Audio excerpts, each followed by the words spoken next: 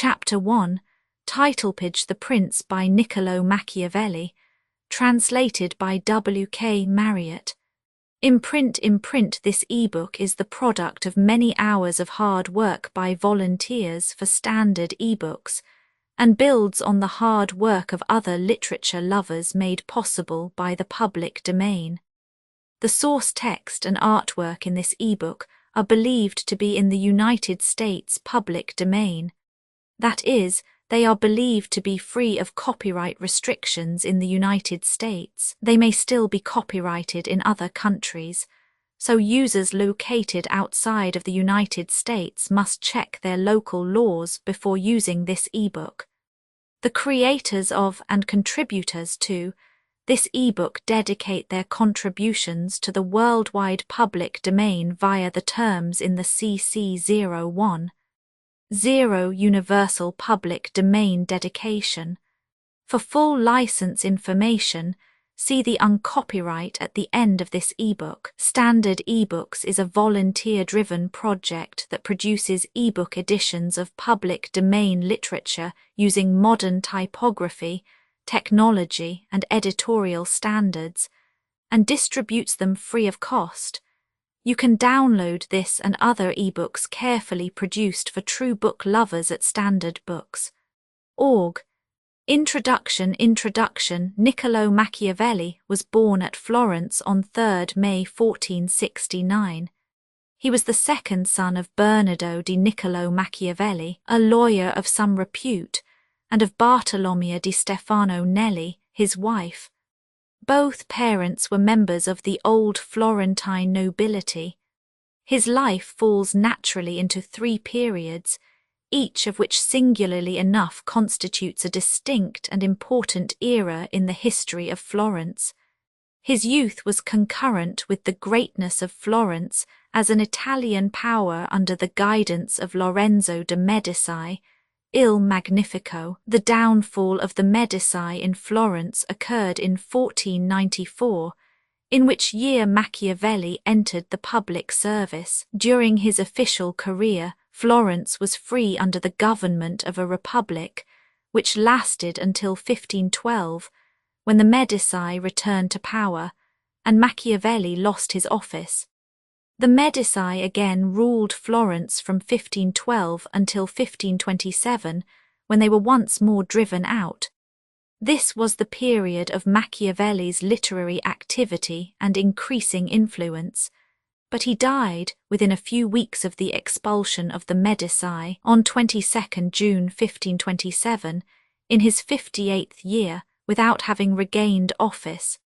Youth Eat, 125, 1469–94. Although there is little recorded of the youth of Machiavelli, the Florence of those days is so well known that the early environment of this representative citizen may be easily imagined. Florence has been described as a city with 2 opposite currents of life, one directed by the fervent and austere Savonarola, the other by the splendour-loving Lorenzo. Savonarola's influence upon the young Machiavelli must have been slight, for although at one time he wielded immense power over the fortunes of Florence, he only furnished Machiavelli with a subject of a jibe in The Prince, where he is cited as an example of an unarmed prophet who came to a bad end. Whereas the magnificence of the Medician rule during the life of Lorenzo appeared to have impressed Machiavelli strongly, for he frequently recurs to it in his writings, and it is to Lorenzo's grandson that he dedicates The Prince. Machiavelli, in his History of Florence, gives us a picture of the young men among whom his youth was passed.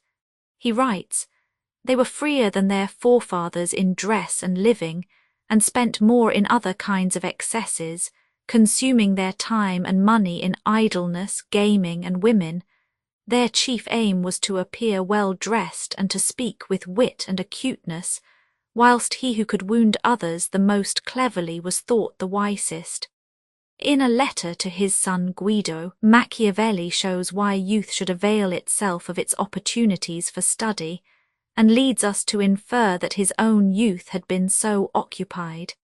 He writes, "I have received your letter, which has given me the greatest pleasure, especially because you tell me you are quite restored in health, than which I could have no better news. For if God grant life to you and to me, I hope to make a good man of you if you are willing to do your share." Then, writing of a new patron, he continues, "This will turn out well for you, but it is necessary for you to study. Since, then, you have no longer the excuse of illness, take pains to study letters and music, for you see what honour is done to me for the little skill I have. Therefore, my son, if you wish to please me, and to bring success and honour to yourself, do write and study, because others will help you if you help yourself." Office Eat, 2543, 1494–1512, the second period of Machiavelli's life was spent in the service of the Free Republic of Florence, which flourished, as stated above, from the expulsion of the Medici in 1494 until their return in 1512. After serving 4 years in one of the public offices, he was appointed Chancellor and Secretary to the Second Chancery, the 10 of Liberty and Peace. Here we are on firm ground when dealing with the events of Machiavelli's life, for during this time he took a leading part in the affairs of the Republic, and we have its decrees, records, and dispatches to guide us, as well as his own writings. A mere recapitulation of a few of his transactions with the statesmen and soldiers of his time gives a fair indication of his activities, and supplies the sources from which he drew the experiences and characters which illustrate the prince. His first mission was in 1499 to Katharina Sforza, my Lady of Forli of the prince, from whose conduct and fate he drew the moral that it is far better to earn the confidence of the people than to rely on fortresses. This is a very noticeable principle in Machiavelli, and is urged by him in many ways as a matter of vital importance to princes. In 1500, he was sent to France to obtain terms from Louis Roman XII for continuing the war against Pisa. This king it was who, in his conduct of affairs in Italy, committed the 5 capital errors in statecraft summarized in The Prince, and was consequently driven out. He also it was who made the dissolution of his marriage a condition of support to Pope Alexander VI, which leads Machiavelli to refer those who urge that such promises should be kept to what he has written concerning the faith of princes. Machiavelli's public life was largely occupied with events arising out of the ambitions of Pope Alexander VI and his son, Cesare Borgia, the Duke Valentino, and these characters fill a large space of The Prince. Machiavelli never hesitates to cite the actions of the Duke for the benefit of usurpers who wish to keep the states they have seized.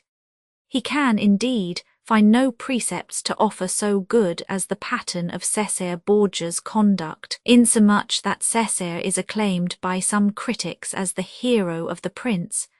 Yet in The Prince the Duke is in point of fact cited as a type of the man who rises on the fortune of others and falls with them, who takes every course that might be expected from a prudent man, but the course which will save him, who is prepared for all eventualities but the one which happens, and who, when all his abilities fail to carry him through, exclaims that it was not his fault, but an extraordinary and unforeseen fatality. On the death of Pius Roman III, in 1503, Machiavelli was sent to Rome to watch the election of his successor, and there he saw Cesare Borgia cheated into allowing the choice of the college to fall on Giuliano del Rover, Julius Roman II, who was one of the cardinals that had most reason to fear the Duke.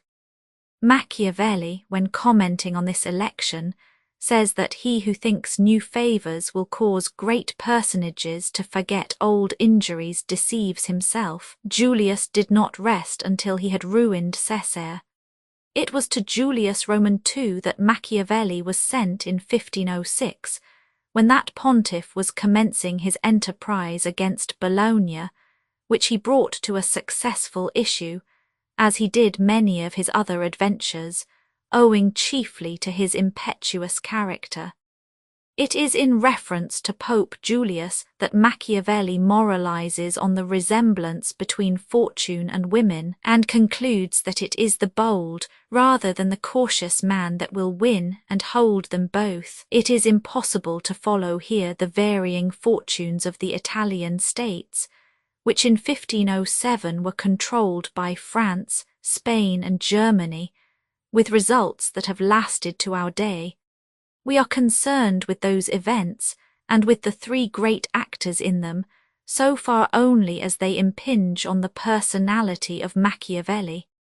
He had several meetings with Louis Roman XII of France, and his estimate of that monarch's character has already been alluded to. Machiavelli has painted Ferdinand of Aragon as the man who accomplished great things under the cloak of religion, but who in reality had no mercy, faith, humanity, or integrity, and who, had he allowed himself to be influenced by such motives, would have been ruined. The Emperor Maximilian was one of the most interesting men of the age, and his character has been drawn by many hands, but Machiavelli, who was an envoy at his court in 1507-8, reveals the secret of his many failures when he describes him as a secretive man, without force of character, ignoring the human agencies necessary to carry his schemes into effect, and never insisting on the fulfillment of his wishes. The remaining years of Machiavelli's official career were filled with events arising out of the League of Cambrai, made in 1508 between the three great European powers already mentioned and the Pope, with the object of crushing the Venetian Republic. This result was attained in the Battle of Vela, when Venice lost in one day all that she had won in 800 years. Florence had a difficult part to play during these events, complicated as they were by the feud which broke out between the Pope and the French, because friendship with France had dictated the entire policy of the Republic.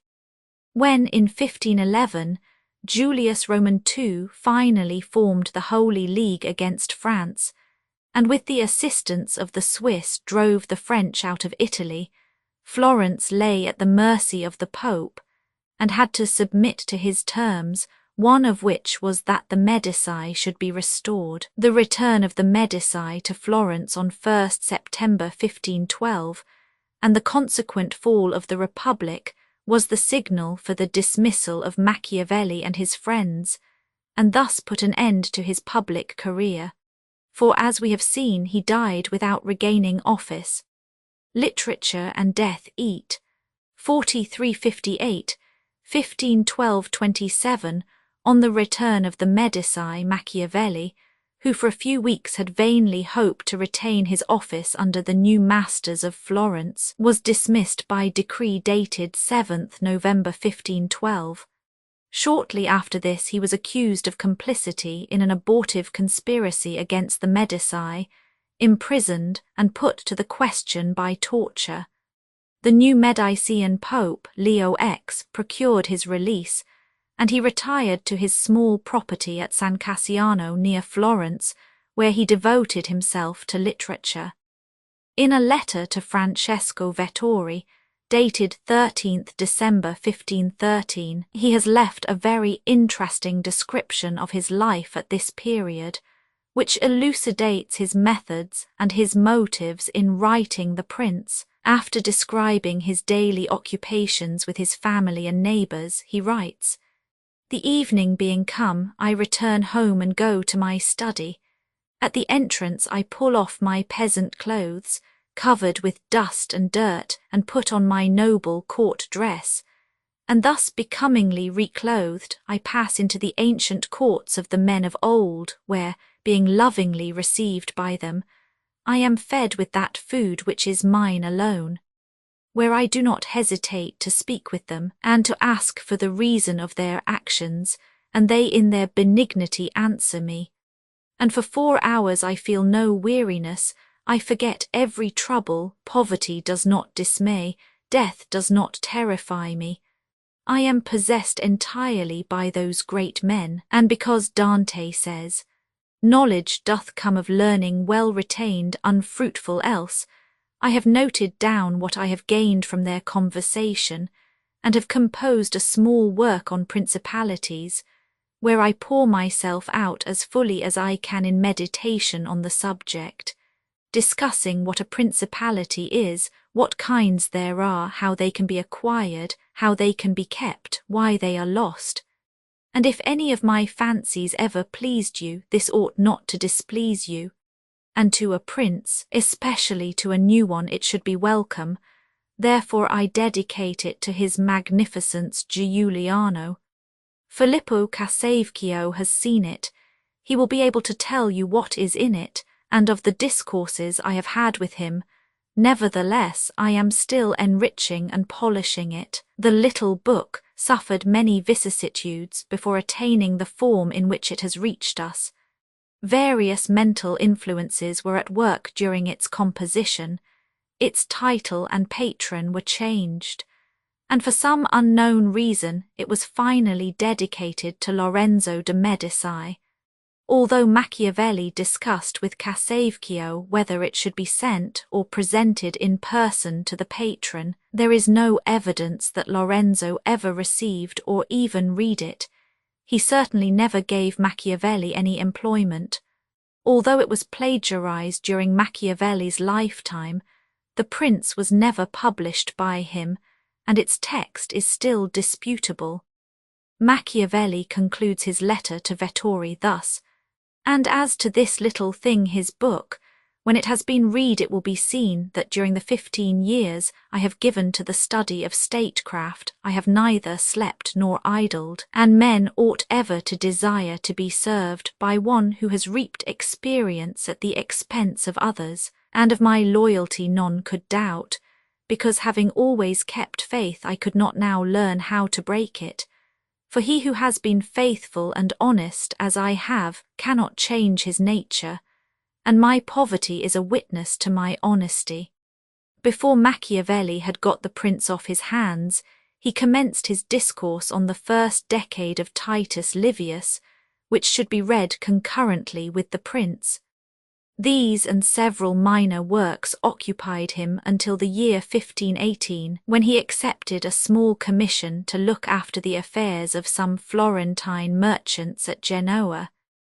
In 1519, the Medicean rulers of Florence granted a few political concessions to her citizens, and Machiavelli, with others, was consulted upon a new constitution under which the Great Council was to be restored. But on one pretext or another it was not promulgated. In 1520, the Florentine merchants again had recourse to Machiavelli to settle their difficulties with Lucca, but this year was chiefly remarkable for his re-entry into Florentine literary society, where he was much sought after, and also for the production of his Art of War. It was in the same year that he received a commission at the instance of Cardinal de' Medici to write the history of Florence, a task which occupied him until 1525. His return to popular favour may have determined the Medici to give him this employment, for an old writer observes that an able statesman out of work, like a huge whale, will endeavour to overturn the ship unless he has an empty cask to play with. When the history of Florence was finished, Machiavelli took it to Rome for presentation to his patron, Giuliano de' Medici, who had in the meanwhile become Pope under the title of Clement Roman VII. It is somewhat remarkable that, as in 1513, Machiavelli had written The Prince for the instruction of the Medici after they had just regained power in Florence, so in 1525 he dedicated the history of Florence to the head of the family when its ruin was now at hand. In that year the Battle of Pavia destroyed the French rule in Italy and left Francis I a prisoner in the hands of his great rival, Charles V. This was followed by the sack of Rome, upon the news of which the popular party at Florence threw off the yoke of the Medici, who were once more banished. Machiavelli was absent from Florence at this time, but hastened his return, hoping to secure his former office of secretary to the Ten of Liberty and Peace. Unhappily, he was taken ill soon after he reached Florence, where he died on 22nd June 1527. The man and his works, no one can say where the bones of Machiavelli rest, but modern Florence has decreed him a stately cenotaph in Santa Croce, by the side of her most famous sons, recognizing that, whatever other nations may have found in his works, Italy found in them the idea of her unity and the germs of her renaissance among the nations of Europe. Whilst it is idle to protest against the worldwide and evil signification of his name, it may be pointed out that the harsh construction of his doctrine which this sinister reputation implies was unknown to his own day, and that the researches of recent times have enabled us to interpret him more reasonably. It is due to these inquiries that the shape of an unholy necromancer, which so long haunted men's vision, has begun to fade. Machiavelli was undoubtedly a man of great observation, acuteness and industry, noting with appreciative eye whatever passed before him, and with his supreme literary gift turning it to account in his enforced retirement from affairs. He does not present himself, nor is he depicted by his contemporaries, as a type of that rare combination, the successful statesman and author, for he appears to have been only moderately prosperous in his several embassies and political employments. He was misled by Katharina Sforza, ignored by Louis Roman XII, overawed by Cesare Borgia. Several of his embassies were quite barren of results. His attempts to fortify Florence failed, and the soldiery that he raised astonished everybody by their cowardice. In the conduct of his own affairs he was timid and time-serving. He dared not appear by the side of Soderini, to whom he owed so much, for fear of compromising himself. His connection with the Medici was open to suspicion, and Giuliano appears to have recognized his real forte when he set him to write the history of Florence rather than employ him in the state.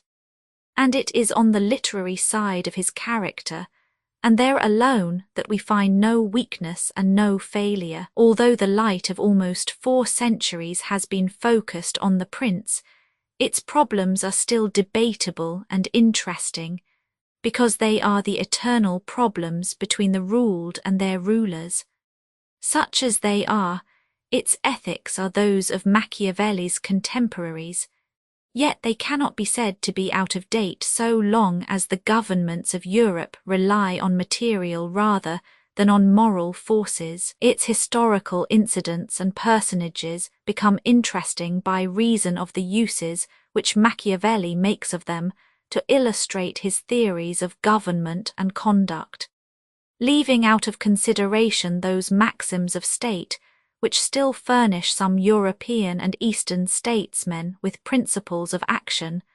The prince is bestrewn with truths that can be proved at every turn. Men are still the dupes of their simplicity and greed, as they were in the days of Alexander VI. The cloak of religion still conceals the vices which Machiavelli laid bare in the character of Ferdinand of Aragon.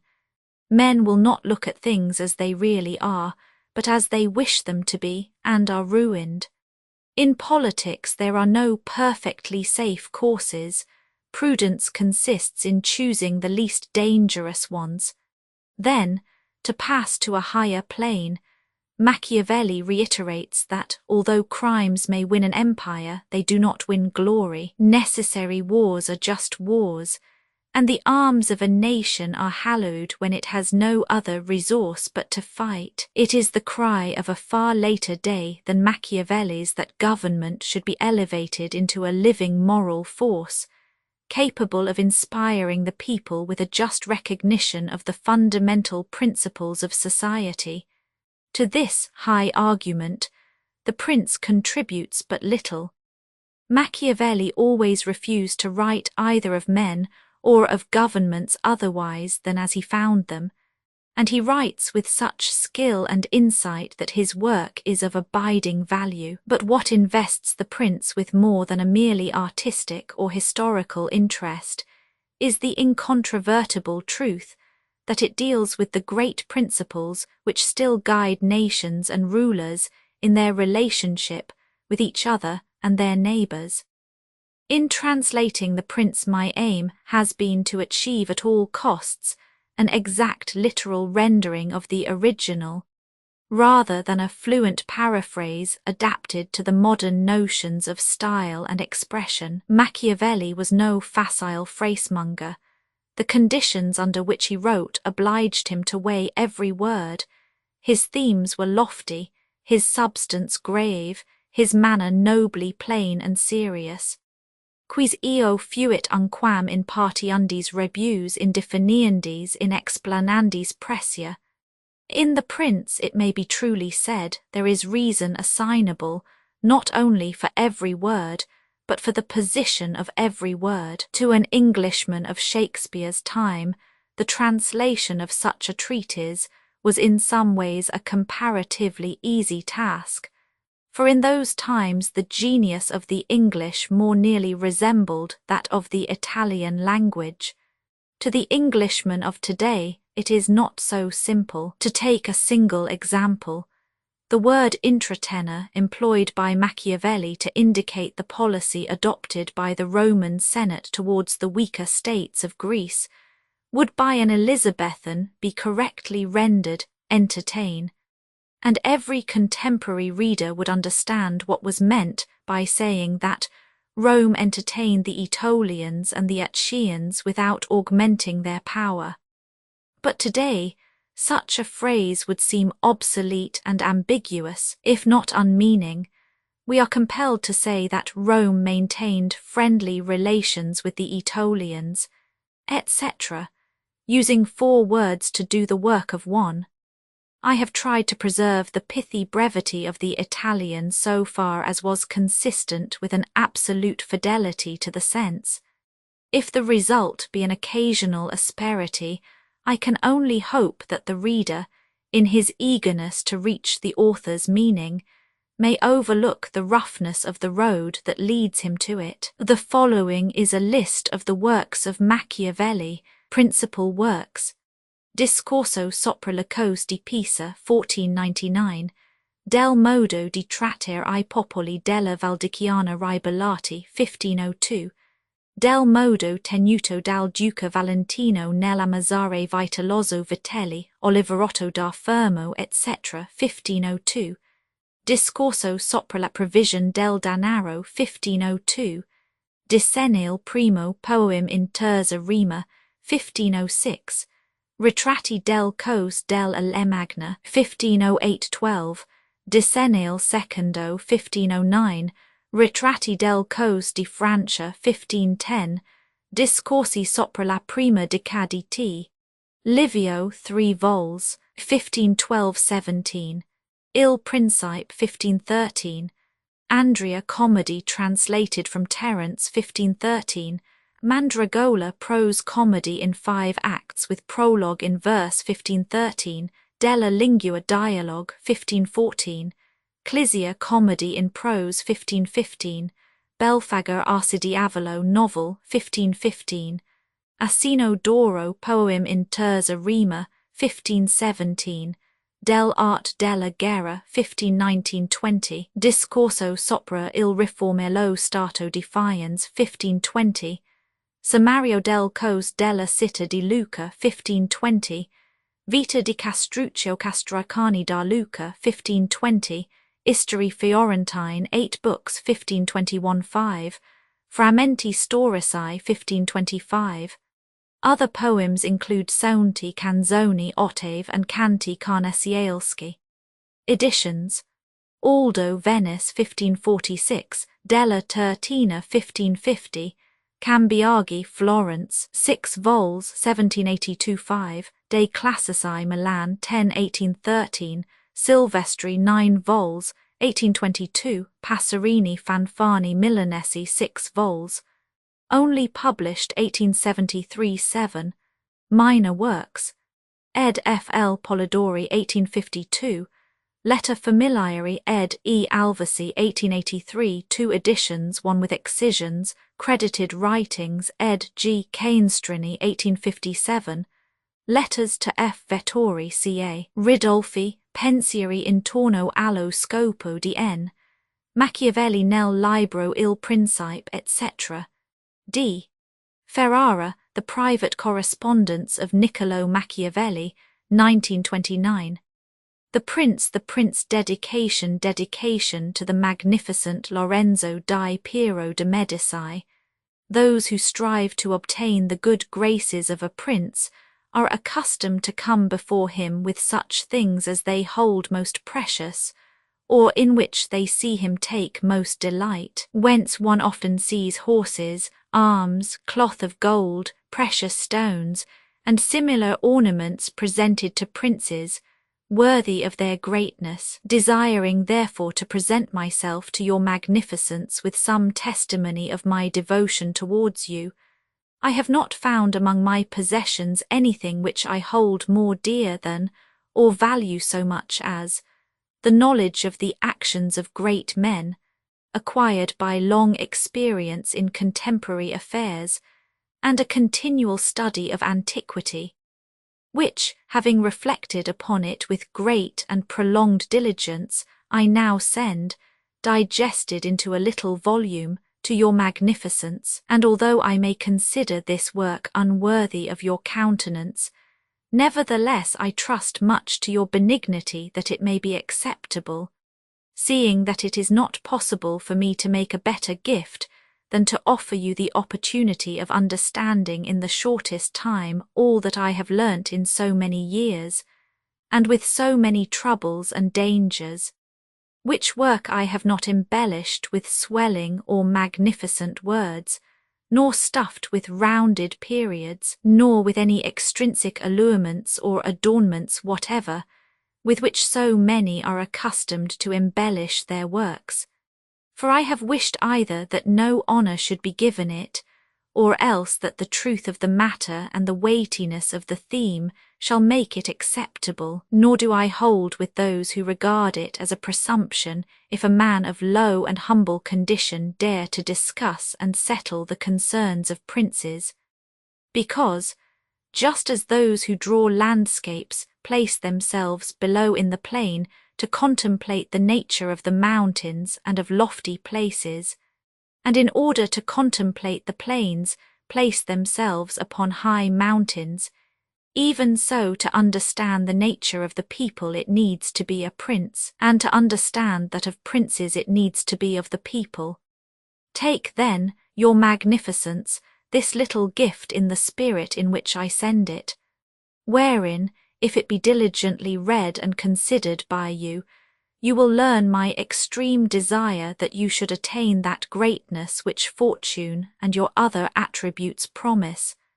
And if your magnificence from the summit of your greatness will sometimes turn your eyes to these lower regions, you will see how unmeritedly I suffer a great and continued malignity of fortune, aye, how many kinds of principalities there are, and by what means they are acquired, aye, how many kinds of principalities there are, and by what means they are acquired, all states, all powers that have held and hold rule over men have been and are either republics or principalities.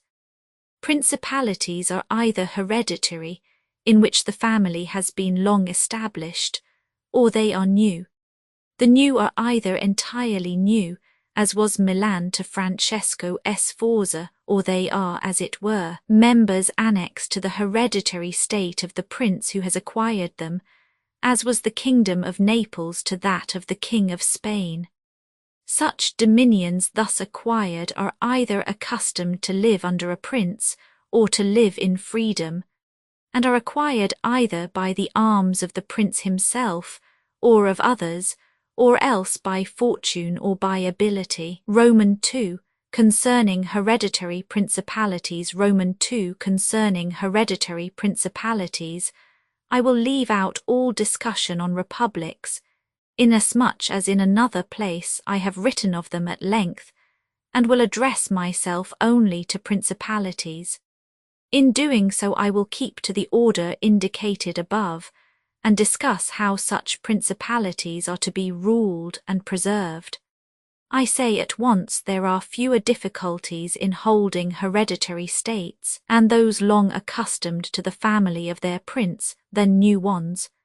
For it is sufficient only not to transgress the customs of his ancestors, and to deal prudently with circumstances as they arise, for a prince of average powers to maintain himself in his state, unless he be deprived of it by some extraordinary and excessive force, and if he should be so deprived of it whenever anything sinister happens to the usurper, he will regain it. We have in Italy, for example, the Duke of Ferrara, who could not have withstood the attacks of the Venetians in 84, nor those of Pope Julius in 10, unless he had been long established in his dominions. For the hereditary prince has less cause and less necessity to offend. Hence it happens that he will be more loved, and unless extraordinary vices cause him to be hated, it is reasonable to expect that his subjects will be naturally well disposed towards him, and in the antiquity and duration of his rule, the memories and motives that make for change are lost, for one change always leaves the toothing for another. Roman 3, concerning mixed principalities. Roman 3, concerning mixed principalities. But the difficulties occur in a new principality. And firstly, if it be not entirely new, but is, as it were, a member of a state which, taken collectively, may be called composite, the changes arise chiefly from an inherent difficulty which there is in all new principalities. For men change their rulers willingly, hoping to better themselves, and this hope induces them to take up arms against him who rules, wherein they are deceived, because they afterwards find by experience they have gone from bad to worse.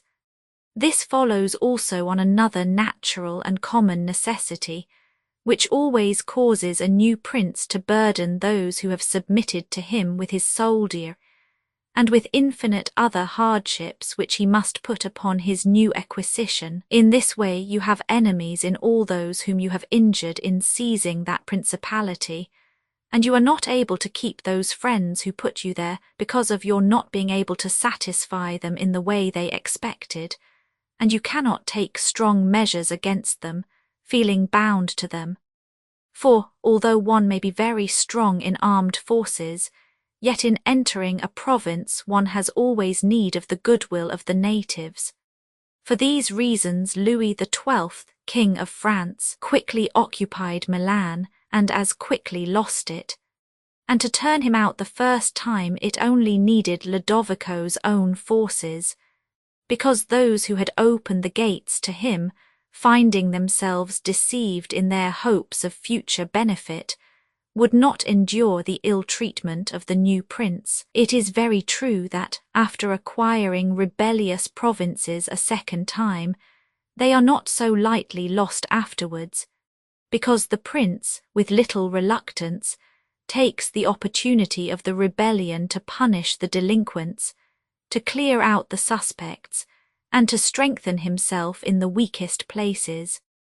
Thus, to cause France to lose Milan the first time it was enough for the Duke Lodovico I to raise insurrections on the borders, but to cause him to lose it a second time it was necessary to bring the whole world against him, and that his armies should be defeated and driven out of Italy, which followed from the causes above mentioned.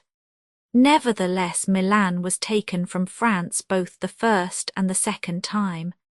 The general reasons for the first have been discussed. It remains to name those for the second, and to see what resources he had, and what anyone in his situation would have had for maintaining himself more securely in his acquisition than did the King of France. Now I say that those dominions which, when acquired, are added to an ancient state by him who acquires them, are either of the same country and language, or they are not. When they are, it is easier to hold them, especially when they have not been accustomed to self-government. And to hold them securely, it is enough to have destroyed the family of the prince who was ruling them, because the two peoples, preserving in other things the old conditions, and not being unlike in customs, will live quietly together, as one has seen in Brittany, Burgundy, Gascony, and Normandy, which have been bound to France for so long a time. And although there may be some difference in language, nevertheless the customs are alike, and the people will easily be able to get on amongst themselves. He who has annexed them, if he wishes to hold them, has only to bear in mind two considerations: the one, that the family of their former lord is extinguished; the other, that neither their laws nor their taxes are altered, so that in a very short time they will become entirely one body with the old principality. But when states are acquired in a country differing in language, customs, or laws, there are difficulties, and good fortune and great energy are needed to hold them, and one of the greatest and most real helps would be that he who has acquired them should go and reside there. This would make his position more secure and durable, as it has made that of the Turk in Greece, who, notwithstanding all the other measures taken by him for holding that state, if he had not settled there, would not have been able to keep it, because if one is on the spot, disorders are seen as they spring up, and one can quickly remedy them. But if one is not at hand, they are heard of only when they are great, and then one can no longer remedy them. Besides this, the country is not pillaged by your officials. The subjects are satisfied by prompt recourse to the prince. Thus, wishing to be good, they have more cause to love him, and wishing to be otherwise to fear him. He who would attack that state from the outside must have the utmost caution. As long as the prince resides there, it can only be wrested from him with the greatest difficulty. The other and better course is to send colonies to one or two places, which may be as keys to that state, for it is necessary either to do this or else to keep there a great number of cavalry and infantry. A prince does not spend much on colonies, for with little or no expense he can send them out and keep them there, and he offends a minority only of the citizens from whom he takes lands and houses to give them to the new inhabitants, and those whom he offends, remaining poor and scattered, are never able to injure him, whilst the rest, being uninjured, are easily kept quiet, and at the same time are anxious not to err for fear it should happen to them as it has to those who have been despoiled. In conclusion, I say that these colonies are not costly. They are more faithful, they injure less, and the injured, as has been said, being poor and scattered, cannot hurt. Upon this, one has to remark that men ought either to be well treated or crushed, because they can avenge themselves of lighter injuries, of more serious ones they cannot. Therefore the injury that is to be done to a man ought to be of such a kind that one does not stand in fear of revenge, but in maintaining armed men there in place of colonies one spends much more, having to consume on the garrison all the income from the state, so that the acquisition turns into a loss, and many more are exasperated because the whole state is injured. Through the shifting of the garrison up and down all become acquainted with hardship, and all become hostile, and they are enemies who, whilst beaten on their own ground, are yet able to do hurt. For every reason, therefore, such guards are as useless as a colony is useful. Again, the prince who holds a country differing in the above respects ought to make himself the head and defender of his less powerful neighbours, and to weaken the more powerful amongst them, taking care that no foreigner as powerful as himself shall, by any accident, get a footing there. For it will always happen that such a one will be introduced by those who are discontented, either through excess of ambition or through fear. As one has seen already, the Romans were brought into Greece by the Aetolians, and in every other country where they obtained a footing they were brought in by the inhabitants. And the usual course of affairs is that, as soon as a powerful foreigner enters a country, all the subject states are drawn to him, moved by the hatred which they feel against the ruling power, so that in respect to those subject states he has not to take any trouble to gain them over to himself, for the whole of them quickly rally to the state which he has acquired there. He has only to take care that they do not get hold of too much power and too much authority, and then with his own forces and with their goodwill he can easily keep down the more powerful of them, so as to remain entirely master in the country. And he who does not properly manage this business will soon lose what he has acquired, and whilst he does hold it, he will have endless difficulties and troubles. The Romans in the countries which they annexed observed closely these measures. They sent colonies and maintained friendly relations with the minor powers without increasing their strength. They kept down the greater and did not allow any strong foreign powers to gain authority. Greece appears to me sufficient for an example. The Achaeans and Aetolians were kept friendly by them. The kingdom of Macedonia was humbled. Antiochus was driven out, yet the merits of the Achaeans and Aetolians never secured for them permission to increase their power, nor did the persuasions of Philip ever induce the Romans to be his friends without first humbling him, nor did the influence of Antiochus make them agree that he should retain any lordship over the country, because the Romans did in these instances what all prudent princes ought to do, who have to regard not only present troubles, but also future ones, for which they must prepare with every energy, because, when foreseen, it is easy to remedy them. But if you wait until they approach, the medicine is no longer in time, because the malady has become incurable. For it happens in this, as the physicians say it happens in hectic fever, that in the beginning of the malady it is easy to cure but difficult to detect, but in the course of time, not having been either detected or treated in the beginning, it becomes easy to detect but difficult to cure. This it happens in affairs of state, for when the evils that arise have been foreseen, which it is only given to a wise man to see, they can be quickly redressed, but when, through not having been foreseen, they have been permitted to grow in a way that everyone can see them, there is no longer a remedy. Therefore the Romans, foreseeing troubles, dealt with them at once, and even to avoid a war would not let them come to a head, for they knew that war is not to be avoided, but is only to be put off to the advantage of others. Moreover, they wished to fight with Philip and Antiochus in Greece so as not to have to do it in Italy. They could have avoided both, but this they did not wish, nor did that ever please them which is forever in the mouths of the wise ones of our time. Let us enjoy the benefits of the time, but rather the benefits of their own valour and prudence, for time drives everything before it, and is able to bring with it good as well as evil, and evil as well as good.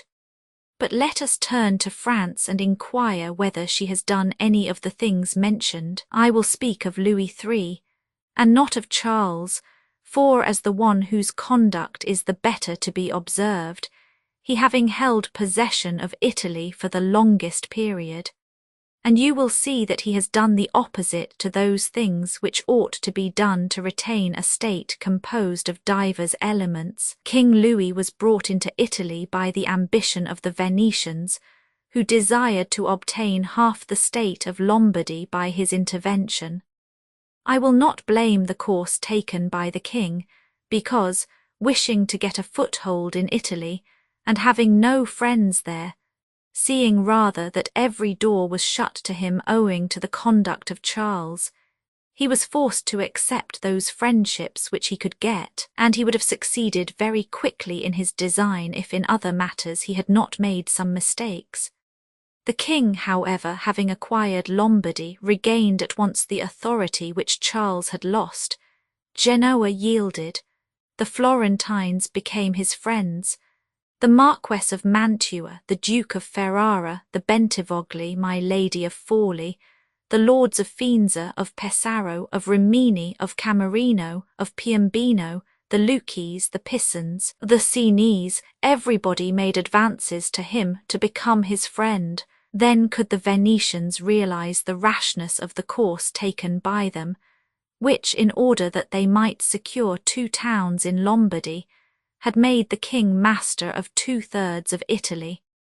Let anyone now consider with what little difficulty the king could have maintained his position in Italy had he observed the rules above laid down, and kept all his friends secure and protected.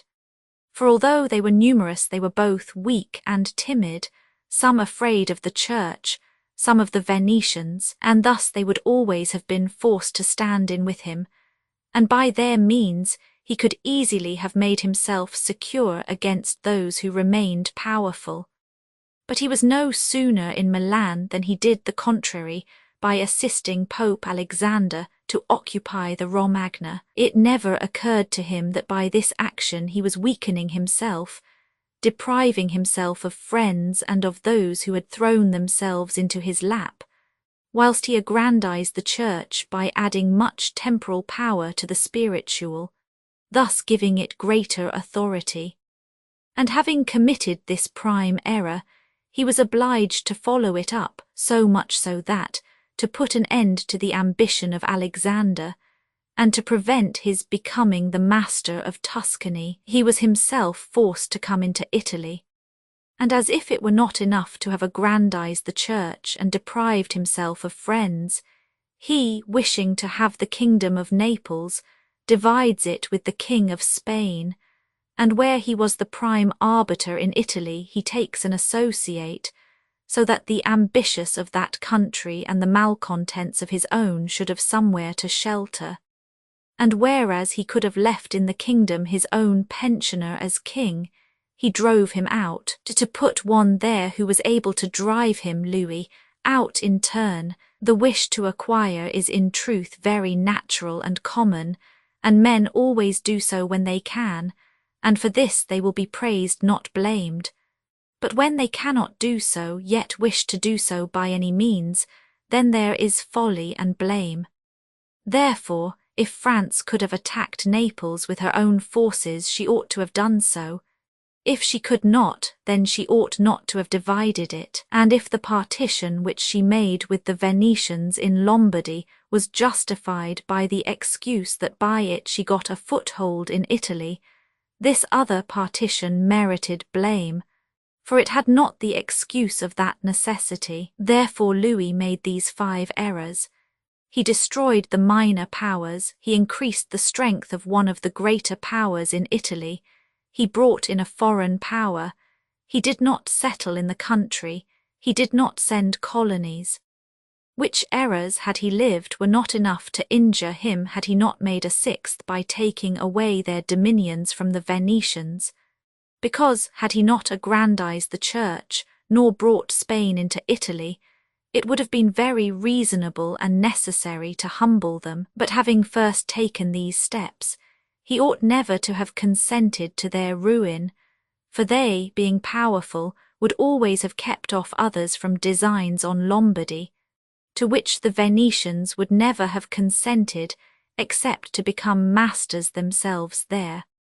also because the others would not wish to take Lombardy from France in order to give it to the Venetians, and to run counter to both they would not have had the courage. And if anyone should say, King Louis yielded the Romagna to Alexander and the kingdom to Spain to avoid war, I answer for the reasons given above that a blunder ought never to be perpetrated to avoid war, because it is not to be avoided, but is only deferred to your disadvantage. And if another should allege the pledge which the king had given to the Pope that he would assist him in the enterprise, in exchange for the dissolution of his marriage 5, and for the cap to Rouen 6, to that I reply what I shall write later on concerning the faith of princes, and how it ought to be kept. Thus King Louis lost Lombardy by not having followed any of the conditions observed by those who have taken possession of countries and wish to retain them. Nor is there any miracle in this, but much that is reasonable and quite natural, and on these matters I spoke at Nantes with Rouen, when Valentino, as Cesare Borgia, the son of Pope Alexander, was usually called, occupied the Romagna, and on Cardinal Rouen observing to me that the Italians did not understand war, I replied to him that the French did not understand statecraft, meaning that otherwise they would not have allowed the Church to reach such greatness, and in fact it has been seen that the greatness of the Church and of Spain in Italy has been caused by France, and her ruin may be attributed to them. From this, a general rule is drawn which never or rarely fails, that he who is the cause of another becoming powerful is ruined, because that predominancy has been brought about either by astuteness or else by force, and both are distrusted by him who has been raised to power. Roman 4, why the kingdom of Darius, conquered by Alexander, did not rebel against the successors of Alexander at his death. Roman 4, why the kingdom of Darius, conquered by Alexander, did not rebel against the successors of Alexander at his death, considering the difficulties which men have had to hold to a newly acquired state. Some might wonder how, seeing that Alexander the Great became the master of Asia in a few years, and died whilst it was scarcely settled, whence it might appear reasonable that the whole empire would have rebelled. Nevertheless his successors maintained themselves, and had to meet no other difficulty than that which arose among themselves from their own ambitions. I answer that the principalities of which one has record are found to be governed in two different ways, either by a prince with a body of servants, who assist him to govern the kingdom as ministers by his favour and permission, or by a prince and barons, who hold that dignity by antiquity of blood, and not by the grace of the prince. Such barons have states and their own subjects, who recognize them as lords and hold them in natural affection. Those states that are governed by a prince and his servants hold their prince in more consideration, because in all the country there is no one who is recognized as superior to him, and if they yield obedience to another they do it, as to a minister and official, and they do not bear him any particular affection. The examples of these two governments in our time are the Turk and the King of France. The entire monarchy of the Turk is governed by one lord, the others are his servants, and dividing his kingdom into sanjaks, he sends their different administrators, and shifts and changes them as he chooses. But the King of France is placed in the midst of an ancient body of lords, acknowledged by their own subjects and beloved by them. They have their own prerogatives, nor can the king take these away except at his peril. Therefore, he who considers both of these states will recognize great difficulties in seizing the state of the Turk, but once it is conquered, great ease in holding it. The causes of the difficulties in seizing the kingdom of the Turk are that the usurper cannot be called in by the princes of the kingdom, nor can he hope to be assisted in his designs by the revolt of those whom the Lord has around him. This arises from the reasons given above. For his ministers, being all slaves and bondmen, can only be corrupted with great difficulty, and one can expect little advantage from them when they have been corrupted, as they cannot carry the people with them, for the reasons assigned. Hence, he who attacks the Turk must bear in mind that he will find him united, and he will have to rely more on his own strength than on the revolt of others. But if once the Turk has been conquered and routed in the field in such a way that he cannot replace his armies, there is nothing to fear but the family of this prince, and this being exterminated, there remains no one to fear, the others having no credit with the people.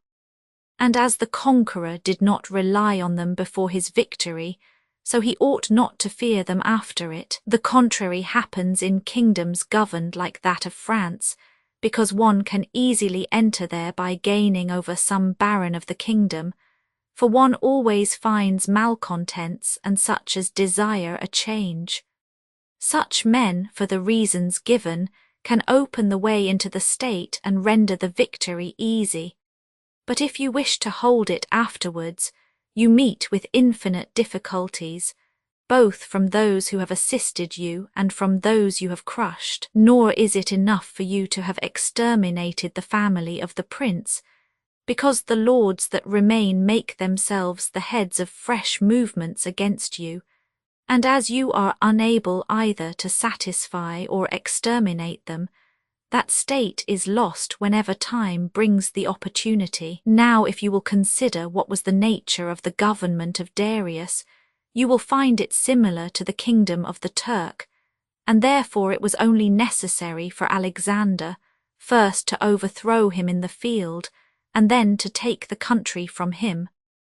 After which victory, Darius being killed, the state remained secure to Alexander for the above reasons.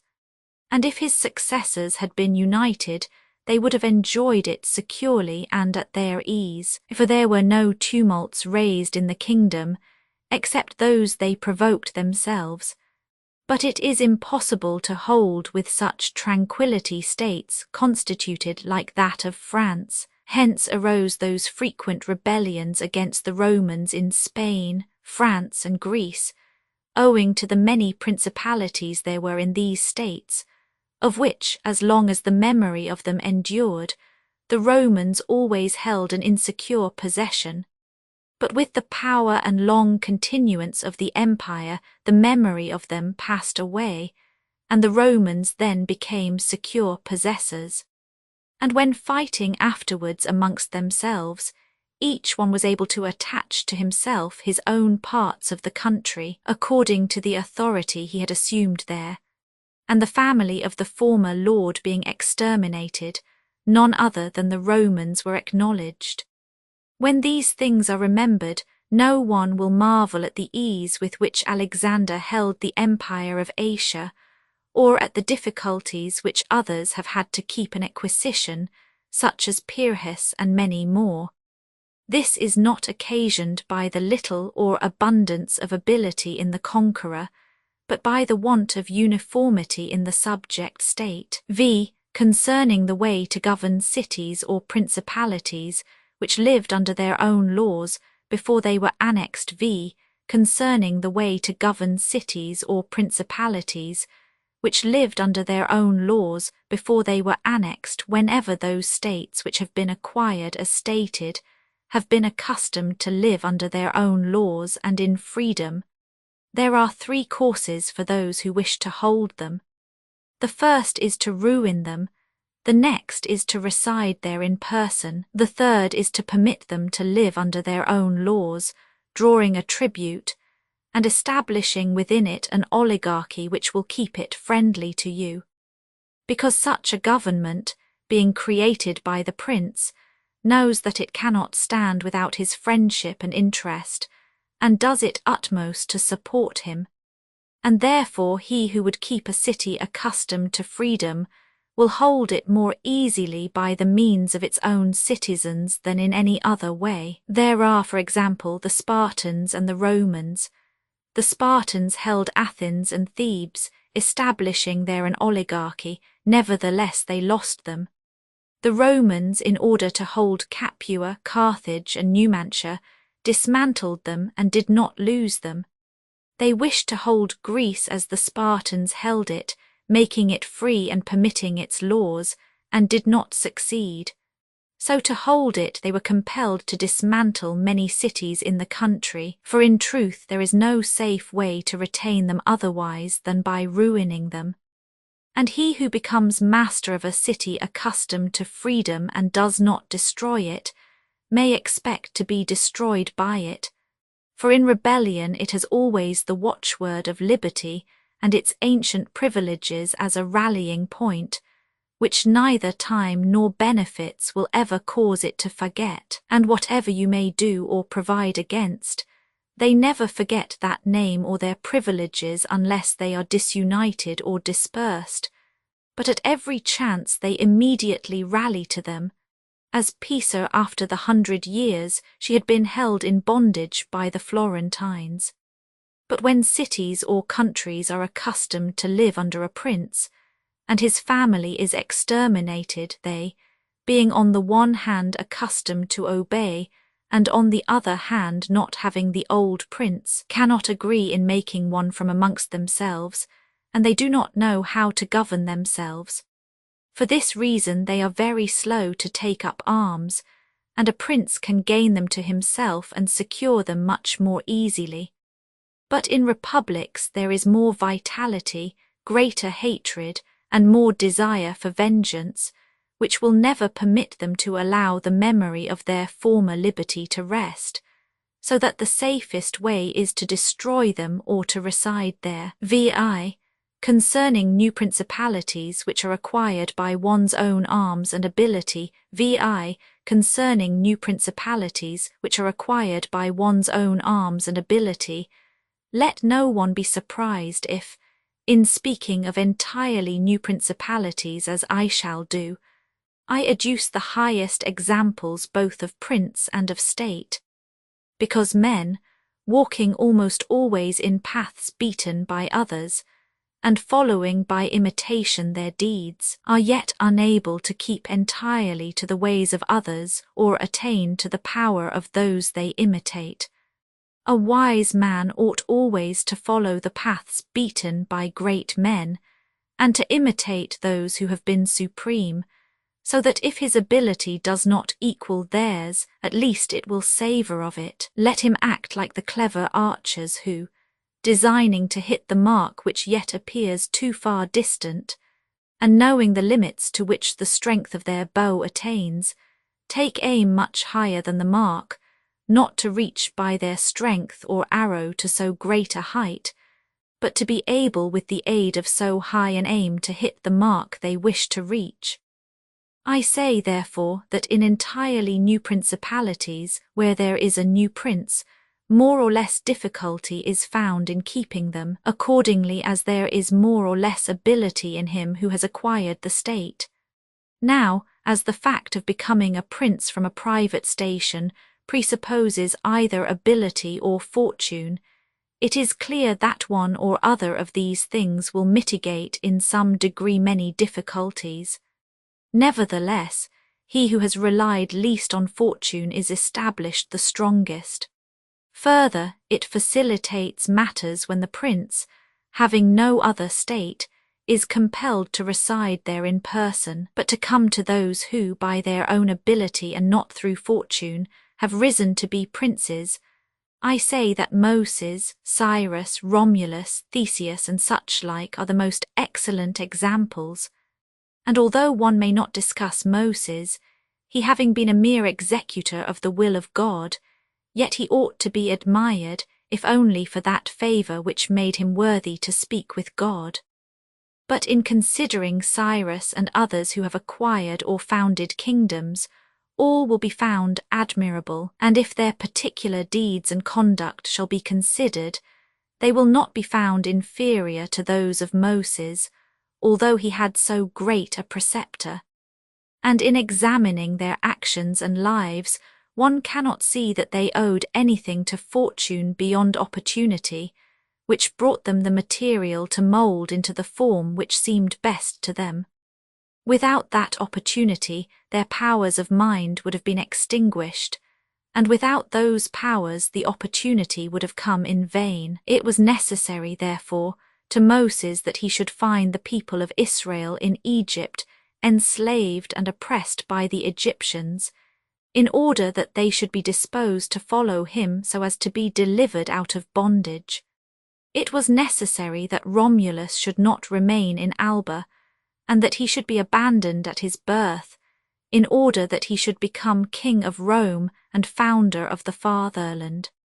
It was necessary that Cyrus should find the Persians discontented with the government of the Medes, and the Medes soft and effeminate through their long peace.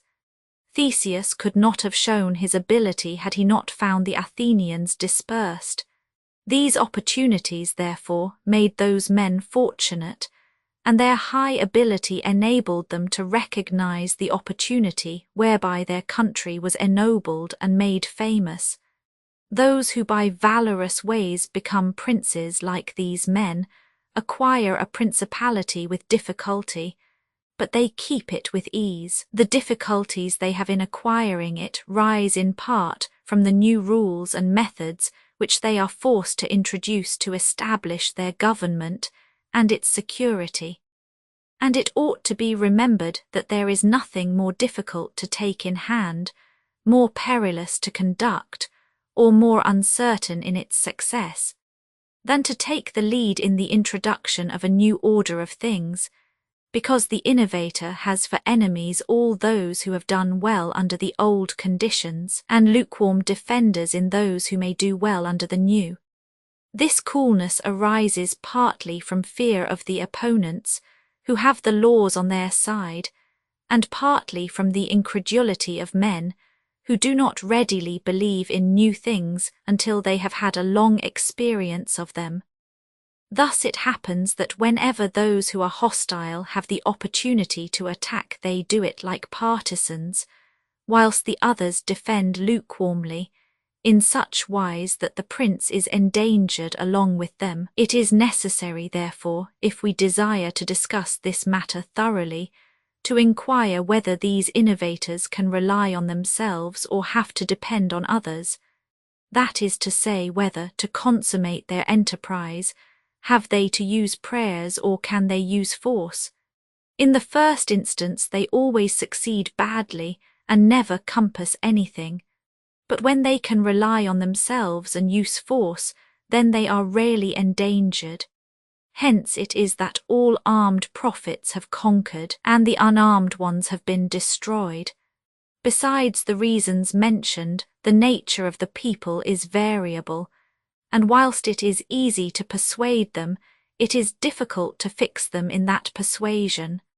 And thus it is necessary to take such measures that, when they believe no longer, it may be possible to make them believe by force. If Moses, Cyrus, Theseus, and Romulus had been unarmed, they could not have enforced their constitutions for long, as happened in our time to Fra Girolamo Savonarola, who was ruined with his new order of things immediately the multitude believed in him no longer, and he had no means of keeping steadfast those who believed, or of making the unbelievers to believe.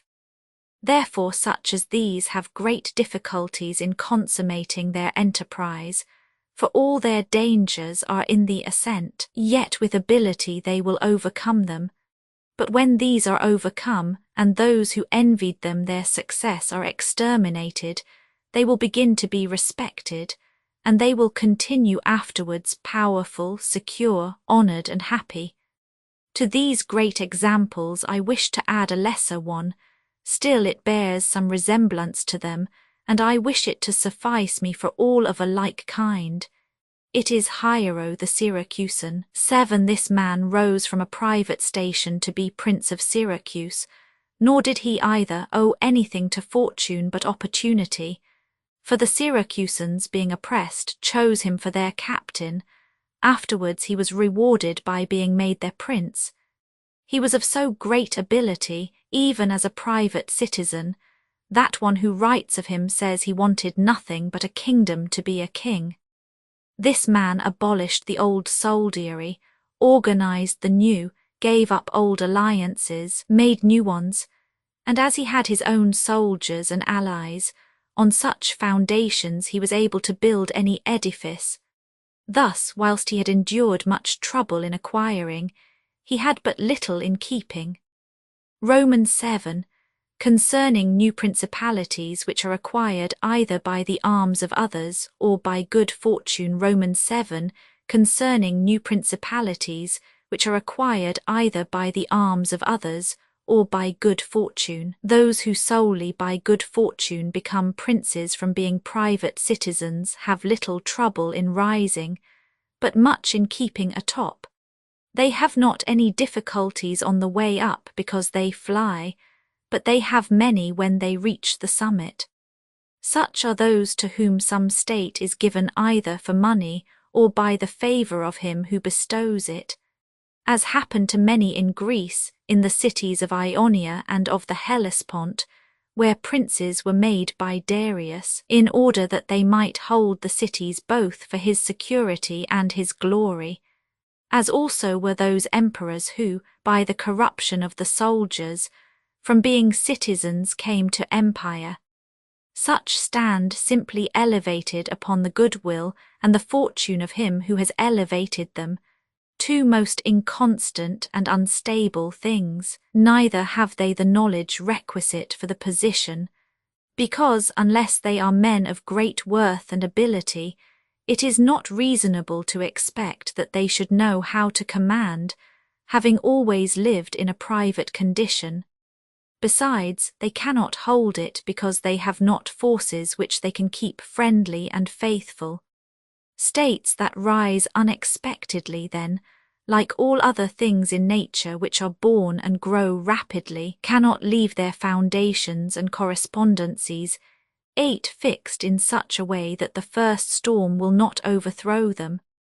Unless, as is said, those who unexpectedly become princes are men of so much ability that they know they have to be prepared at once to hold that which fortune has thrown into their laps, and that those foundations, which others have laid before they became princes, they must lay afterwards. Concerning these 2 methods of rising to be a prince by ability or fortune, I wish to adduce 2 examples within our own recollection, and these are Francesco Sforza 9 and Cesare Borgia.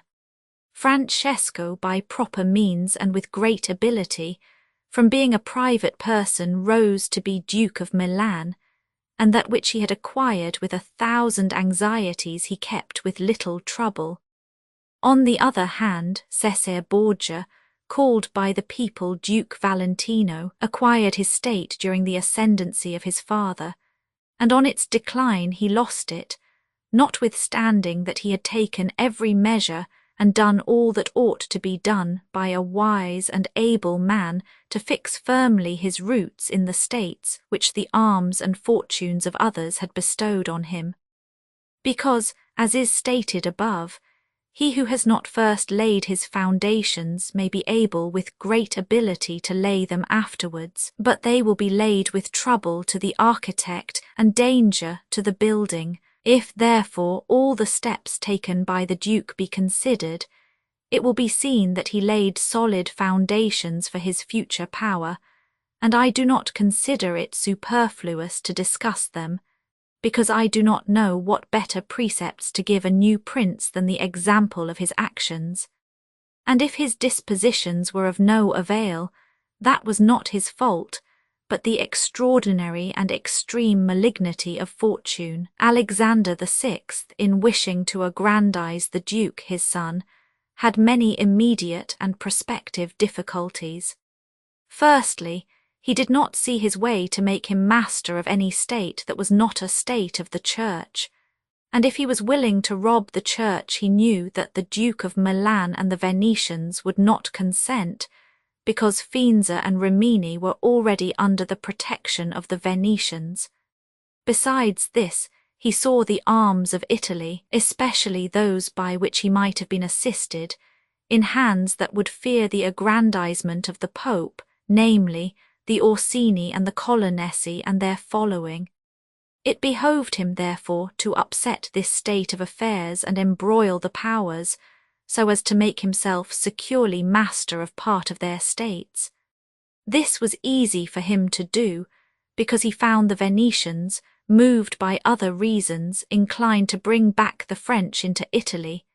He would not only not oppose this, but he would render it more easy by dissolving the former marriage of King Louis. Therefore the king came into Italy with the assistance of the Venetians and the consent of Alexander. He was no sooner in Milan than the Pope had soldiers from him for the attempt on the Romagna, which yielded to him on the reputation of the king. The Duke, therefore, having acquired the Romagna and beaten the Colonnesi, while wishing to hold that and to advance further, was hindered by two things. The one, his forces did not appear loyal to him, the other, the goodwill of France. That is to say, he feared that the forces of the Orsini which he was using would not stand to him, that not only might they hinder him from winning more, but might themselves seize what he had won, and that the king might also do the same.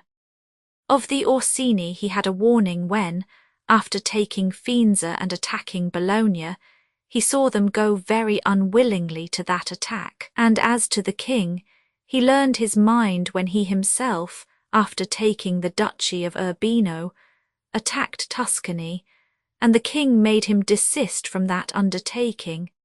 Hence the Duke decided to depend no more upon the arms and the luck of others. For the first thing he weakened the Orsini and Colonnesi parties in Rome, by gaining to himself all their adherents who were gentlemen, making them his gentlemen, giving them good pay, and according to their rank, honouring them with office and command in such a way that in a few months all attachment to the factions was destroyed and turned entirely to the Duke.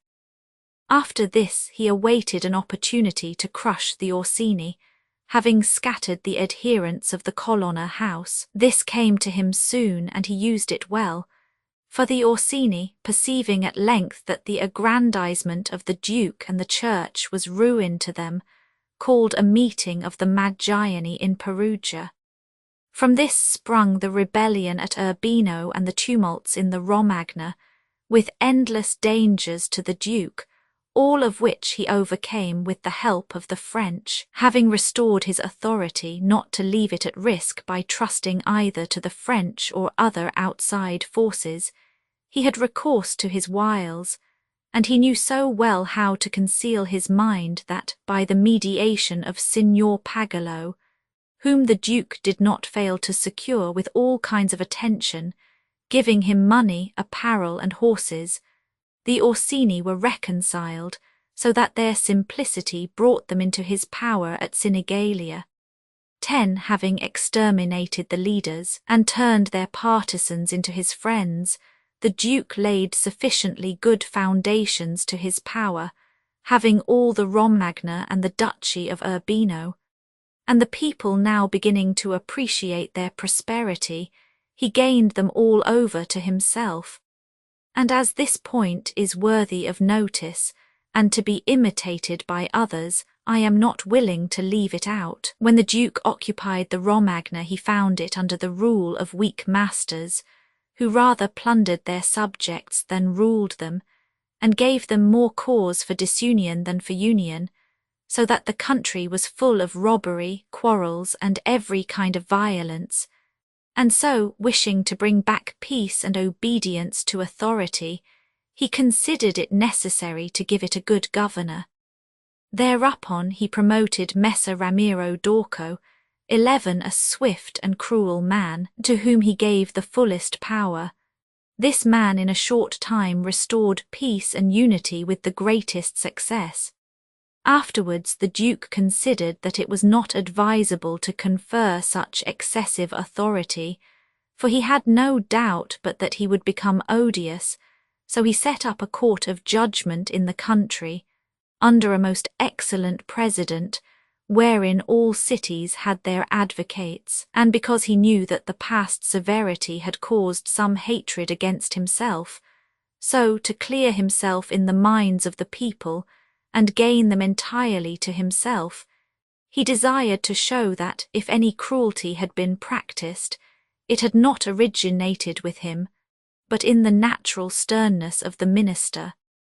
Under this pretence he took Ramiro, and one morning caused him to be executed and left on the piazza at Cesena with the block and a bloody knife at his side. The barbarity of this spectacle caused the people to be at once satisfied and dismayed, but let us return whence we started.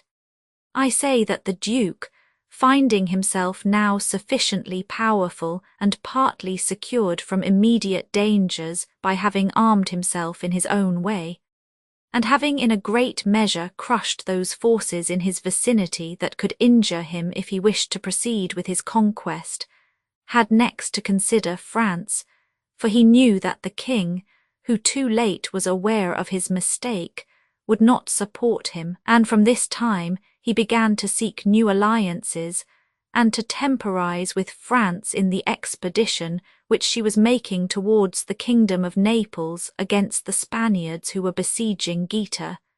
It was his intention to secure himself against them, and this he would have quickly accomplished had Alexander lived.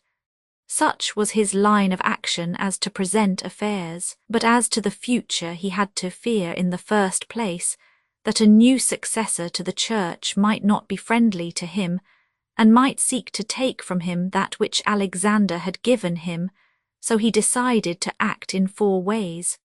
Firstly, by exterminating the families of those lords whom he had despoiled, so as to take away that pretext from the Pope.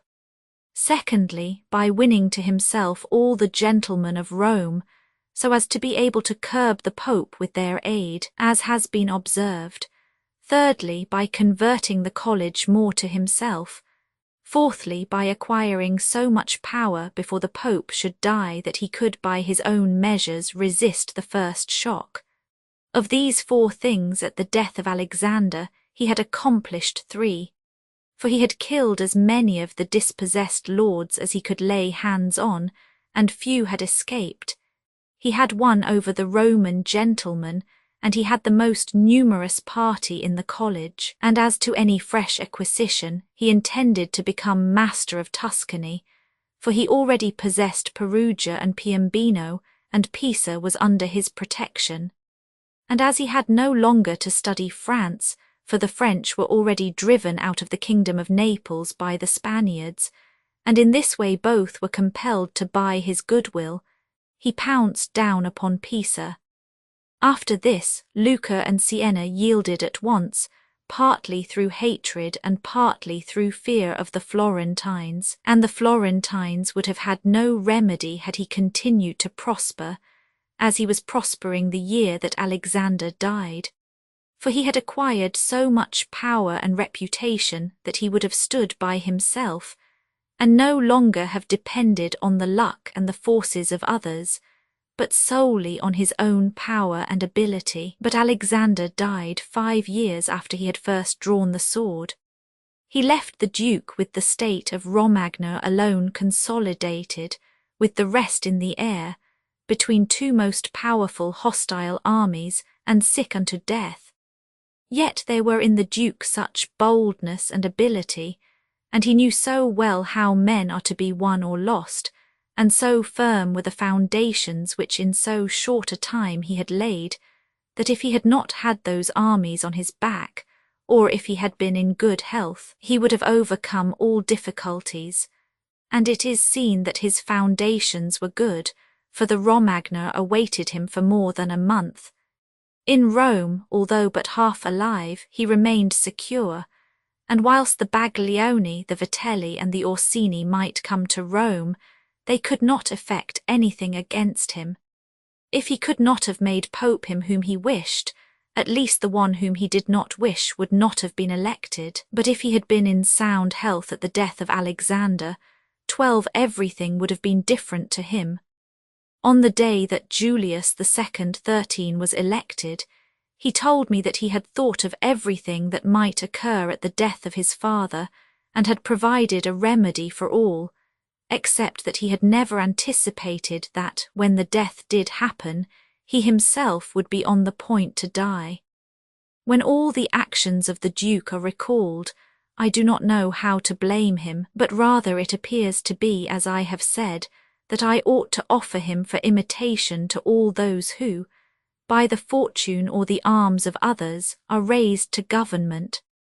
Because he, having a lofty spirit and far-reaching aims, could not have regulated his conduct otherwise, and only the shortness of the life of Alexander and his own sickness frustrated his designs. Therefore he who considers it necessary to secure himself in his new principality, to win friends, to overcome either by force or fraud, to make himself beloved and feared by the people, to be followed and revered by the soldiers, to exterminate those who have power or reason to hurt him, to change the old order of things for new, to be severe and gracious, magnanimous and liberal, to destroy a disloyal soldiery and to create new, to maintain friendship with kings and princes in such a way that they must help him with zeal and offend with caution, cannot find a more lively example than the actions of this man. Only can he be blamed for the election of Julius II, in whom he made a bad choice, because, as is said, not being able to elect a pope to his own mind, he could have hindered any other from being elected pope, and he ought never to have consented to the election of any cardinal whom he had injured, or who had cause to fear him if they became pontiffs, for men injure either from fear or hatred. Those whom he had injured amongst others were San Pietro ad Vincula, Colonna, San Giorgio and Ascanio. 14 the rest in becoming pope had to fear him, Rowan and the Spaniards excepted, the latter from their relationship and obligations, the former from his influence, the kingdom of France having relations with him. Therefore, above everything, the Duke ought to have created a Spaniard pope, and failing him, he ought to have consented to Rowan, and not San Pietro ad Vincula. He who believes that new benefits will cause great personages to forget old injuries is deceived.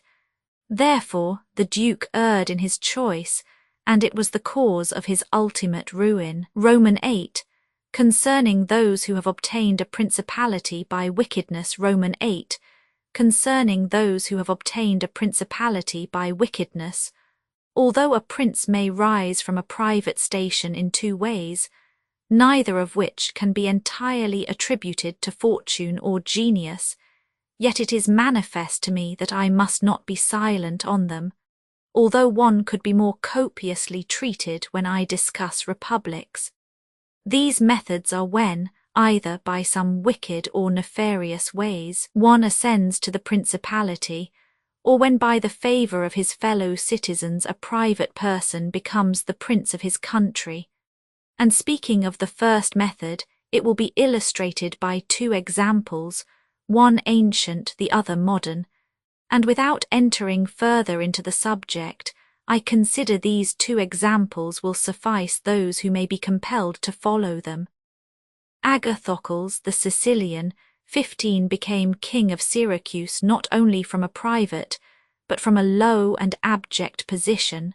This man, the son of a potter, through all the changes in his fortunes always led an infamous life. Nevertheless, he accompanied his infamies with so much ability of mind and body that, having devoted himself to the military profession, he rose through its ranks to be praetor of Syracuse.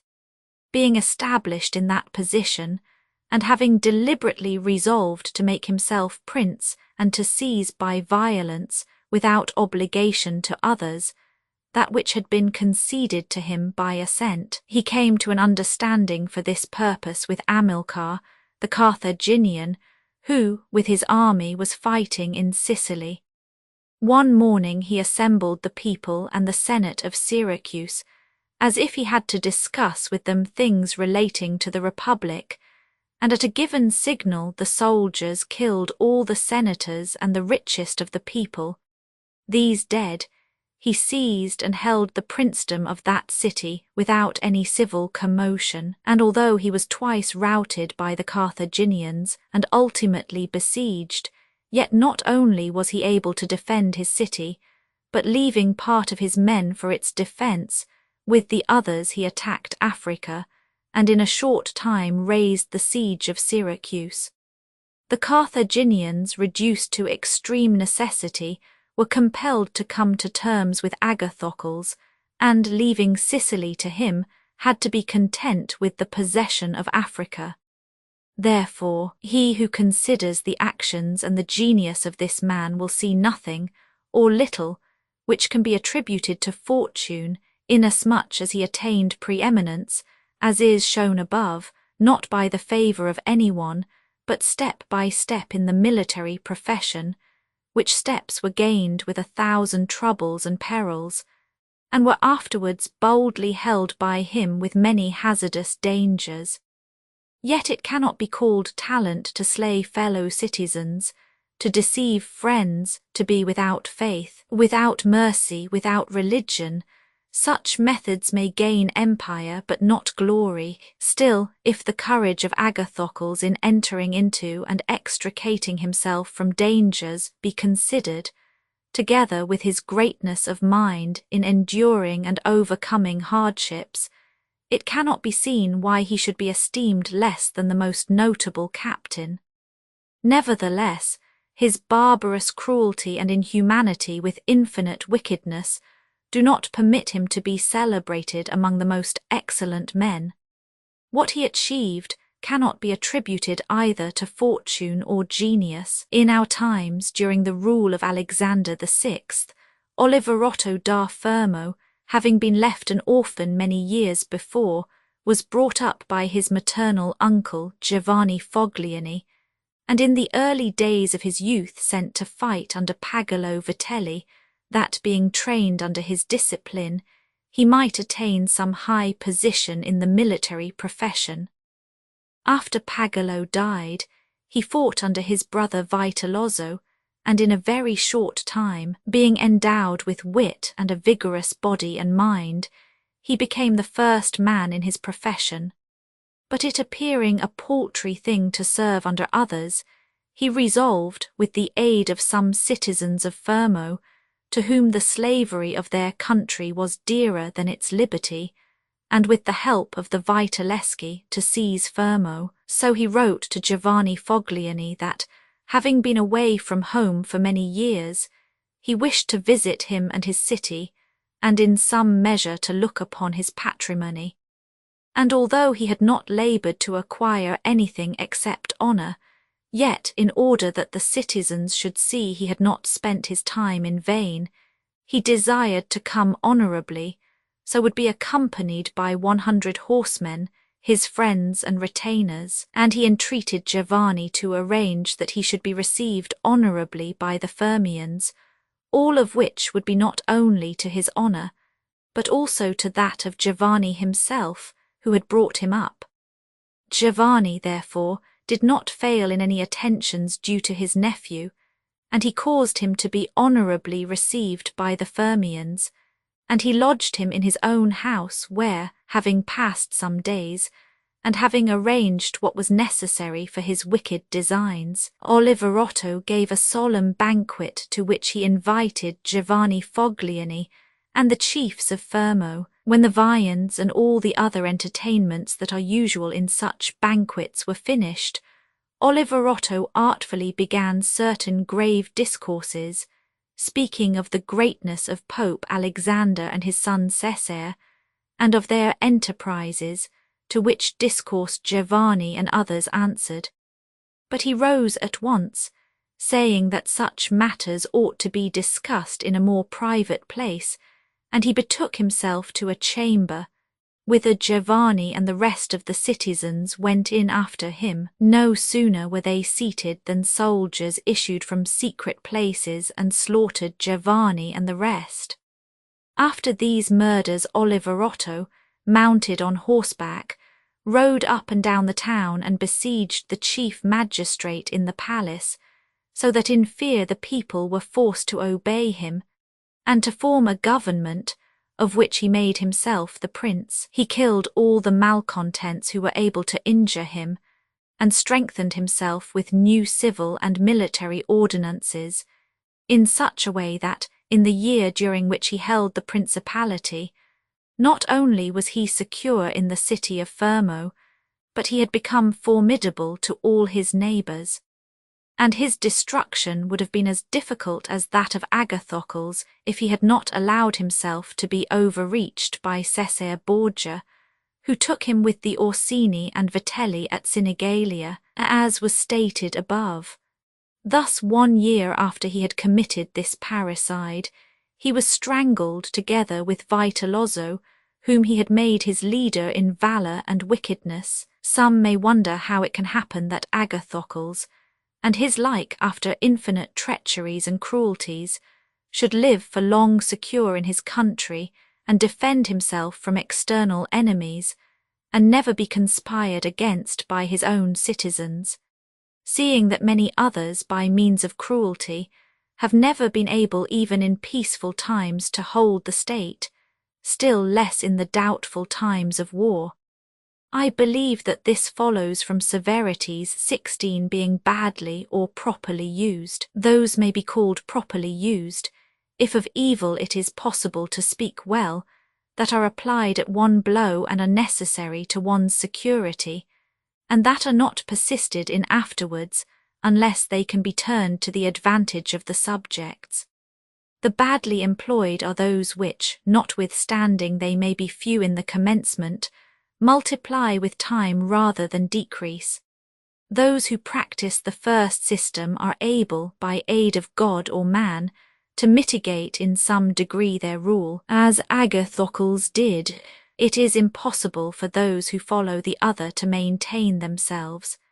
Hence it is to be remarked that, in seizing a state, the usurper ought to examine closely into all those injuries which it is necessary for him to inflict, and to do them all at one stroke so as not to have to repeat them daily, and thus by not unsettling men he will be able to reassure them, and win them to himself by benefits. He who does otherwise, either from timidity or evil advice, is always compelled to keep the knife in his hand.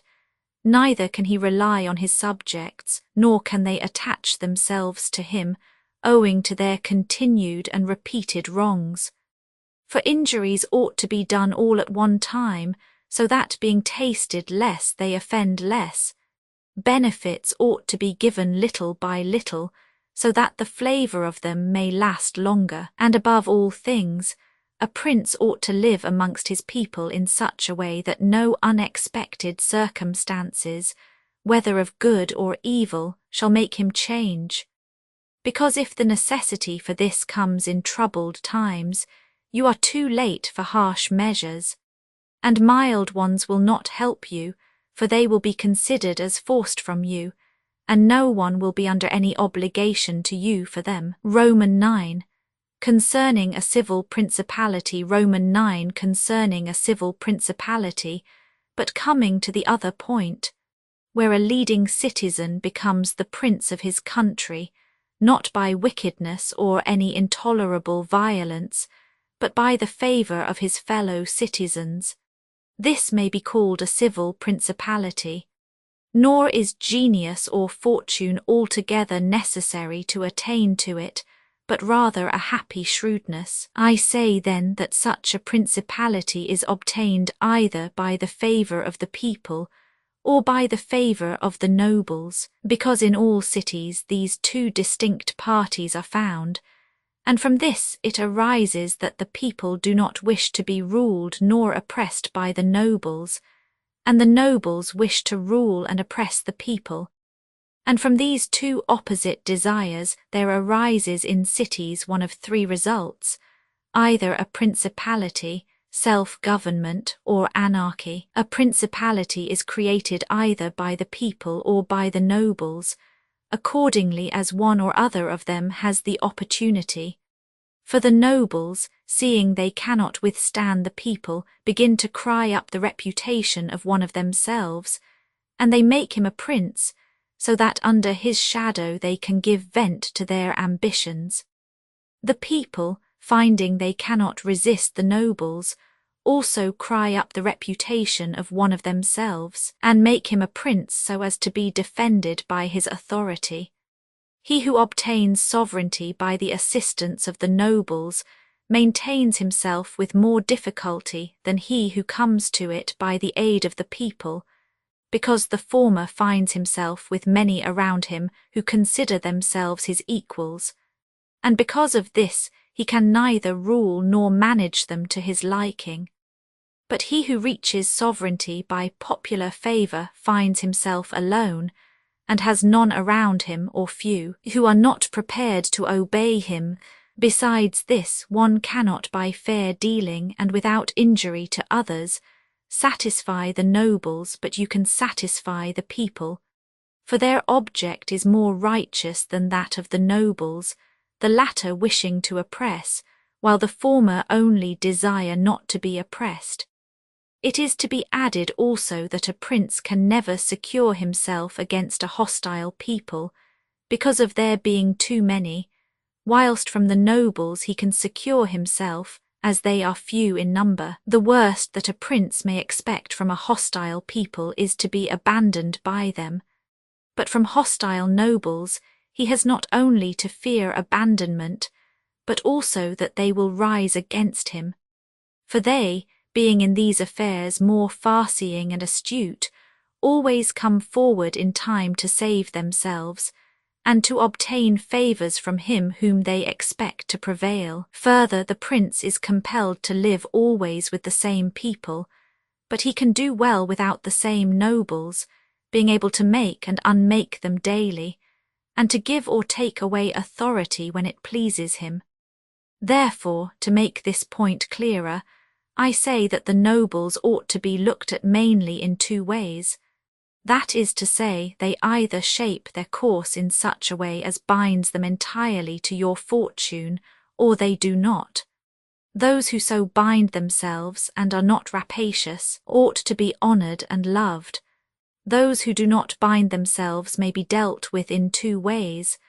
They may fail to do this through pusillanimity and a natural want of courage, in which case you ought to make use of them, especially of those who are of good counsel, and thus, whilst in prosperity you honour them, in adversity you do not have to fear them. But when for their own ambitious ends they shun binding themselves, it is a token that they are giving more thought to themselves than to you, and a prince ought to guard against such, and to fear them as if they were open enemies, because in adversity they always help to ruin him. Therefore, one who becomes a prince through the favour of the people ought to keep them friendly, and this he can easily do, seeing they only ask not to be oppressed by him. But one who, in opposition to the people, becomes a prince by the favour of the nobles, ought above everything to seek to win the people over to himself, and this he may easily do if he takes them under his protection. Because men, when they receive good from him of whom they were expecting evil, are bound more closely to their benefactor. Thus the people quickly become more devoted to him than if he had been raised to the principality by their favours. And the prince can win their affections in many ways, but as these vary according to the circumstances, one cannot give fixed rules, so I omit them. But I repeat, it is necessary for a prince to have the people friendly, otherwise he has no security in adversity. Nabis, 17, prince of the Spartans, sustained the attack of all Greece and of a victorious Roman army, and against them he defended his country and his government.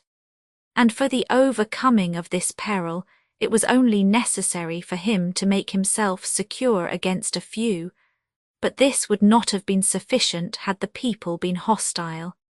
And do not let anyone impugn this statement with the trite proverb that he who builds on the people builds on the mud, for this is true when a private citizen makes a foundation there, and persuades himself that the people will free him when he is oppressed by his enemies or by the magistrates, wherein he would find himself very often deceived, as happened to the Gracchi in Rome, and to Messer Giorgio Scali 18 in Florence. But granted a prince who has established himself as above, who can command and is a man of courage, undismayed in adversity, who does not fail in other qualifications, and who by his resolution and energy keeps the whole people encouraged, such a one will never find himself deceived in them, and it will be shown that he has laid his foundations well. These principalities are liable to danger when they are passing from the civil to the absolute order of government, for such princes either rule personally or through magistrates. In the latter case their government is weaker and more insecure, because it rests entirely on the goodwill of those citizens who are raised to the magistracy, and who, especially in troubled times, can destroy the government with great ease, either by intrigue or open defiance.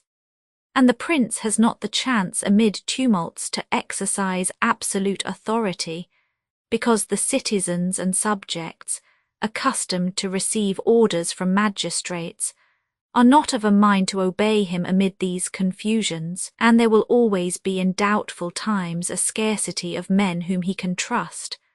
For such a prince cannot rely upon what he observes in quiet times, when citizens have need of the state, because then everyone agrees with him. They all promise, and when death is far distant they all wish to die for him. But in troubled times, when the state has need of its citizens, then he finds but few. And so much the more is this experiment dangerous, inasmuch as it can only be tried once. Therefore a wise prince ought to adopt such a course that his citizens will always in every sort and kind of circumstance have need of the state and of him, and then he will always find them faithful. X. Concerning the way in which the strength of all principalities ought to be measured. X. Concerning the way in which the strength of all principalities ought to be measured, it is necessary to consider another point in examining the character of these principalities. That is, whether a prince has such power that, in case of need, he can support himself with his own resources, or whether he has always need of the assistance of others. And to make this quite clear, I say that I consider those who are able to support themselves by their own resources, who can, either by abundance of men or money, raise a sufficient army to join battle against anyone who comes to attack them, and I consider those always to have need of others who cannot show themselves against the enemy in the field, but are forced to defend themselves by sheltering behind walls. The first case has been discussed, but we will speak of it again should it recur. In the second case one can say nothing except to encourage such princes to provision and fortify their towns, and not on any account to defend the country, and whoever shall fortify his town well, and shall have managed the other concerns of his subjects in the way stated above, and to be often repeated, will never be attacked without great caution, for men are always adverse to enterprises where difficulties can be seen, and it will be seen not to be an easy thing to attack one who has his town well fortified, and is not hated by his people. The cities of Germany are absolutely free. They own but little country around them, and they yield obedience to the emperor when it suits them, nor do they fear this or any other power they may have near them, because they are fortified in such a way that every one thinks the taking of them by assault would be tedious and difficult, seeing they have proper ditches and walls, they have sufficient artillery, and they always keep in public depots enough for 1 year's eating, drinking and firing, and beyond this, to keep the people quiet and without loss to the state, they always have the means of giving work to the community in those labours that are the life and strength of the city, and on the pursuit of which the people are supported. They also hold military exercises in repute, and moreover have many ordinances to uphold them. Therefore, a prince who has a strong city and had not made himself odious will not be attacked, or if anyone should attack, he will only be driven off with disgrace. Again, because that the affairs of this world are so changeable, it is almost impossible to keep an army a whole year in the field without being interfered with, and whoever should reply. If the people have property outside the city and see it burnt, they will not remain patient, and the long siege and self-interest will make them forget their prince. To this I answer that a powerful and courageous prince will overcome all such difficulties by giving at one time hope to his subjects that the evil will not be for long, at another time fear of the cruelty of the enemy, then preserving himself adroitly from those subjects who seem to him to be too bold. Further, the enemy would naturally on his arrival at once burn and ruin the country at the time when the spirits of the people are still hot and ready for the defence, and therefore so much the less ought the prince to hesitate, because after a time when spirits have cooled, the damage is already done, the ills are incurred, and there is no longer any remedy, and therefore they are so much the more ready to unite with their prince, he appearing to be under obligations to them, now that their houses have been burnt, and their possessions ruined in his defence.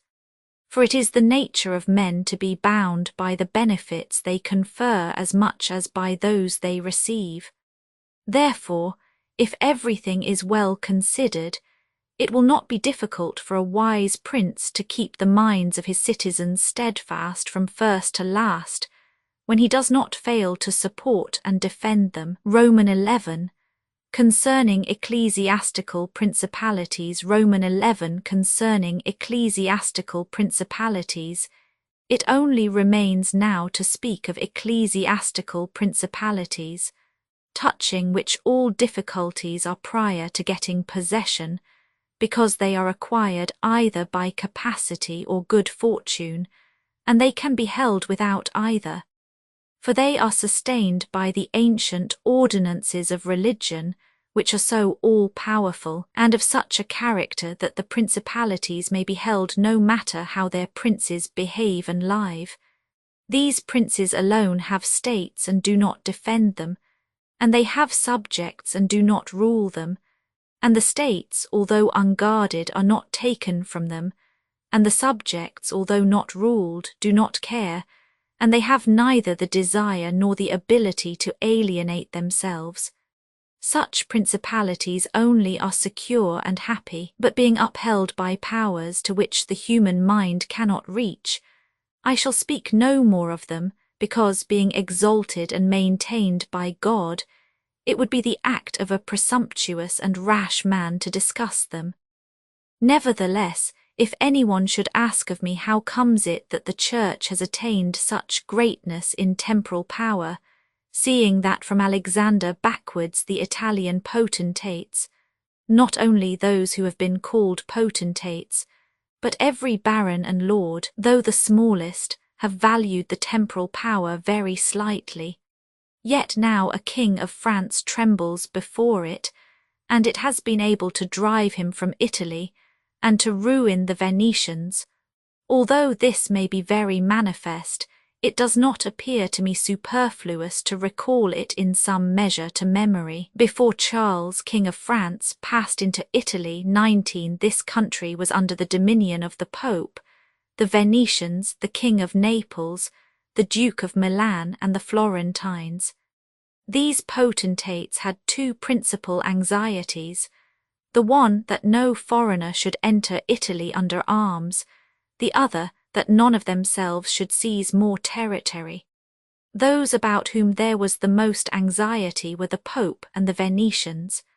To restrain the Venetians, the union of all the others was necessary, as it was for the defence of Ferrara, and to keep down the Pope they made use of the barons of Rome, who, being divided into two factions, Orsini and Colonnesi, had always a pretext for disorder, and standing with arms in their hands under the eyes of the pontiff, kept the pontificate weak and powerless.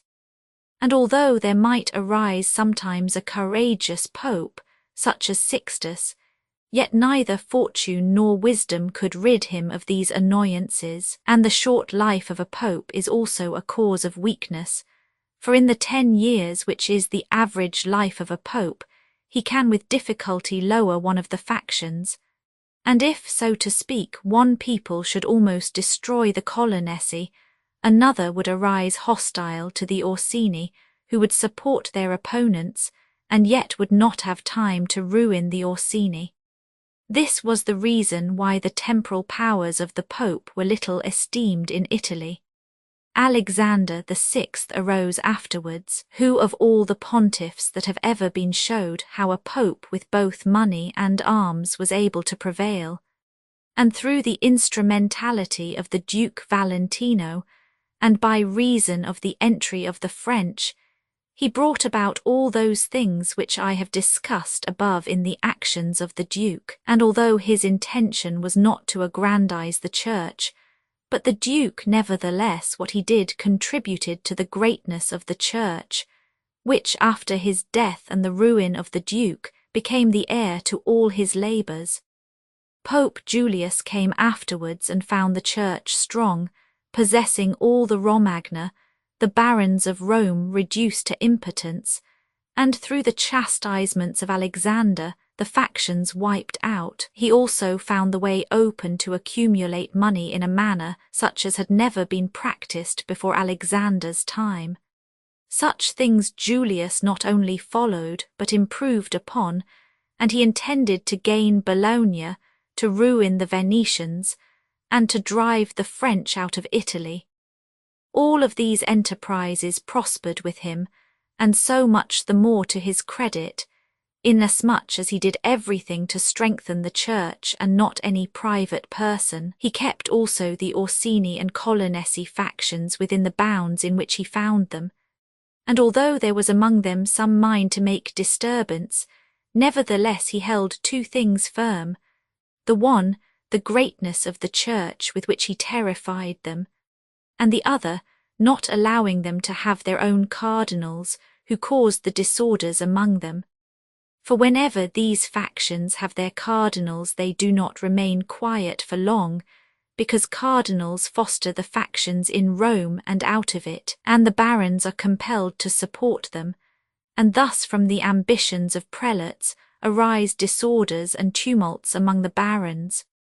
For these reasons His Holiness Pope Leo XX found the pontificate most powerful, and it is to be hoped that, if others made it great in arms, he will make it still greater and more venerated by his goodness and infinite other virtues. Roman 12. How many kinds of soldiery there are, and concerning mercenaries. Roman 12. How many kinds of soldiery there are, and concerning mercenaries, having discoursed particularly on the characteristics of such principalities as in the beginning, I propose to discuss. And having considered in some degree the causes of their being good or bad, and having shown the methods by which many have sought to acquire them and to hold them, it now remains for me to discuss generally the means of offence and defence which belong to each of them. We have seen above how necessary it is for a prince to have his foundations well laid, otherwise it follows of necessity he will go to ruin. The chief foundations of all states, new as well as old or composite, are good laws and good arms, and as there cannot be good laws where the state is not well armed, it follows that where they are well armed they have good laws. I shall leave the laws out of the discussion, and shall speak of the arms. I say, therefore, that the arms with which a prince defends his state are either his own, or they are mercenaries, auxiliaries, or mixed. Mercenaries and auxiliaries are useless and dangerous, and if one holds his state based on these arms, he will stand neither firm nor safe, for they are disunited, ambitious, and without discipline, unfaithful, valiant before friends, cowardly before enemies. They have neither the fear of God nor fidelity to men, and destruction is deferred only so long as the attack is.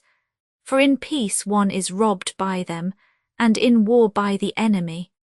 The fact is, they have no other attraction or reason for keeping the field than a trifle of stipend, which is not sufficient to make them willing to die for you. They are ready enough to be your soldiers whilst you do not make war, but if war comes, they take themselves off or run from the foe, which I should have little trouble to prove, for the ruin of Italy has been caused by nothing else than by resting all her hopes for many years on mercenaries, and although they formerly made some display and appeared valiant amongst themselves, yet when the foreigners came they showed what they were. Thus it was that Charles, King of France, was allowed to seize Italy with chalk in hand. 21 And he who told us that our sins were the cause of it told the truth, but they were not the sins he imagined, but those which I have related. And as they were the sins of princes, it is the princes who have also suffered the penalty. I wish to demonstrate further the infelicity of these arms. The mercenary captains are either capable men or they are not. If they are, you cannot trust them, because they always aspire to their own greatness, either by oppressing you, who are their master, or others contrary to your intentions. But if the captain is not skilful, you are ruined in the usual way, and if it be urged that whoever is armed will act in the same way, whether mercenary or not, I reply that when arms have to be resorted to, either by a prince or a republic, then the prince ought to go in person and perform the duty of a captain. The republic has to send its citizens, and when one is sent who does not turn out satisfactorily, it ought to recall him, and when one is worthy, to hold him by the laws so that he does not leave the command. And experience has shown princes and republics single-handed making the greatest progress and mercenaries doing nothing except damage. And it is more difficult to bring a republic, armed with its own arms, under the sway of one of its citizens than it is to bring one armed with foreign arms.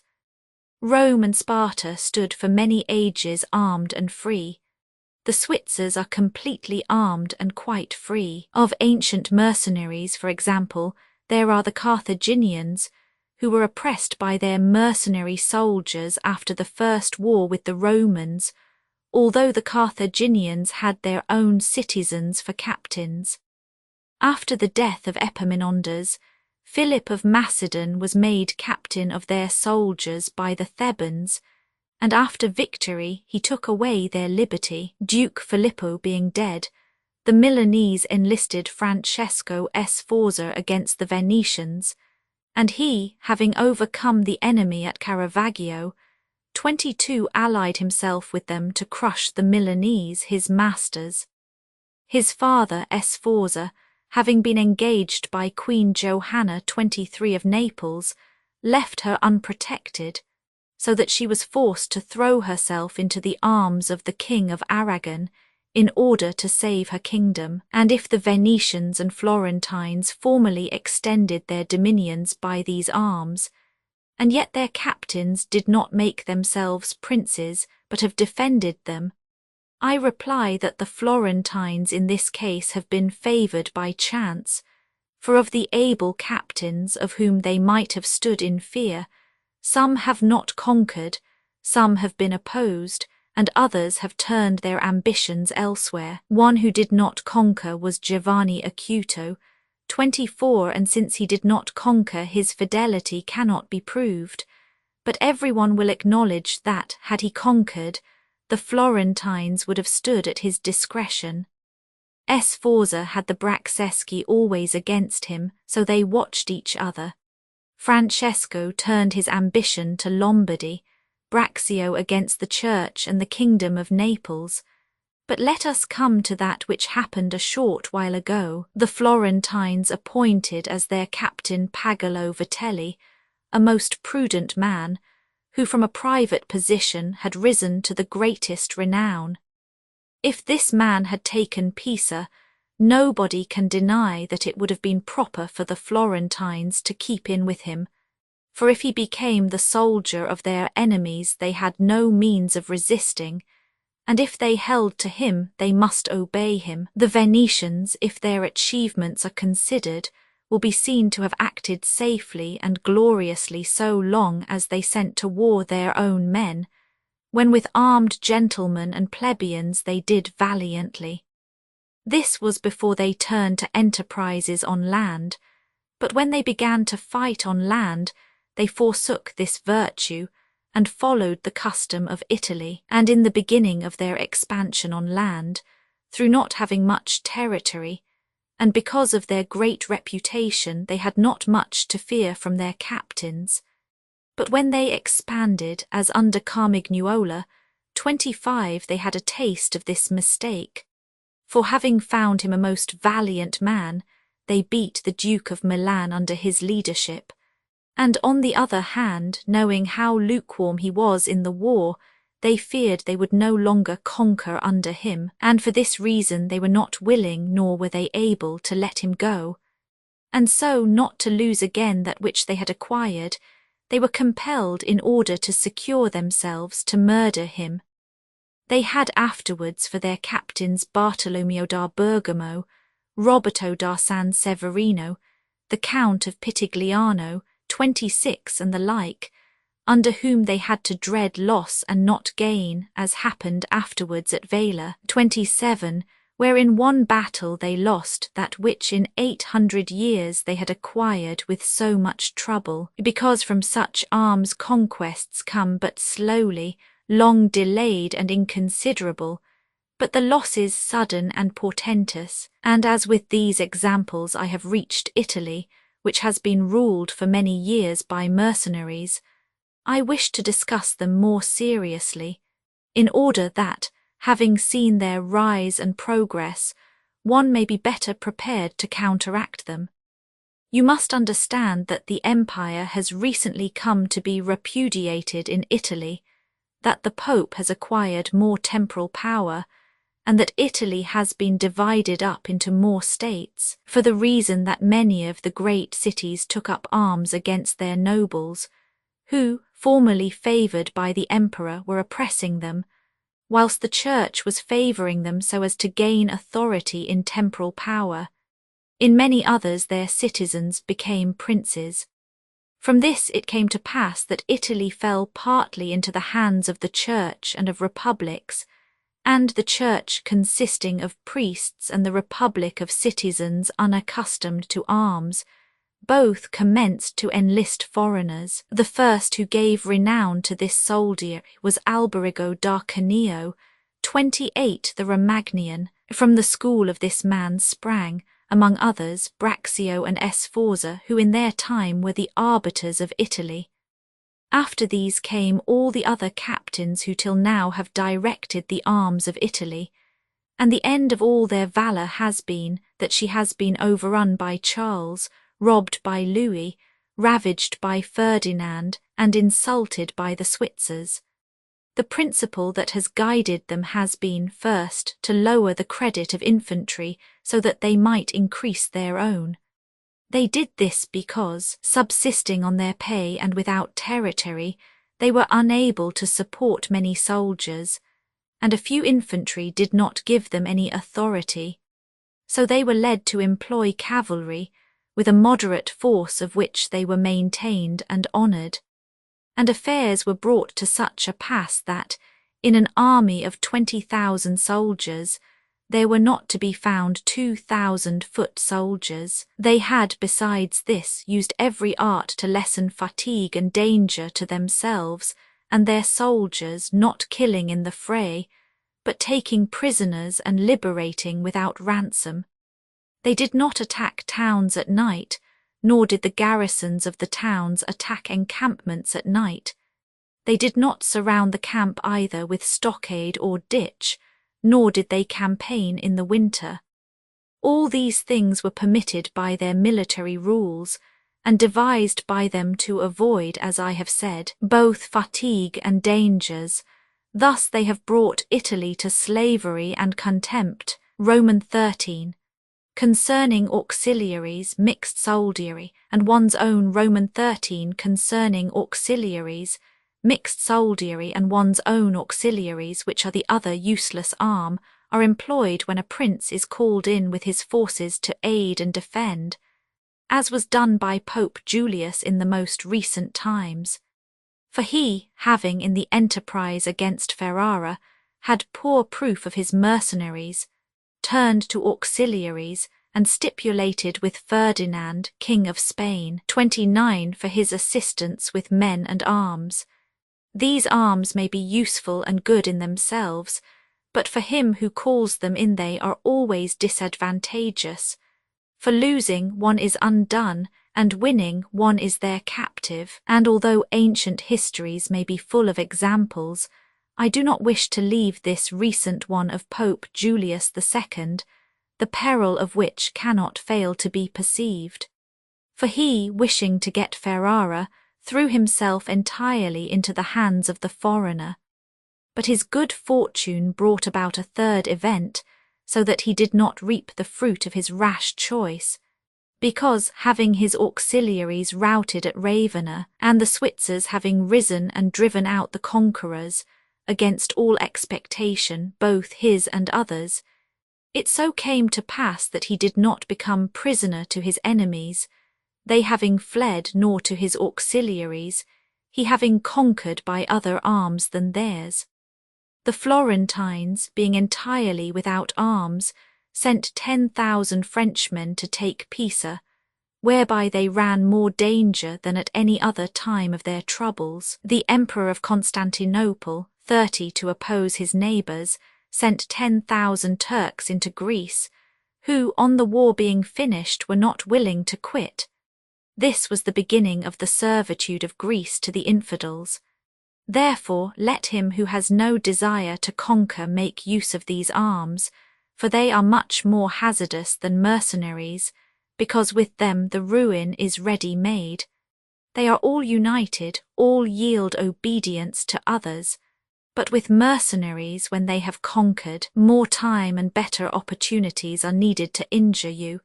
They are not all of one community, they are found and paid by you, and a third party which you have made their head is not able all at once to assume enough authority to injure you.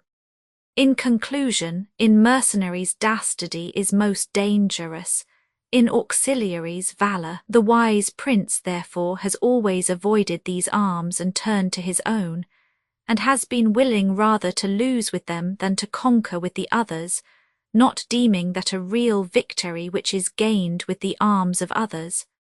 I shall never hesitate to cite Cesare Borgia and his actions. This duke entered the Romagna with auxiliaries, taking their only French soldiers, and with them he captured Imola and Forli. But afterwards, such forces not appearing to him reliable, he turned to mercenaries, discerning less danger in them, and enlisted the Orsini and Vitelli, whom presently, on handling and finding them doubtful, unfaithful, and dangerous, he destroyed and turned to his own men. And the difference between one and the other of these forces can easily be seen when one considers the difference there was in the reputation of the Duke, when he had the French, when he had the Orsini and Vitelli, and when he relied on his own soldiers, on whose fidelity he could always count, and found it ever increasing. He was never esteemed more highly than when everyone saw that he was complete master of his own forces. I was not intending to go beyond Italian and recent examples, but I am unwilling to leave out Hiero the Syracusan, he being one of those I have named above. This man, as I have said, made head of the army by the Syracusans, soon found out that a mercenary soldiery, constituted like our Italian condottieri, was of no use, and it appearing to him that he could neither keep them nor let them go, he had them all cut to pieces, and afterwards made war with his own forces, and not with aliens. I wish also to recall to memory an instance from the Old Testament applicable to this subject. David offered himself to Saul to fight with Goliath, the Philistine champion, and to give him courage, Saul armed him with his own weapons, which David rejected as soon as he had them on his back, saying he could make no use of them, and that he wished to meet the enemy with his sling and his knife. In conclusion, the arms of others either fall from your back, or they weigh you down, or they bind you fast. Charles VII, 31, the father of King Louis XI, 32, having by good fortune and valour liberated France from the English, recognized the necessity of being armed with forces of his own, and he established in his kingdom ordinances concerning men-at-arms and infantry. Afterwards his son, King Louis, abolished the infantry and began to enlist the Switzers, which mistake, followed by others, is, as is now seen, a source of peril to that kingdom, because, having raised the reputation of the Switzers, he has entirely diminished the value of his own arms, for he has destroyed the infantry altogether, and his men-at-arms he has subordinated to others, for, being as they are so accustomed to fight along with Switzers, it does not appear that they can now conquer without them. Hence it arises that the French cannot stand against the Switzers, and without the Switzers they do not come off well against others. The armies of the French have thus become mixed, partly mercenary and partly national, both of which arms together are much better than mercenaries alone or auxiliaries alone, but much inferior to one's own forces. And this example proves it, for the kingdom of France would be unconquerable if the ordinance of Charles had been enlarged or maintained, but the scanty wisdom of man, on entering into an affair which looks well at first, cannot discern the poison that is hidden in it, as I have said above of hectic fevers. Therefore, if he who rules a principality cannot recognize evils until they are upon him, he is not truly wise, and this insight is given to few. And if the first disaster to the Roman Empire 33 should be examined, it will be found to have commenced only with the enlisting of the Goths, because from that time the vigour of the Roman Empire began to decline, and all that valour which had raised it passed away to others. I conclude, therefore, that no principality is secure without having its own forces. On the contrary, it is entirely dependent on good fortune, not having the valour which in adversity would defend it, and it has always been the opinion and judgment of wise men that nothing can be so uncertain or unstable as fame or power not founded on its own strength, and one's own forces are those which are composed either of subjects, citizens, or dependents. All others are mercenaries or auxiliaries, and the way to make ready one's own forces will be easily found if the rules suggested by me shall be reflected upon, and if one will consider how Philip, the father of Alexander the Great, and many republics and princes have armed and organized themselves, to which rules I entirely commit myself. Roman 14. That which concerns a prince on the subject of the art of war. Roman 14. That which concerns a prince on the subject of the art of war. A prince ought to have no other aim or thought, nor select anything else for his study, than war and its rules and discipline. For this is the sole art that belongs to him who rules, and it is of such force that it not only upholds those who are born princes, but it often enables men to rise from a private station to that rank. And on the contrary, it is seen that when princes have thought more of ease than of arms, they have lost their states, and the first cause of your losing it is to neglect this art, and what enables you to acquire a state is to be master of the art. Francesco Sforza, through being marshal from a private person, became Duke of Milan, and the sons, through avoiding the hardships and troubles of arms, from dukes became private persons. For among other evils which being unarmed brings you, it causes you to be despised, and this is one of those ignominies against which a prince ought to guard himself, as is shown later on, because there is nothing proportionate between the armed and the unarmed, and it is not reasonable that he who is armed should yield obedience willingly to him who is unarmed, or that the unarmed man should be secure among armed servants, because, there being in the one disdain and in the other suspicion, it is not possible for them to work well together. And therefore a prince who does not understand the art of war, over and above the other misfortunes already mentioned, cannot be respected by his soldiers, nor can he rely on them. He ought never, therefore, to have out of his thoughts this subject of war, and in peace he should addict himself more to its exercise than in war. This he can do in two ways, the one by action, the other by study. As regards action, he ought above all things to keep his men well organized and drilled, to follow incessantly the chase, by which he accustoms his body to hardships, and learns something of the nature of localities, and gets to find out how the mountains rise, how the valleys open out, how the plains lie, and to understand the nature of rivers and marshes, and in all this to take the greatest care. Which knowledge is useful in two ways. Firstly, he learns to know his country, and is better able to undertake its defence. Afterwards, by means of the knowledge and observation of that locality, he understands with ease any other which it may be necessary for him to study hereafter, because the hills, valleys and plains, and rivers and marshes that are, for instance in Tuscany, have a certain resemblance to those of other countries, so that with a knowledge of the aspect of one country one can easily arrive at a knowledge of others, and the prince that lacks this skill lacks the essential which it is desirable that a captain should possess, for it teaches him to surprise his enemy, to select quarters, to lead armies, to array the battle, to besiege towns to advantage. Philopomen, 34, Prince of the Achaeans, among other praises which writers have bestowed on him, is commended because in time of peace he never had anything in his mind but the rules of war, and when he was in the country with friends, he often stopped and reasoned with them. If the enemy should be upon that hill, and we should find ourselves here with our army, with whom would be the advantage?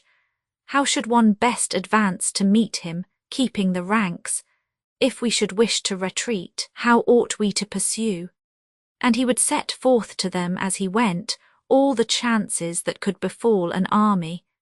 He would listen to their opinion and state his, confirming it with reasons, so that by these continual discussions there could never arise in time of war any unexpected circumstances that he could not deal with. But to exercise the intellect the prince should read histories, and study there the actions of illustrious men, to see how they have borne themselves in war, to examine the causes of their victories and defeat, so as to avoid the latter and imitate the former, and above all do as an illustrious man did, who took as an exemplar one who had been praised and famous before him, and whose achievements and deeds he always kept in his mind, as it is said Alexander the Great imitated Achilles, Caesar Alexander, Scipio Cyrus, and whoever reads the life of Cyrus, written by Xenophon, will recognize afterwards in the life of Scipio how that imitation was his glory,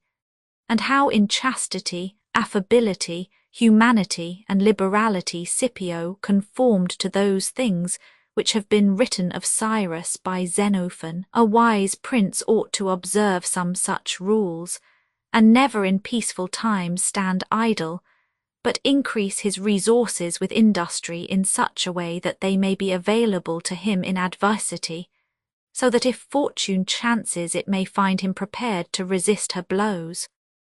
Roman 15. Concerning things for which men, and especially princes, are praised or blamed. Roman 15. Concerning things for which men, and especially princes, are praised or blamed, it remains now to see what ought to be the rules of conduct for a prince towards subject and friends. And as I know that many have written on this point, I expect I shall be considered presumptuous in mentioning it again, especially as in discussing it I shall depart from the methods of other people. But it being my intention to write a thing which shall be useful to him who apprehends it, it appears to me more appropriate to follow up the real truth of the matter than the imagination of it. For many have pictured republics and principalities which in fact have never been known or seen, because how one lives is so far distant from how one ought to live, that he who neglects what is done for what ought to be done sooner effects his ruin than his preservation. For a man who wishes to act entirely up to his professions of virtue soon meets with what destroys him among so much that is evil. Hence it is necessary for a prince wishing to hold his own to know how to do wrong, and to make use of it or not according to necessity. Therefore, putting on one side imaginary things concerning a prince, and discussing those which are real, I say that all men when they are spoken of, and chiefly princes for being more highly placed, are remarkable for some of those qualities which bring them either blame or praise. And thus it is that one is reputed liberal, another miserly, using a Tuscan term, because an avaricious person in our language is still he who desires to possess by robbery, whilst we call one miserly who deprives himself too much of the use of his own. One is reputed generous, one rapacious, one cruel, one compassionate, one faithless, another faithful, one effeminate and cowardly, another bold and brave, one affable, another haughty, one lascivious, another chaste, one sincere, another cunning, one hard, another easy, one grave, another frivolous, one religious, another unbelieving, and the like. And I know that everyone will confess that it would be most praiseworthy in a prince to exhibit all the above qualities that are considered good. But because they can neither be entirely possessed nor observed, for human conditions do not permit it, it is necessary for him to be sufficiently prudent that he may know how to avoid the reproach of those vices which would lose him his state, and also to keep himself, if it be possible, from those which would not lose him it. But this not being possible, he may with less hesitation abandon himself to them. And again, he need not make himself uneasy at incurring a reproach for those vices without which the state can only be saved with difficulty. For if everything is considered carefully, it will be found that something which looks like virtue, if followed, would be his ruin, whilst something else which looks like vice, yet followed, brings him security and prosperity. Romans 16. Concerning liberality and meanness. Romans 16. Concerning liberality and meanness, commencing then with the first of the above-named characteristics, I say that it would be well to be reputed liberal. Nevertheless, liberality exercised in a way that does not bring you the reputation for it injures you, for if one exercises it honestly and as it should be exercised, it may not become known, and you will not avoid the reproach of its opposite. Therefore, anyone wishing to maintain among men the name of liberal is obliged to avoid no attribute of magnificence, so that a prince thus inclined will consume in such acts all his property, and will be compelled in the end, if he wished to maintain the name of liberal, to unduly weigh down his people, and tax them, and do everything he can to get money. This will soon make him odious to his subjects, and becoming poor he will be little valued by anyone. Thus, with his liberality, having offended many and rewarded few, he is affected by the very first trouble and imperilled by whatever may be the first danger. Recognizing this himself, and wishing to draw back from it, he runs at once into the reproach of being miserly. Therefore, a prince, not being able to exercise this virtue of liberality in such a way that it is recognized, except to his cost, if he is wise, he ought not to fear the reputation of being mean, for in time he will come to be more considered than if liberal, seeing that with his economy his revenues are enough, that he can defend himself against all attacks, and is able to engage in enterprises without burdening his people. Thus it comes to pass that he exercises liberality towards all from whom he does not take, who are numberless, and meanness towards those to whom he does not give, who are few. We have not seen great things done in our time, except by those who have been considered mean. The rest have failed. Pope Julius II was assisted in reaching the papacy by a reputation for liberality, yet he did not strive afterwards to keep it up, when he made war on the King of France, and he made many wars without imposing any extraordinary tax on his subjects, for he supplied his additional expenses out of his long thriftiness. The present King of Spain would not have undertaken or conquered in so many enterprises if he had been reputed liberal. A prince, therefore, provided that he has not to rob his subjects, that he can defend himself, that he does not become poor and abject, that he is not forced to become rapacious, ought to hold of little account a reputation for being mean, for it is one of those vices which will enable him to govern. And if anyone should say, Caesar obtained empire by liberality, and many others have reached the highest positions by having been liberal, and by being considered so, I answer, either you are a prince in fact, or in a way to become one. In the first case this liberality is dangerous, in the second it is very necessary to be considered liberal. And Caesar was one of those who wished to become preeminent in Rome. But if he had survived after becoming so, and had not moderated his expenses, he would have destroyed his government. And if anyone should reply, many have been princes, and have done great things with armies, who have been considered very liberal, I reply, either a prince spends that which is his own or his subjects, or else that of others. In the first case he ought to be sparing, in the second he ought not to neglect any opportunity for liberality. And to the prince who goes forth with his army, supporting it by pillage, sack, and extortion, handling that which belongs to others, this liberality is necessary, otherwise he would not be followed by soldiers. And of that which is neither yours nor your subjects you can be a ready giver, as were Cyrus, Caesar, and Alexander, because it does not take away your reputation if you squander that of others, but adds to it. It is only squandering your own that injures you.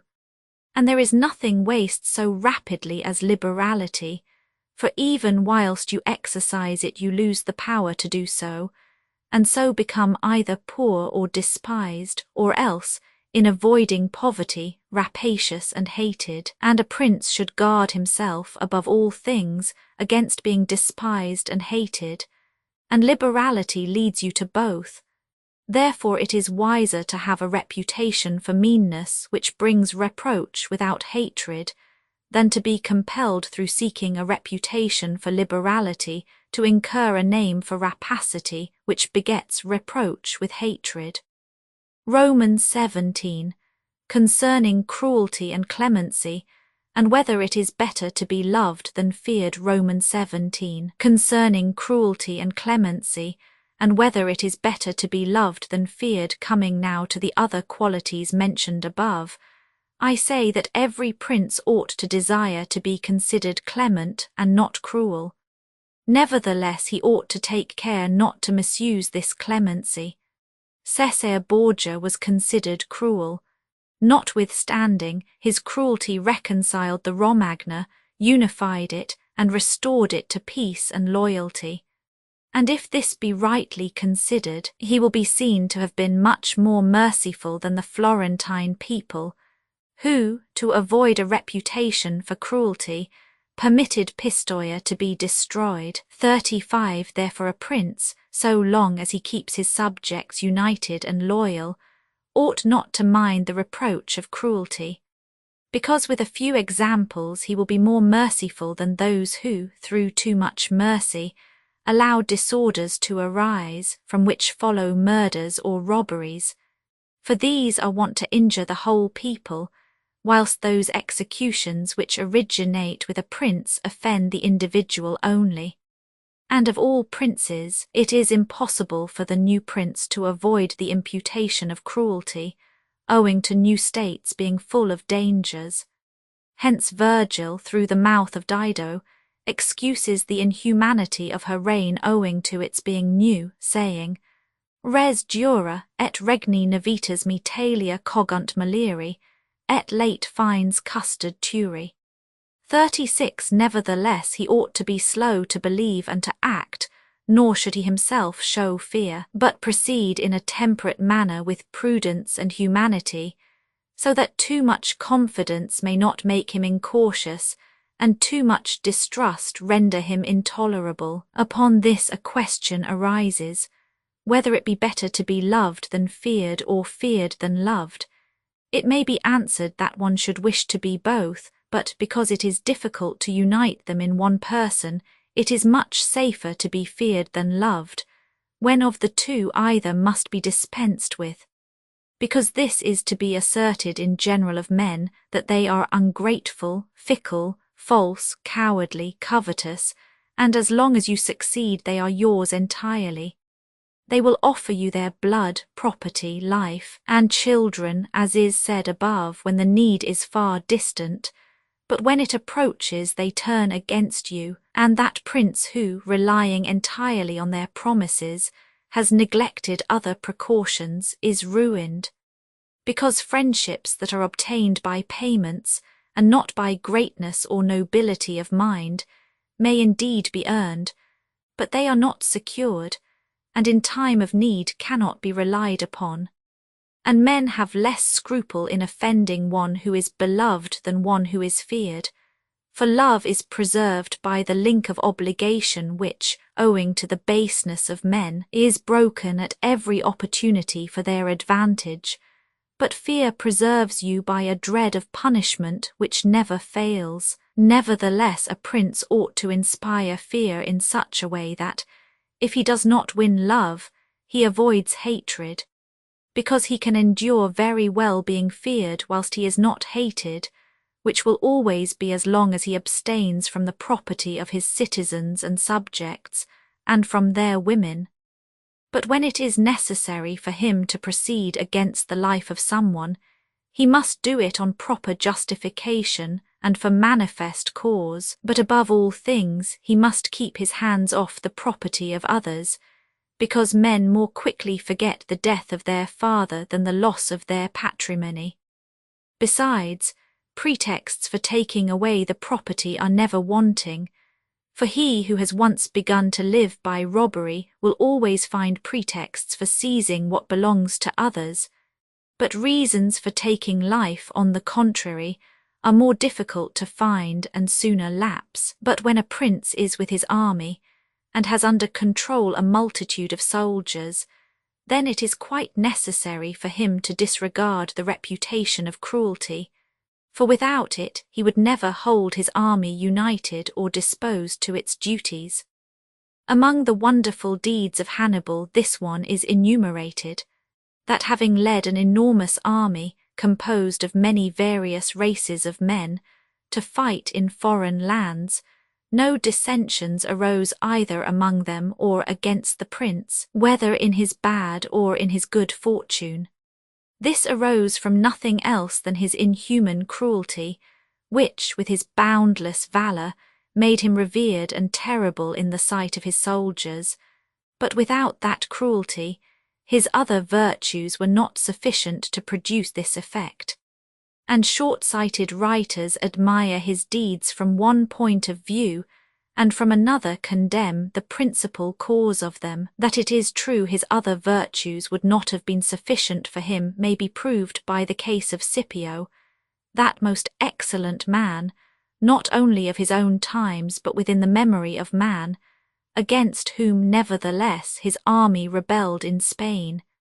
This arose from nothing but his too great forbearance, which gave his soldiers more license than is consistent with military discipline. For this he was upbraided in the Senate by Fabius Maximus, and called the corrupter of the Roman soldiery. The Locrians were laid waste by a legate of Scipio, yet they were not avenged by him, nor was the insolence of the legate punished, owing entirely to his easy nature, insomuch that someone in the Senate, wishing to excuse him, said there were many men who knew much better how not to err than to correct the errors of others. This disposition, if he had been continued in the command, would have destroyed in time the fame and glory of Scipio. But he being under the control of the Senate, this injurious characteristic not only concealed itself, but contributed to his glory. Returning to the question of being feared or loved, I come to the conclusion that men loving according to their own will and fearing according to that of the prince, a wise prince should establish himself on that which is in his own control, and not in that of others. He must endeavour only to avoid hatred, as is noted. Roman 18. Concerning the way in which princes should keep faith. Roman 18.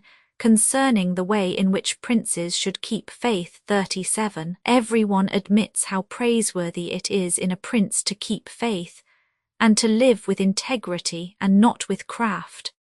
Nevertheless, our experience has been that those princes who have done great things have held good faith of little account, and have known how to circumvent the intellect of men by craft, and in the end have overcome those who have relied on their word. You must know there are two ways of contesting, 38, the one by the law, the other by force. The first method is proper to men, the second to beasts. But because the first is frequently not sufficient, it is necessary to have recourse to the second. Therefore it is necessary for a prince to understand how to avail himself of the beast and the man. This has been figuratively taught to princes by ancient writers, who describe how Achilles and many other princes of old were given to the centaur Chiron to nurse, who brought them up in his discipline, which means solely that, as they had for a teacher one who was half beast and half man, so it is necessary for a prince to know how to make use of both natures, and that one without the other is not durable. A prince, therefore, being compelled knowingly to adopt the beast, ought to choose the fox and the lion, because the lion cannot defend himself against snares, and the fox cannot defend himself against wolves. Therefore, it is necessary to be a fox to discover the snares and a lion to terrify the wolves. Those who rely simply on the lion do not understand what they are about.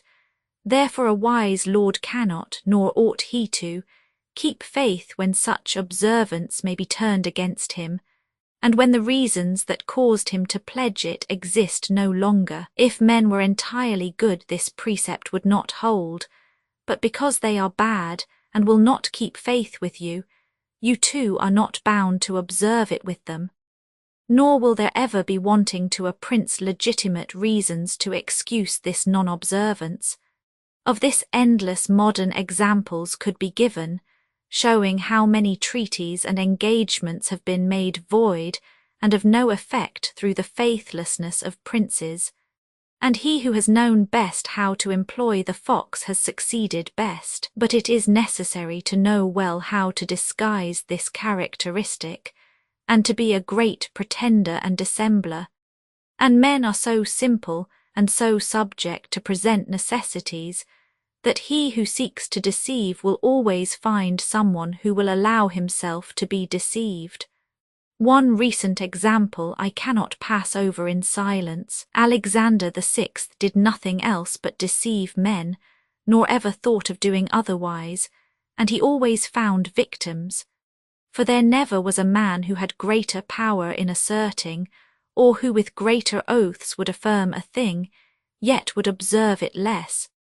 Nevertheless his deceits always succeeded according to his wishes. 39 Because he well understood this side of mankind. Therefore it is unnecessary for a prince to have all the good qualities I have enumerated, but it is very necessary to appear to have them. And I shall dare to say this also, that to have them and always to observe them is injurious, and that to appear to have them is useful.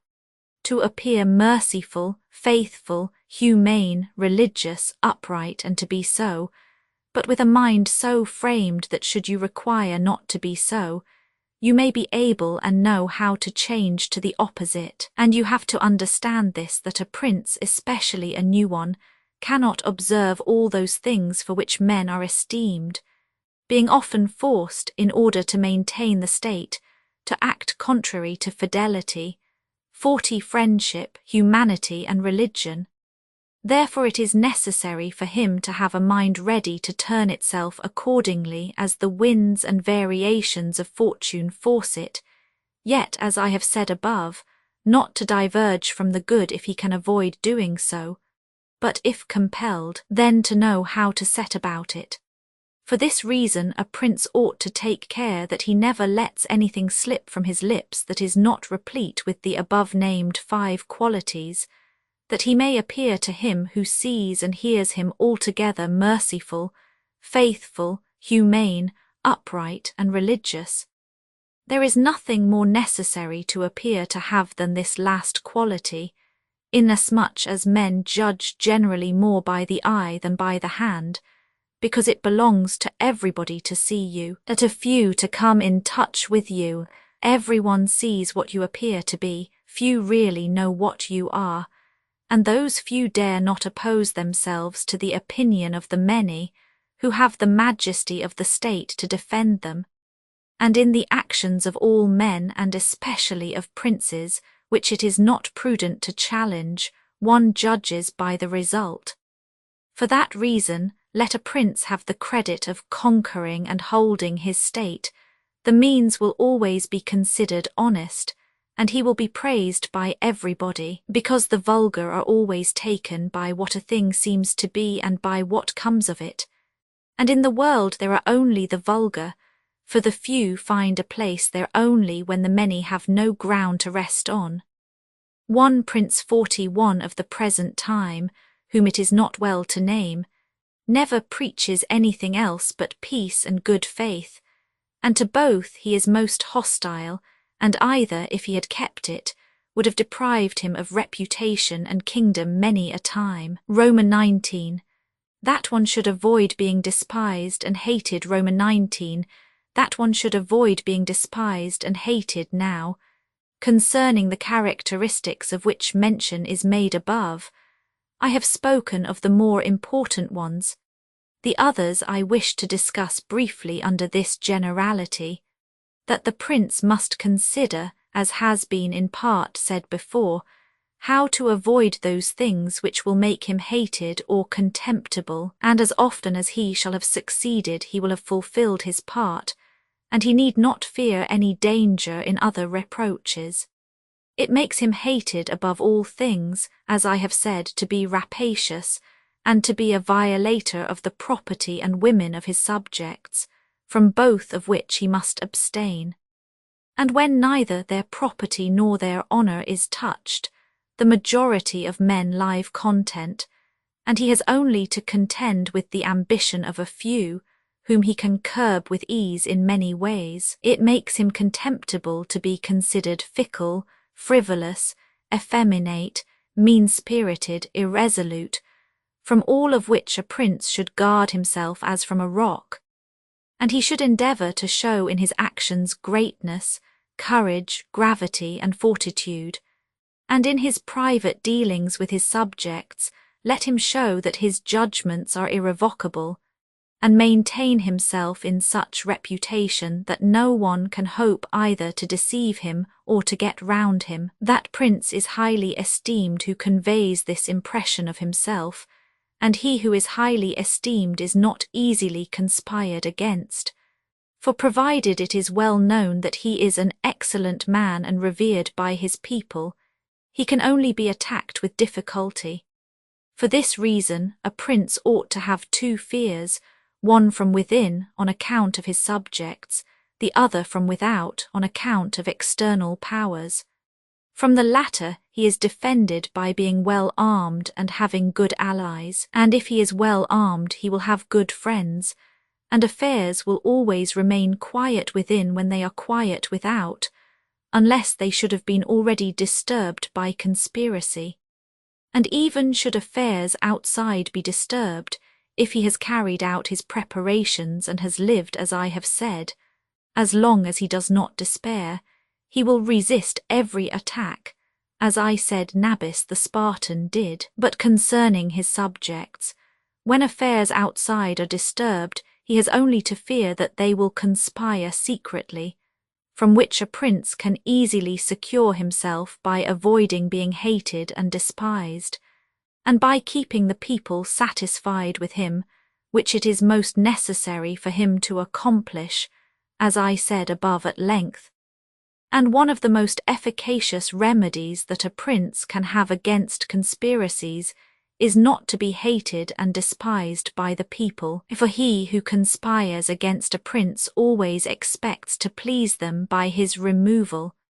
But when the conspirator can only look forward to offending them, he will not have the courage to take such a course, for the difficulties that confront a conspirator are infinite, and as experience shows, many have been the conspiracies, but few have been successful, because he who conspires cannot act alone, nor can he take a companion except from those whom he believes to be malcontents, and as soon as you have opened your mind to a malcontent, you have given him the material with which to content himself, for by denouncing you he can look for every advantage, so that, seeing the gain from this course to be assured, and seeing the other to be doubtful and full of dangers, he must be a very rare friend or a thoroughly obstinate enemy of the prince, to keep faith with you, and to reduce the matter into a small compass.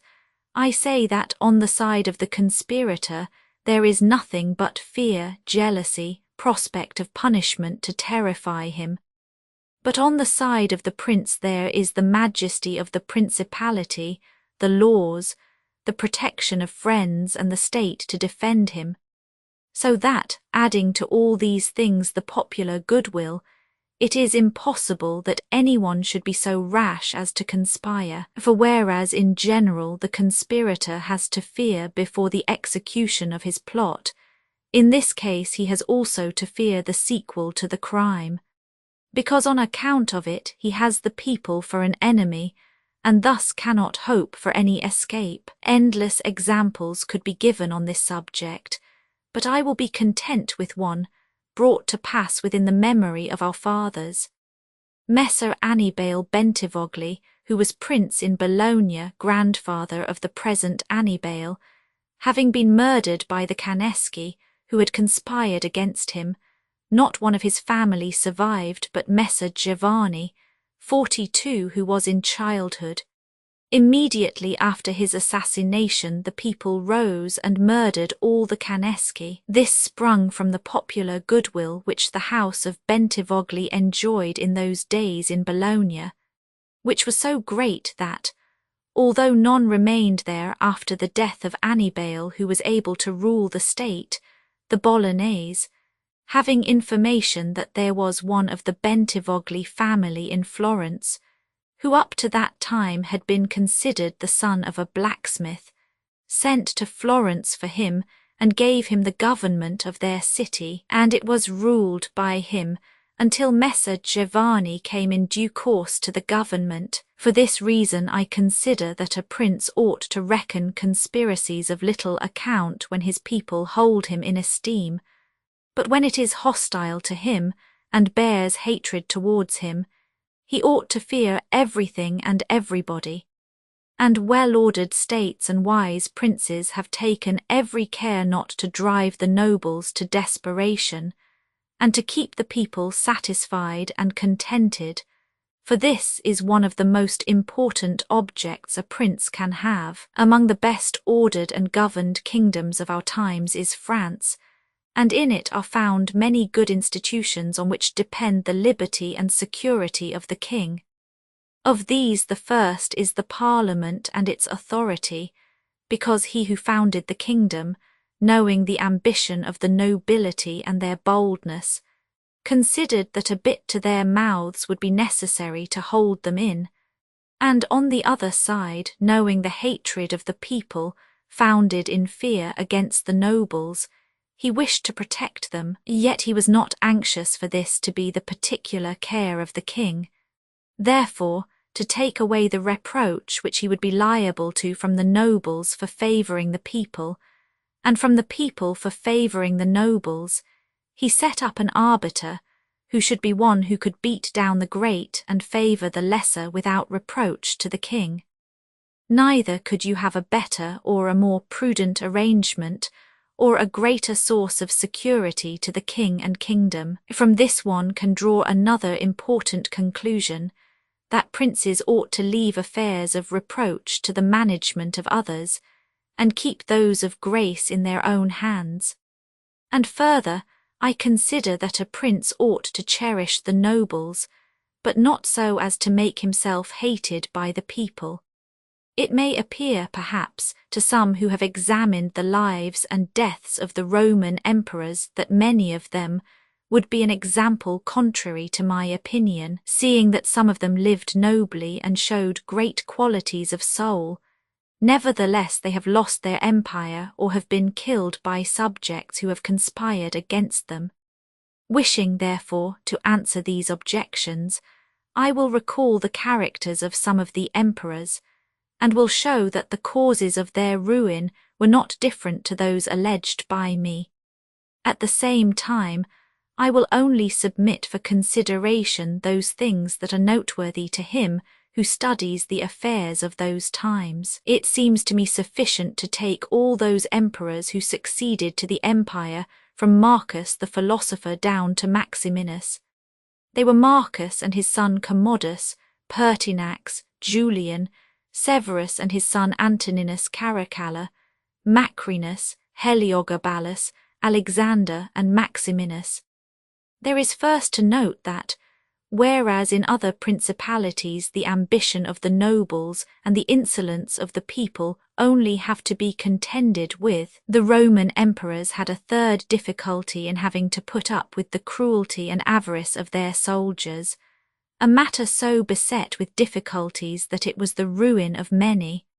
For it was a hard thing to give satisfaction both to soldiers and people, because the people loved peace, and for this reason they loved the unaspiring prince, whilst the soldiers loved the warlike prince who was bold, cruel, and rapacious, which qualities they were quite willing he should exercise upon the people, so that they could get double pay, and give vent to their own greed and cruelty. Hence it arose that those emperors were always overthrown who, either by birth or training, had no great authority, and most of them, especially those who came new to the principality, recognizing the difficulty of these two opposing humours, were inclined to give satisfaction to the soldiers, caring little about injuring the people, which course was necessary because, as princes cannot help being hated by someone,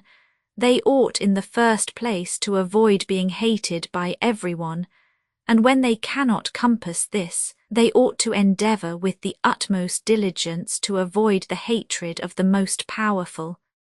Therefore, those emperors who through inexperience had need of special favour adhered more readily to the soldiers than to the people, a course which turned out advantageous to them or not, accordingly as the prince knew how to maintain authority over them. From these causes it arose that Marcus, Pertinax, and Alexander, being all men of modest life, lovers of justice, enemies to cruelty, humane and benignant, came to a sad end except Marcus. He alone lived and died honoured because he had succeeded to the throne by hereditary title, and owed nothing either to the soldiers or the people, and afterwards, being possessed of many virtues which made him respected, he always kept both orders in their places whilst he lived, and was neither hated nor despised. But Pertinax was created emperor against the wishes of the soldiers, who, being accustomed to live licentiously under Commodus, could not endure the honest life to which Pertinax wished to reduce them. Thus, having given cause for hatred, to which hatred there was added contempt for his old age, he was overthrown at the very beginning of his administration. And here it should be noted that hatred is acquired as much by good works as by bad ones. Therefore, as I said before, a prince wishing to keep his state is very often forced to do evil. For when that body is corrupt whom you think you have need of to maintain yourself, it may be either the people or the soldiers or the nobles, you have to submit to its humours and to gratify them, and then good works will do you harm. But let us come to Alexander, who was a man of such great goodness, that among the other praises which are accorded him is this, that in the 14 years he held the empire no one was ever put to death by him unjudged. Nevertheless, being considered effeminate and a man who allowed himself to be governed by his mother, he became despised. The army conspired against him and murdered him. Turning now to the opposite characters of Commodus, Severus, Antoninus Caracalla, and Maximinus, you will find them all cruel and rapacious, men who, to satisfy their soldiers, did not hesitate to commit every kind of iniquity against the people, and all except Severus came to a bad end.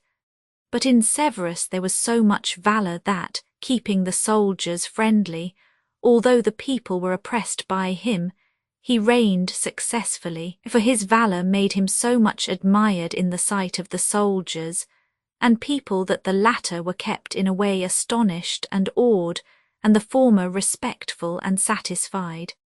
And because the actions of this man as a new prince were great, I wish to show briefly that he knew well how to counterfeit the fox and the lion, which natures, as I said above, it is necessary for a prince to imitate. Knowing the sloth of the Emperor Julian, he persuaded the army in Sclavonia, of which he was captain, that it would be right to go to Rome and avenge the death of Pertinax, who had been killed by the Praetorian soldiers.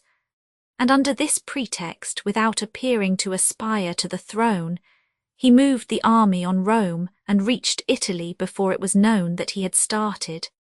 On his arrival at Rome, the Senate, through fear, elected him emperor and killed Julian. After this there remained for Severus, who wished to make himself master of the whole empire, 2 difficulties, one in Asia, where Niger, head of the Asiatic army, had caused himself to be proclaimed emperor, the other in the west, where Albinus was, who also aspired to the throne. And as he considered it dangerous to declare himself hostile to both, he decided to attack Niger and to deceive Albinus. To the latter he wrote that, being elected emperor by the Senate, he was willing to share that dignity with him and sent him the title of Caesar, and moreover that the Senate had made Albinus his colleague, which things were accepted by Albinus as true. But after Severus had conquered and killed Niger, and settled Oriental affairs, he returned to Rome and complained to the Senate that Albinus, little recognizing the benefits that he had received from him, had by treachery sought to murder him, and for this ingratitude he was compelled to punish him. Afterwards he sought him out in France, and took from him his government and life. He who will, therefore, carefully examine the actions of this man will find him a most valiant lion and a most cunning fox. He will find him feared and respected by everyone, and not hated by the army. And it need not be wondered at that he, a new man, was able to hold the empire so well, because his supreme renown always protected him from that hatred which the people might have conceived against him for his violence. But his son Antoninus was a most eminent man, and had very excellent qualities, which made him admirable in the sight of the people and acceptable to the soldiers. For he was a warlike man, most enduring of fatigue, a despiser of all delicate food and other luxuries, which caused him to be beloved by the armies. Nevertheless, his ferocity and cruelties were so great and so unheard of that, after endless single murders, he killed a large number of the people of Rome and all those of Alexandria. He became hated by the whole world, and also feared by those he had around him, to such an extent that he was murdered in the midst of his army by a centurion. And here it must be noted that such like deaths, which are deliberately inflicted with a resolved and desperate courage, cannot be avoided by princes, because anyone who does not fear to die can inflict them. But a prince may fear them the less because they are very rare. He has only to be careful not to do any grave injury to those whom he employs or has around him in the service of the state. Antoninus had not taken this care, but had contumeliously killed a brother of that centurion, whom also he daily threatened, yet retained in his bodyguard, which, as it turned out, was a rash thing to do, and proved the emperor's ruin. But let us come to Commodus, to whom it should have been very easy to hold the empire, for being the son of Marcus he had inherited it, and he had only to follow in the footsteps of his father to please his people and soldiers. But being by nature cruel and brutal, he gave himself up to amusing the soldiers and corrupting them, so that he might indulge his rapacity upon the people. On the other hand, not maintaining his dignity, often descending to the theatre to compete with gladiators, and doing other vile things little worthy of the imperial majesty, he fell into contempt with the soldiers, and being hated by one party and despised by the other, he was conspired against and was killed. It remains to discuss the character of Maximinus. He was a very warlike man, and the armies, being disgusted with the effeminacy of Alexander, of whom I have already spoken, killed him and elected Maximinus to the throne. This he did not possess for long, for two things made him hated and despised. The one, his having kept sheep in Thrace, which brought him into contempt, it being well known to all, and considered a great indignity by everyone. And the other, his having at the accession to his dominions deferred going to Rome and taking possession of the imperial seat. He had also gained a reputation for the utmost ferocity by having, through his prefects in Rome and elsewhere in the empire, practised many cruelties, so that the whole world was moved to anger at the meanness of his birth and to fear at his barbarity. First Africa rebelled, then the Senate with all the people of Rome and all Italy conspired against him, to which may be added his own army. This latter, besieging Aquileia and meeting with difficulties in taking it, were disgusted with his cruelties, and fearing him less when they found so many against him, murdered him. I do not wish to discuss Heliogabalus, Macrinus, or Julian, who, being thoroughly contemptible, were quickly wiped out. But I will bring this discourse to a conclusion by saying that princes in our times have this difficulty of giving inordinate satisfaction to their soldiers in a far less degree, because, notwithstanding one has to give them some indulgence, that is soon done. None of these princes have armies that are veterans in the governance and administration of provinces, as were the armies of the Roman Empire. And whereas it was then more necessary to give satisfaction to the soldiers than to the people, it is now more necessary to all princes, except the Turk and the Sultan, to satisfy the people rather the soldiers, because the people are the more powerful. From the above I have excepted the Turk, who always keeps round him 12,000 infantry and 15,000 cavalry on which depend the security and strength of the kingdom, and it is necessary that, putting aside every consideration for the people, he should keep them his friends. The kingdom of the Sultan is similar. Being entirely in the hands of soldiers, it follows again that without regard to the people, he must keep them his friends. But you must note that the state of the Sultan is unlike all other principalities, for the reason that it is like the Christian pontificate, which cannot be called either an hereditary or a newly formed principality, because the sons of the old prince are not the heirs, but he who is elected to that position by those who have authority, and the sons remain only noblemen, and this being an ancient custom, it cannot be called a new principality, because there are none of those difficulties in it that are met with in new ones. For although the prince is new, the constitution of the state is old, and it is framed so as to receive him as if he were its hereditary lord.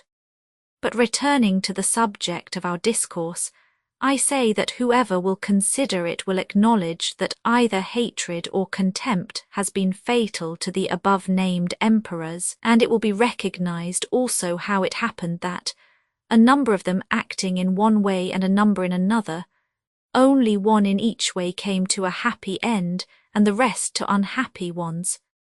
Because it would have been useless and dangerous for Pertinax and Alexander, being new princes, to imitate Marcus, who was heir to the principality.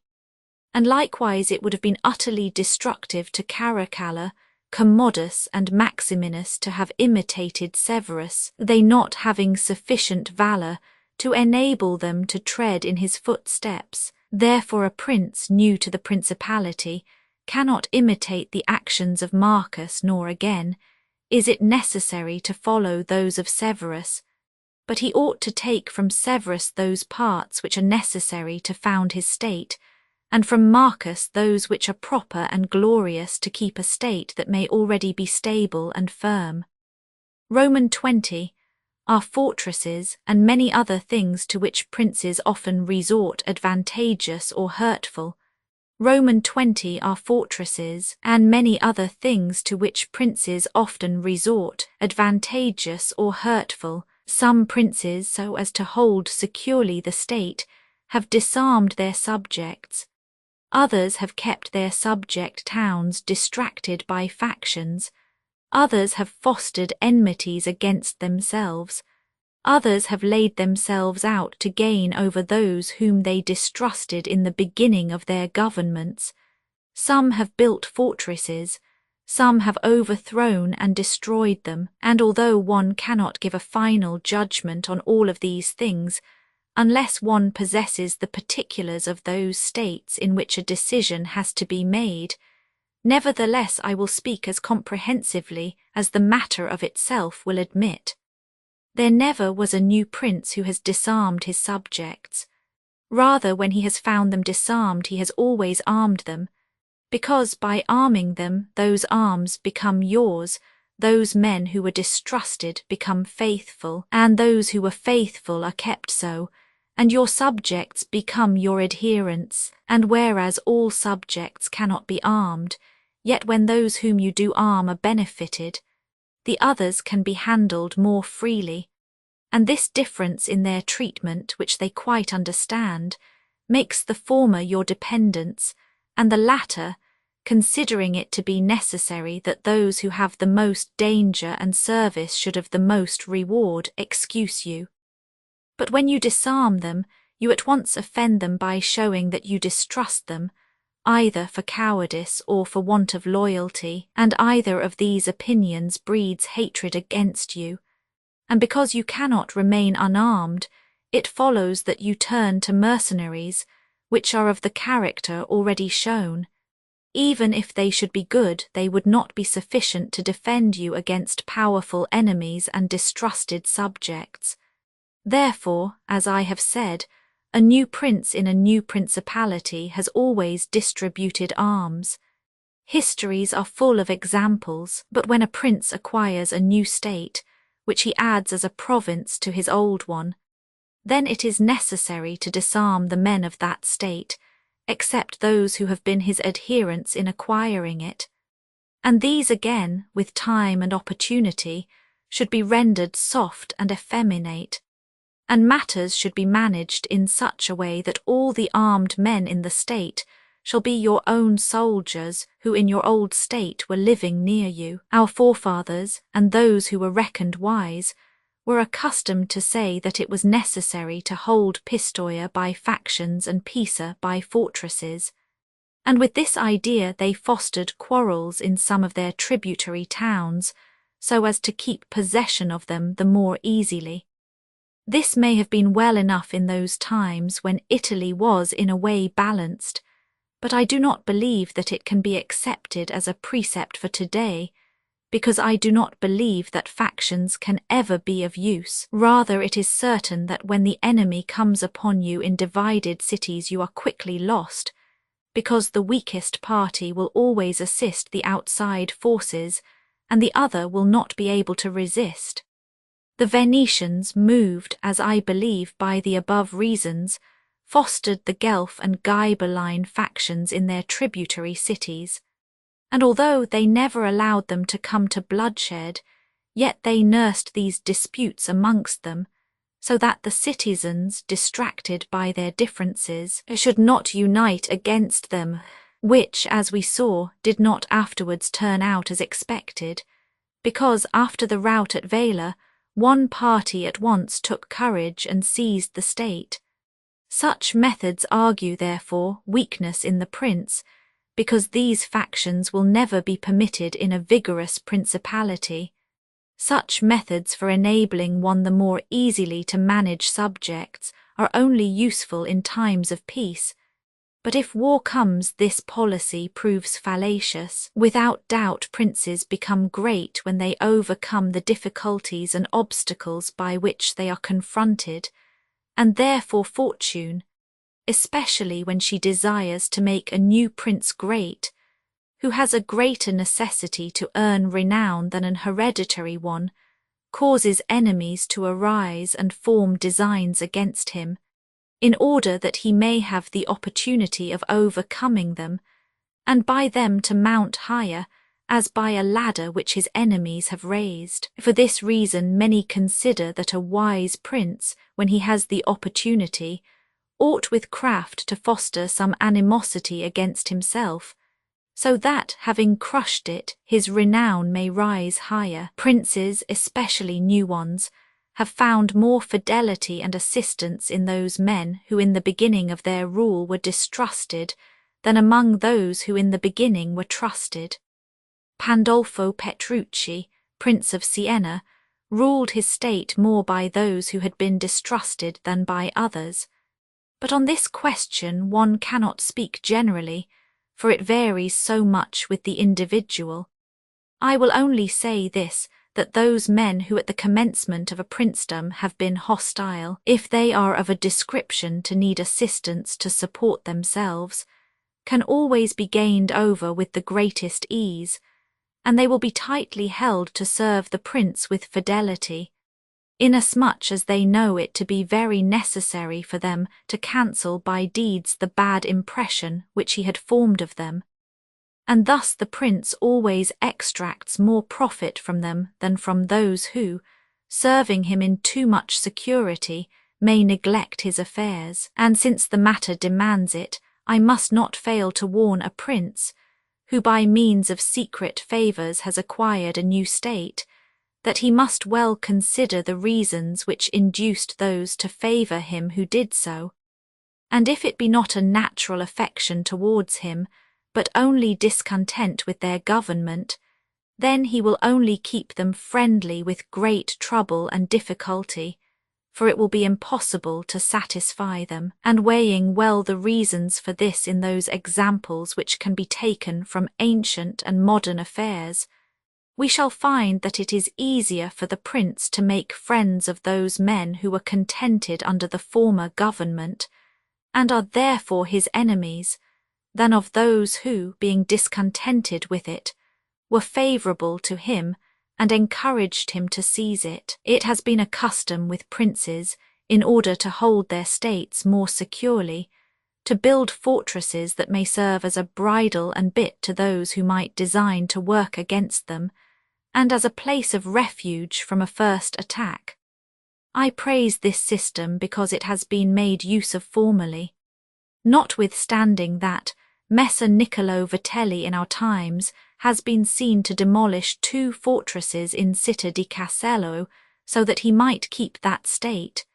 Guido Ubaldo, Duke of Urbino, on returning to his dominion whence he had been driven by Cesare Borgia, razed to the foundations all the fortresses in that province, and considered that without them it would be more difficult to lose it.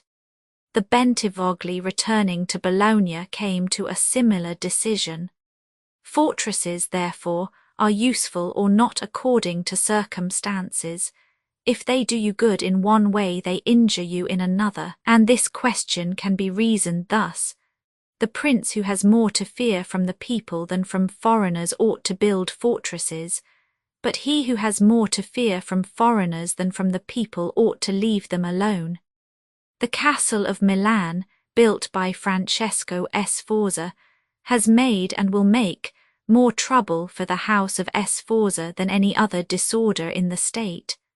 For this reason the best possible fortress is not to be hated by the people, because although you may hold the fortresses, yet they will not save you if the people hate you, for there will never be wanting foreigners to assist a people who have taken arms against you. It has not been seen in our times that such fortresses have been of use to any prince, unless to the Countess of Forli, 43, when the Count Girolamo, her consort, was killed. For by that means she was able to withstand the popular attack and wait for assistance from Milan, and thus recover her state. And the posture of affairs was such at that time that the foreigners could not assist the people. But fortresses were of little value to her afterwards, when Cesare Borgia attacked her, and when the people, her enemy, were allied with foreigners.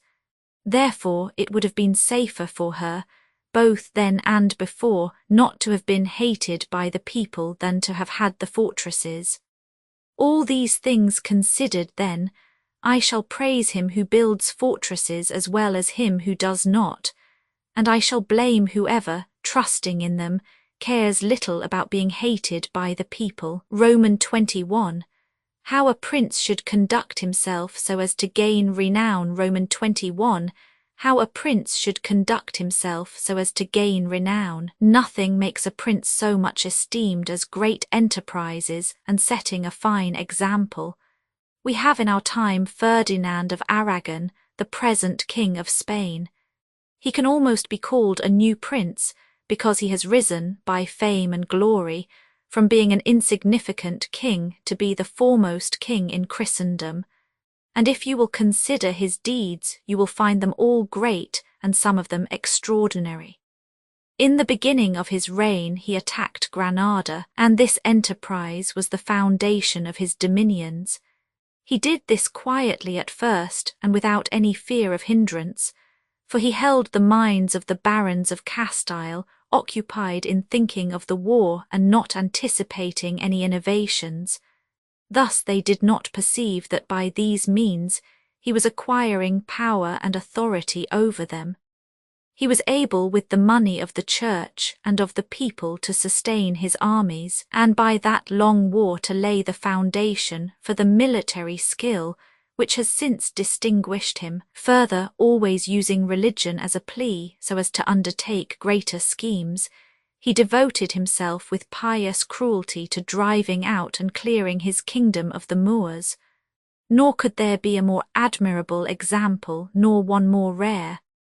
Under this same cloak he assailed Africa, he came down on Italy, he has finally attacked France, and thus his achievements and designs have always been great, and have kept the minds of his people in suspense and admiration, and occupied with the issue of them. And his actions have arisen in such a way, one out of the other, that men have never been given time to work steadily against him.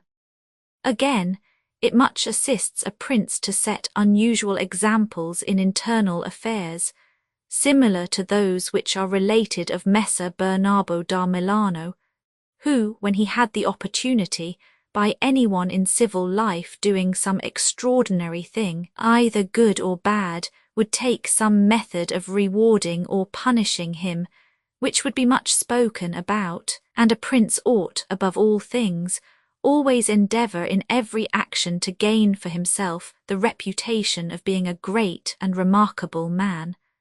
A prince is also respected when he is either a true friend or a downright enemy, that is to say, when, without any reservation, he declares himself in favour of one party against the other, which course will always be more advantageous than standing neutral. Because if two of your powerful neighbours come to blows, they are of such a character that, if one of them conquers, you have either to fear him or not. In either case it will always be more advantageous for you to declare yourself and to make war strenuously.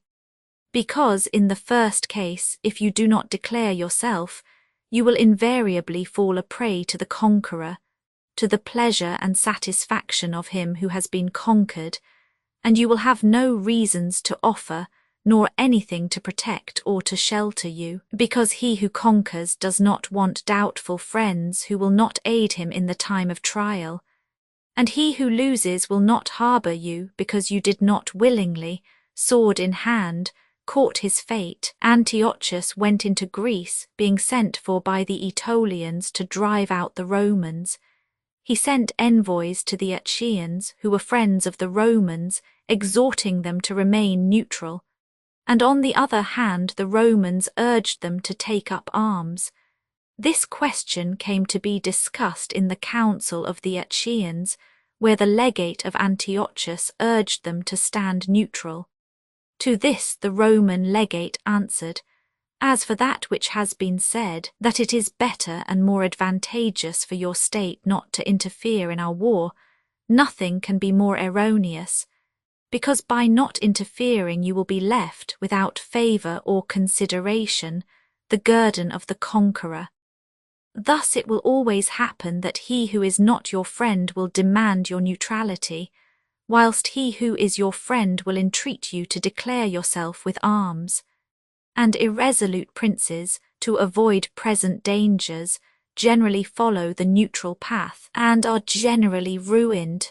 But when a prince declares himself gallantly in favour of one side, if the party with whom he allies himself conquers, although the victor may be powerful and may have him at his mercy, yet he is indebted to him, and there is established a bond of amity, and men are never so shameless as to become a monument of ingratitude by oppressing you.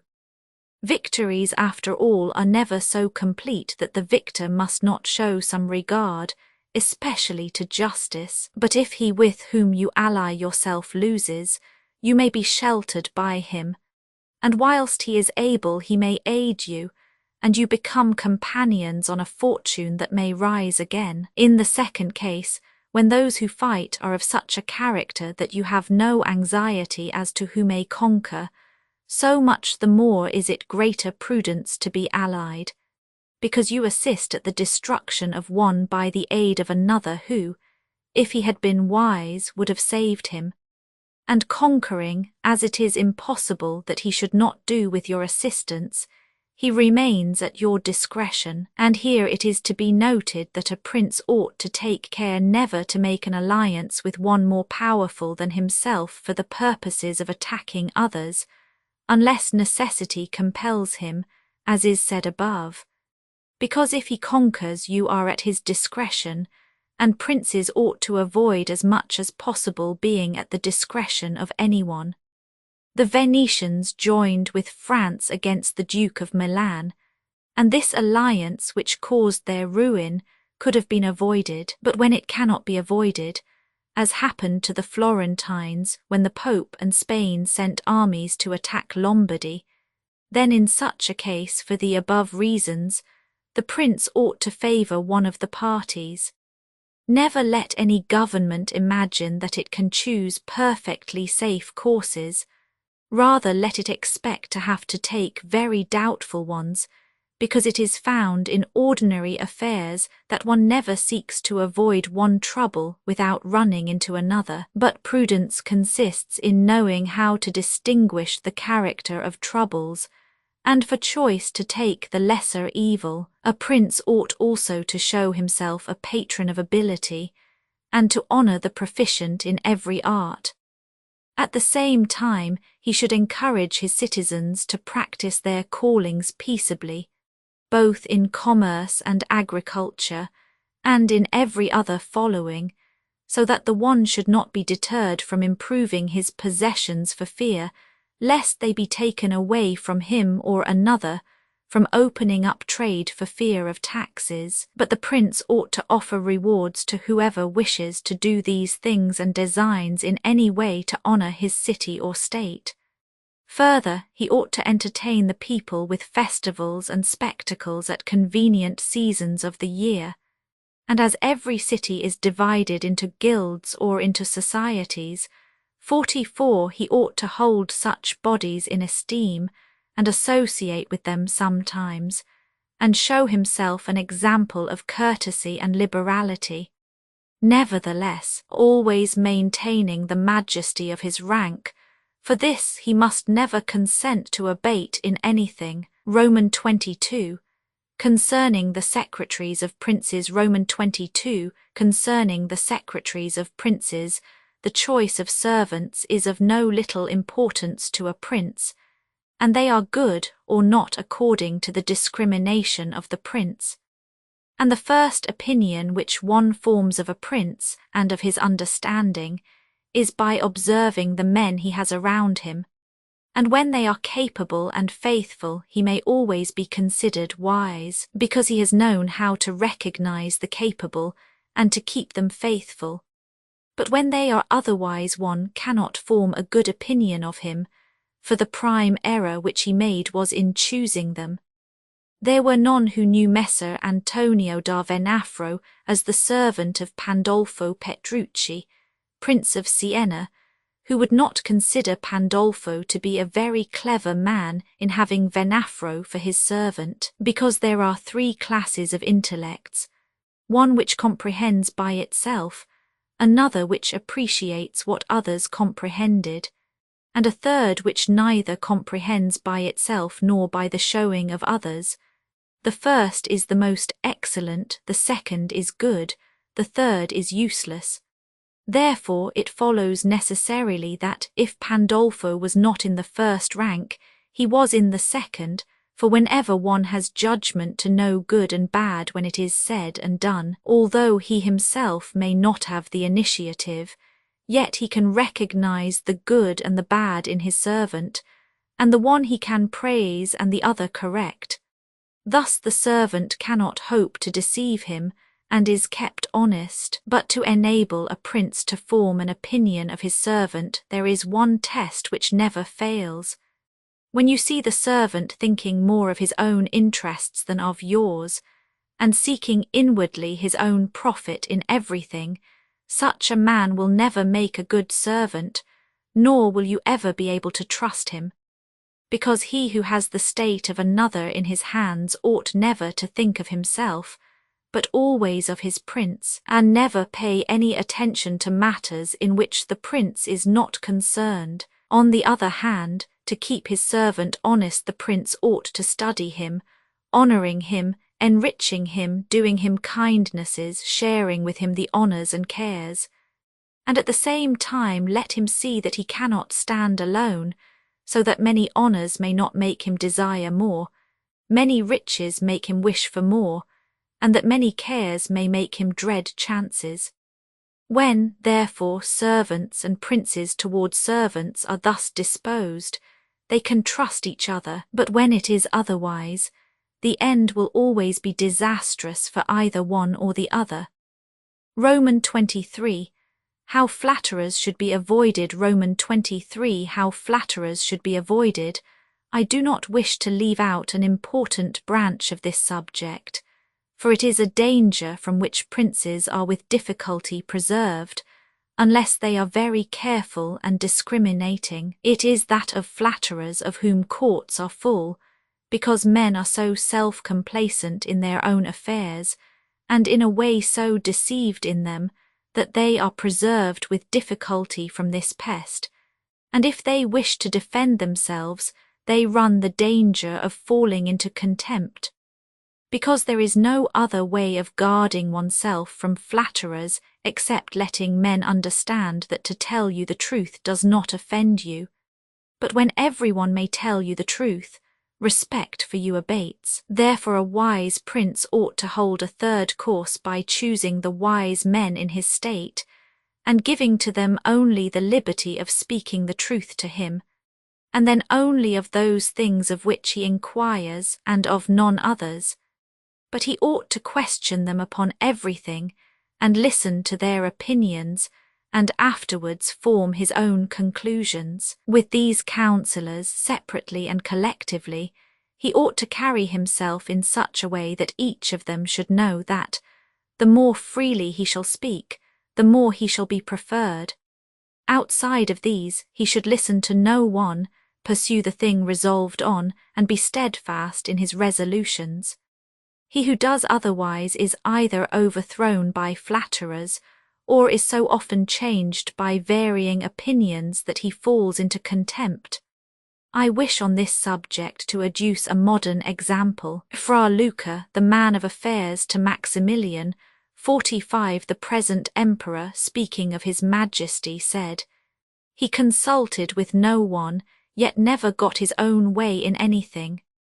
This arose because of his following a practice the opposite to the above, for the emperor is a secretive man. He does not communicate his designs to anyone, nor does he receive opinions on them, but as in carrying them into effect they become revealed and known, they are at once obstructed by those men whom he has around him, and he, being pliant, is diverted from them. Hence it follows that those things he does one day he undoes the next, and no one ever understands what he wishes or intends to do, and no one can rely on his resolutions. A prince, therefore, ought always to take counsel, but only when he wishes and not when others wish. He ought rather to discourage everyone from offering advice unless he asks it, but however he ought to be a constant inquirer, and afterwards a patient listener concerning the things of which he inquired. Also, on learning that anyone on any consideration has not told him the truth, he should let his anger be felt, and if there are some who think that a prince who conveys an impression of his wisdom is not so through his own ability, but through the good advisers that he has around him, beyond doubt they are deceived, because this is an axiom which never fails, that a prince who is not wise himself will never take good advice, unless by chance he has yielded his affairs entirely to one person who happens to be a very prudent man. In this case indeed he may be well governed, but it would not be for long, because such a governor would in a short time take away his state from him. But if a prince who is not inexperienced should take counsel from more than one, he will never get united counsels, nor will he know how to unite them. Each of the counsellors will think of his own interests, and the prince will not know how to control them or to see through them. And they are not to found otherwise, because men will always prove untrue to you, unless they are kept honest by constraint. Therefore it must be inferred that good counsels, whencesoever they come, are born of the wisdom of the prince, and not the wisdom of the prince from good counsels. Roman 24. Why the princes of Italy have lost their states. Roman 24. Why the princes of Italy have lost their states. The previous suggestions, carefully observed, will enable a new prince to appear well established, and render him at once more secure and fixed in the state than if he had been long seated there. For the actions of a new prince are more narrowly observed than those of an hereditary one, and when they are seen to be able, they gain more men and bind far tighter than ancient blood, because men are attracted more by the present than by the past, and when they find the present good they enjoy it and seek no further. They will also make the utmost defence of a prince if he fails them not in other things. Thus it will be a double glory for him to have established a new principality, and adorned and strengthened it with good laws, good arms, good allies, and with a good example. So will it be a double disgrace to him who, born a prince, shall lose his state by want of wisdom.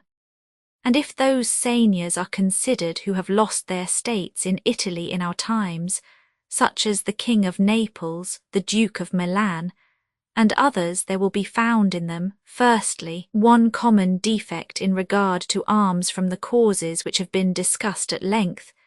In the next place, some one of them will be seen, either to have had the people hostile, or if he has had the people friendly, he has not known how to secure the nobles. In the absence of these defect states that have power enough to keep an army in the field cannot be lost. Philip of Macedon, not the father of Alexander the Great, but he who was conquered by Titus Quintius, had not much territory compared to the greatness of the Romans and of Greece who attacked him, yet being a warlike man who knew how to attract the people and secure the nobles, he sustained the war against his enemies for many years, and if in the end he lost the dominion of some cities, nevertheless he retained the kingdom. Therefore do not let our princes accuse fortune for the loss of their principalities after so many years' possession, but rather their own sloth, because in quiet times they never thought there could be a change. It is a common defect in man not to make any provision in the calm against the tempest, and when afterwards the bad times came they thought of flight and not of defending themselves, and they hoped that the people, disgusted with the insolence of the conquerors, would recall them. This course, when others fail, may be good, but it is very bad to have neglected all other expedients for that, since you would never wish to fall because you trusted to be able to find someone later on to restore you. This again either does not happen, or if it does, it will not be for your security, because that deliverance is of no avail which does not depend upon yourself. Those only are reliable, certain, and durable that depend on yourself and your valour. Roman 25. What fortune can effect in human affairs, and how to withstand her. Roman 25. What fortune can effect in human affairs, and how to withstand her. It is not unknown to me how many men have had, and still have, the opinion that the affairs of the world are in such wise governed by fortune, and by God that men with their wisdom cannot direct them, and that no one can even help them, and because of this they would have us believe that it is not necessary to labour much in affairs, but to let chance govern them. This opinion has been more credited in our times because of the great changes in affairs which have been seen, and may still be seen every day beyond all human conjecture. Sometimes pondering over this, I am in some degree inclined to their opinion. Nevertheless, not to extinguish our free will, I hold it to be true that fortune is the arbiter of one half of our actions, 46, but that she still leaves us to direct the other half, or perhaps a little less. I compare her to one of those raging rivers, which when in flood overflows the plains, sweeping away trees and buildings, bearing away the soil from place to place. Everything flies before it, all yield to its violence without being able in any way to withstand it. And yet, though its nature be such, it does not follow therefore that men, when the weather becomes fair, shall not make provision, both with defences and barriers, in such a manner that, rising again, the waters may pass away by canal, and their force be neither so unrestrained nor so dangerous. So it happens with fortune, who shows her power where valour has not prepared to resist her, and thither she turns her forces where she knows that barriers and defences have not been raised to constrain her. And if you will consider Italy, which is the seat of these changes, and which has given to them their impulse, you will see it to be an open country without barriers and without any defence, for if it had been defended by proper valour, as are Germany, Spain, and France, either this invasion would not have made the great changes it has made, or it would not have come at all. And this I consider enough to say concerning resistance to fortune in general, but confining myself more to the particular, I say that a prince may be seen happy today and ruined tomorrow, without having shown any change of disposition or character. This, I believe, arises firstly from causes that have already been discussed at length, namely, that the prince who relies entirely on fortune is lost when it changes. I believe also that he will be successful who directs his actions according to the spirit of the times, and that he whose actions do not accord with the times will not be successful, because men are seen, in affairs that lead to the end which every man has before him, namely glory and riches, to get there by various methods, one with caution, another with haste, one by force, another by skill, one by patience, another by its opposite, and each one succeeds in reaching the goal by a different method. One can also see of two cautious men the one attain his end, the other fail, and similarly two men by different observances are equally successful, the one being cautious, the other impetuous. All this arises from nothing else than whether or not they conform in their methods to the spirit of the times. This follows from what I have said, that two men working differently bring about the same effect, and of two working similarly, one attains his object and the other does not. Changes in a state also issue from this, for if, to one who governs himself with caution and patience, times and affairs converge in such a way that his administration is successful, his fortune is made. But if times and affairs change, he is ruined if he does not change his course of action. But a man is not often found sufficiently circumspect to know how to accommodate himself to the change, both because he cannot deviate from what nature inclines him to do, and also because, having always prospered by acting in one way, he cannot be persuaded that it is well to leave it. And therefore, the cautious man, when it is time to turn adventurous, does not know how to do it, hence he is ruined. But had he changed his conduct with the times, fortune would not have changed. Pope Julius II went to work impetuously in all his affairs, and found the times and circumstances conform so well to that line of action that he always met with success.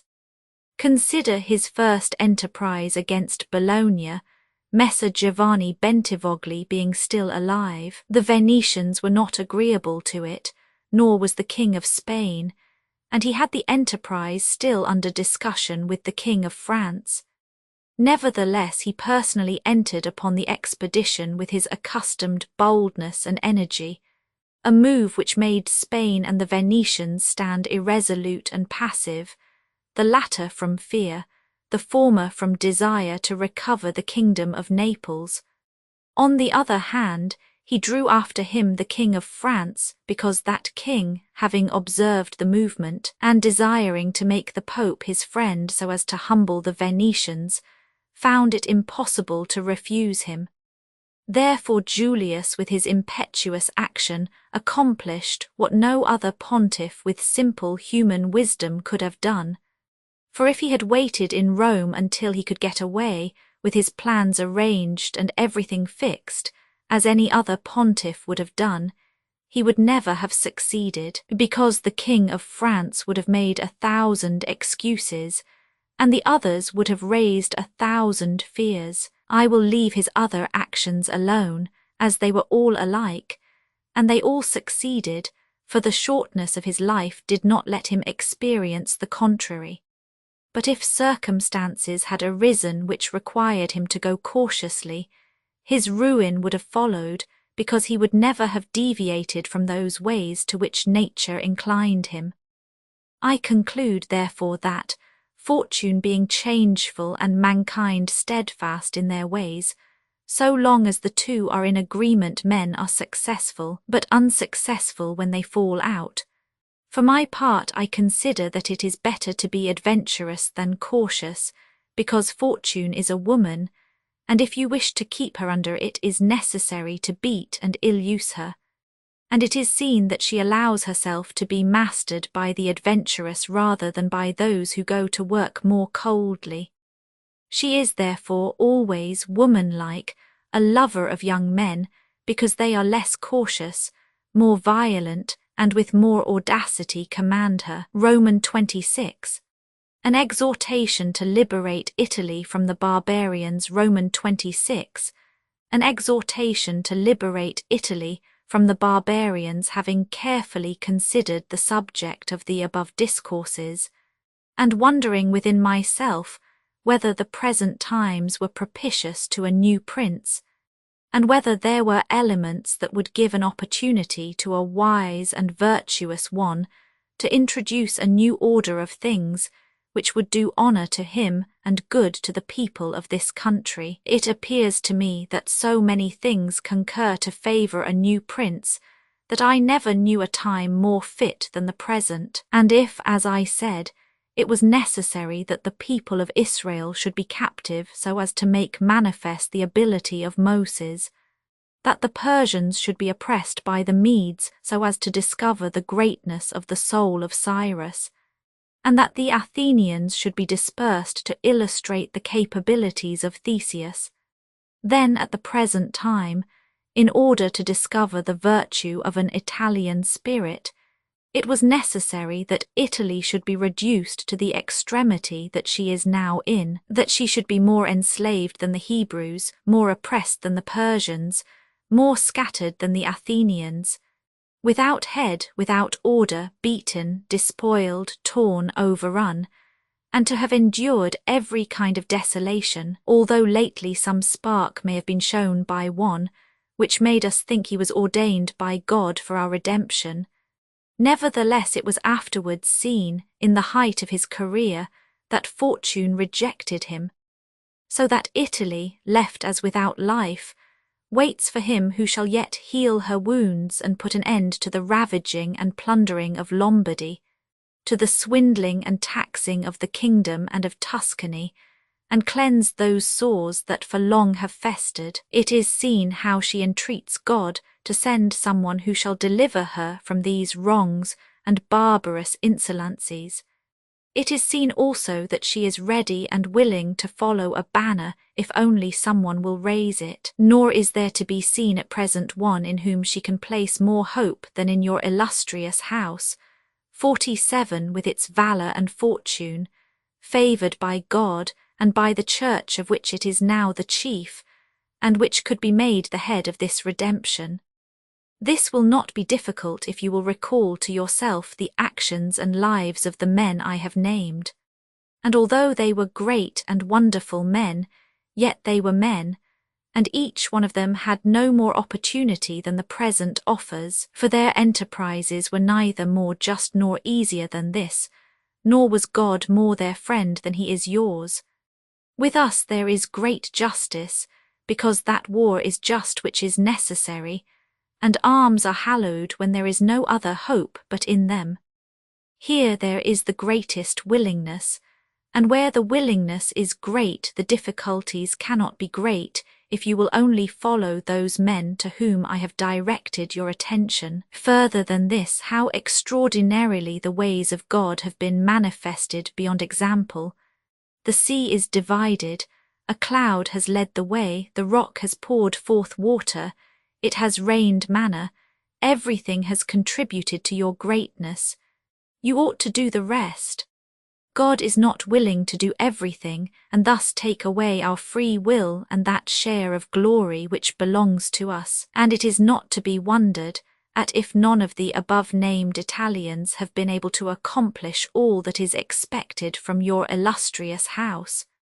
And if in so many revolutions in Italy, and in so many campaigns, it has always appeared as if military virtue were exhausted, this has happened because the old order of things was not good, and none of us have known how to find a new one, and nothing honours a man more than to establish new laws and new ordinances, when he himself was newly risen. Such things, when they are well founded and dignified, will make him revered and admired, and in Italy there are not wanting opportunities to bring such into use in every form. Here there is great valour in the limbs whilst it fails in the head. Look attentively at the duels and the hand-to-hand combats, how superior the Italians are in strength, dexterity and subtlety. But when it comes to armies they do not bear comparison, and this springs entirely from the insufficiency of the leaders, since those who are capable are not obedient, and each one seems to himself to know, there having never been anyone so distinguished above the rest, either by valour or fortune, that others would yield to him.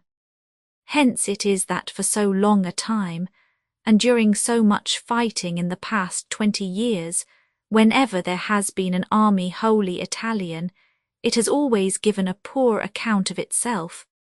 The first witness to this is Il Taro, afterwards Alessandria, Capua, Genoa, Vela, Bologna, Mestre. 48. If therefore your illustrious house wishes to follow these remarkable men who have redeemed their country, it is necessary before all things, as a true foundation for every enterprise, to be provided with your own forces, because there can be no more faithful, truer, or better soldiers. And although singly they are good altogether, they will be much better when they find themselves commanded by their prince, honoured by him, and maintained at his expense. Therefore it is necessary to be prepared with such arms, so that you can be defended against foreigners by Italian valour, and although Swiss and Spanish infantry may be considered very formidable, nevertheless there is a defect in both, by reason of which a third order would not only be able to oppose them, but might be relied upon to overthrow them. For the Spaniards cannot resist cavalry, and the Switzers are afraid of infantry whenever they encounter them in close combat. Owing to this, as has been and may again be seen, the Spaniards are unable to resist French cavalry, and the Switzers are overthrown by Spanish infantry, and although a complete proof of this latter cannot be shown, nevertheless there was some evidence of it at the Battle of Ravenna, when the Spanish infantry were confronted by German battalions, who follow the same tactics as the Swiss. When the Spaniards, by agility of body and with the aid of their shields, got in under the pikes of the Germans and stood out of danger, able to attack, while the Germans stood helpless, and if the cavalry had not dashed up, all would have been over with them. It is possible, therefore, knowing the defects of both these infantries, to invent a new one, which will resist cavalry and not be afraid of infantry. This need not create a new order of arms, but a variation upon the old. And these are the kind of improvements which confer reputation and power upon a new prince. This opportunity, therefore, ought not to be allowed to pass for letting Italy at last see her liberator appear, nor can one express the love with which he would be received in all those provinces which have suffered so much from these foreign scourings, with what thirst for revenge, with what stubborn faith, with what devotion, with what tears. What door would be closed to him? Who would refuse obedience to him? What envy would hinder him? What Italian would refuse him homage? To all of us this barbarous dominion stinks. Let, therefore, your illustrious house take up this charge with that courage and hope with which all just enterprises are undertaken, so that under its standard our native country may be ennobled, and under its auspices may be verified that saying of Petrarch, Virtu contro al furori prendere l'arm, e fear il combatter corto, ci l'antico valor negli Italici quo non e anca morto. Virtue against fury shall advance the fight, and ith combat soon shall put to flight, for the old Roman valour is not dead, nor in Italians' breasts extinguished. Edward Dacre, 1640, endnotes, Duke Lodovico was Lodovico Moro, a son of Francesco Sforza, who married Beatrice d'Este. He ruled over Milan from 1494 to 1500 and died in 1510. Write see remark in the introduction on the word intratenor. Write Louis Roman XII, King of France, the father of the people, born 1462, died 1515. Write Charles Roman VIII, King of France, born 1470, died 1498. Write Louis Roman XII divorced his wife, Jean, daughter of Louis Roman XI, and married in 1499 Anne of Brittany, widow of Charles Roman VIII, in order to retain the Duchy of Brittany for the crown. Write the Archbishop of Rouen. He was George's Dambois, created a cardinal by Alexander VI, born 1460, died 1510. Write Hiero Roman II, born about 307 BC, died 216 BC. Write La Radici e correspondens, their roots, foundations and correspondencies or relations with other states, a common meaning of correspondence and correspondency in the 16th and 17th centuries. Write Francesco Sforza, born 1401, died 1466.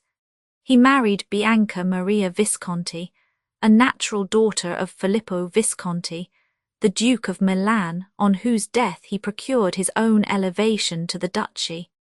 Machiavelli was the accredited agent of the Florentine Republic to Cesare Borgia, 1478–1507, during the transactions which led up to the assassinations of the Orsini and Vitelli at Sinigalia, and along with his letters to his chiefs in Florence he has left an account, written 10 years before the prince, of the proceedings of the Duke in his discretion del modo tenuto dal Duca Valentino Nello a Mazzare Vitellozzo Vitelli, etc. Write Sinigalia, 31st December 1502. Write Ramiro de Lorqua. Write Alexander VI died of fever, 18th August 1503. Write Julius Roman II was Giuliano della Rova, Cardinal of San Pietro ad Vincula, born 1443, died 1513. Write San Giorgio is Raffaello Rierio. Ascanio is Ascanio Sforza. Write Agathocles the Sicilian, born 361 BC, died 289 BC. Write Mr. Bird suggests that this word probably comes near the modern equivalent of Machiavelli's thought when he speaks of crudelta than the more obvious cruelties. Write Nabis, tyrant of Sparta, conquered by the Romans under Flamininus in 195 BC, killed 192 BC. Right, this event is to be found in Machiavelli's Florentine History, Book Roman 3. Right, Charles Roman VIII invaded Italy in 1494. Right, Pope Leo X was the Cardinal de' Medici. Right, with chalk in hand, col gesso. This is one of the bons mots of Alexander VI, and refers to the ease with which Charles Roman VIII seized Italy, implying that it was only necessary for him to send his quartermasters to chalk up the billets for his soldiers to conquer the country. Cf. The History of Henry Roman VII by Lord Bacon. King Charles had conquered the realm of Naples and lost it again. In a kind of a felicity of a dream, he passed the whole length of Italy without resistance, so that it was true what Pope Alexander was wont to say, that the Frenchmen came into Italy with chalk in their hands to mark up their lodgings rather than with swords to fight. Right, Battle of Caravaggio, 15th September 1448. Right, Johanna Roman II of Naples, the widow of Ladislau, King of Naples. Right, an English knight whose name was Sir John Hawkwood. He fought in the English wars in France and was knighted by Edward Roman III. Afterwards he collected a body of troops and went into Italy. These became the famous White Company. He took part in many wars and died in Florence in 1394. He was born about 1320 at Sibyl Headingham, a village in Essex. He married Domnia, a daughter of Bernabo Visconti. Right, Francesco Bussone, born at Carmagnola about 1390, executed at Venice, 5th May 1432. Right, Bartolomeo Colleoni of Bergamo, died 1457. Roberto of San Severino, died fighting for Venice against Sigismund, Duke of Austria, in 1487. Primo Capitano in Italia, Machiavelli, Count of Pitigliano, Niccolò Orsini, born 1442, died 1510. Right, Battle of Vela in 1509. Right, Alberico da Barbiano, Count of Cuneo in Romagna. He was the leader of the famous Company of St. George, composed entirely of Italian soldiers. He died in 1409. Right, Ferdinand V.F., Roman II of Aragon and Sicily, F. Roman III of Naples, surnamed the Catholic, born 1542, died 1516. Right, Joannes Cantacuzenus, born 1300, died 1383. Right, Charles Roman VII of France, surnamed the Victorious, born 1403, died 1461. Right, Louis Roman XI, son of the above, born 1423, died 1483. Right, many speakers to the House the other night in the debate on the reduction of armaments seem to show a most lamentable ignorance of the conditions under which the British Empire maintains its existence. When Mr. Balfour replied to the allegations that the Roman Empire sank under the weight of its military obligations, he said that this was wholly unhistorical. He might well have added that the Roman power was at its zenith when every citizen acknowledged his liability to fight for the state, but that it began to decline as soon as this obligation was no longer recognized. Paul Mal Gazette, 15th May 1906, Right, Philopomen, the last of the Greeks, born 252 BC, died 183 BC.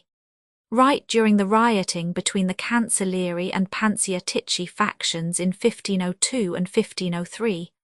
Right, against my will, my fate a throne unsettled, and an infant state, bid me defend my realms with all my powers, and guard with these severities my shores. Christopher Pitt Wright, the present chapter has given greater offence than any other portion of Machiavelli's writings. Bird Il Principe, p. 297, Right, contesting, i.e., striving for mastery. Mr. Bird points out that this passage is imitated directly from Cicero's De Officiis.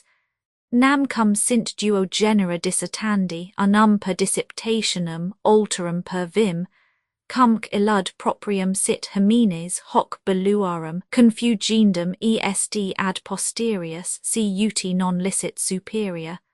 Right non dimanco semper glai succederono glai ingani ad votum. The words ad votum are omitted in the Testina edition 1550. Alexander never did what he said, Caesar never said what he did. Italian proverb right contrary to fidelity or faith, contro alla fide and tutto fide, altogether faithful, in the next paragraph.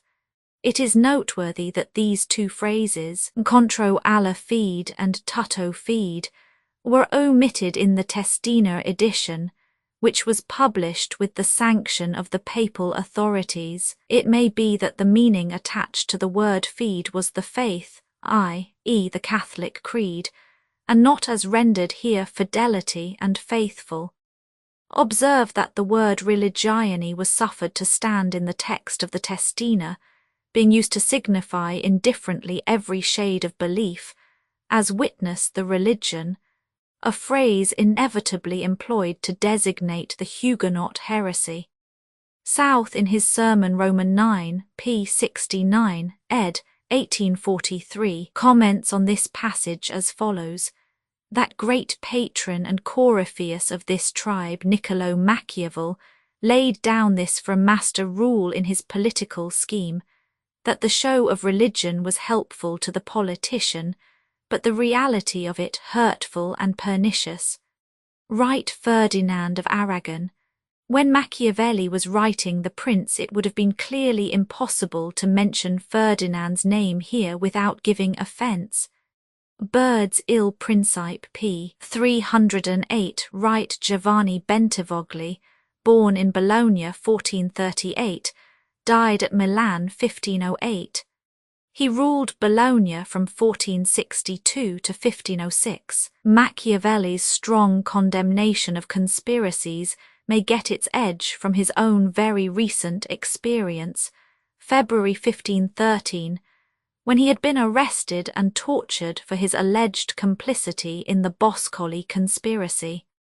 Right Catherine Sforza, a daughter of Galeazzo Sforza and Lucrezia Landriani, born 1463, died 1509.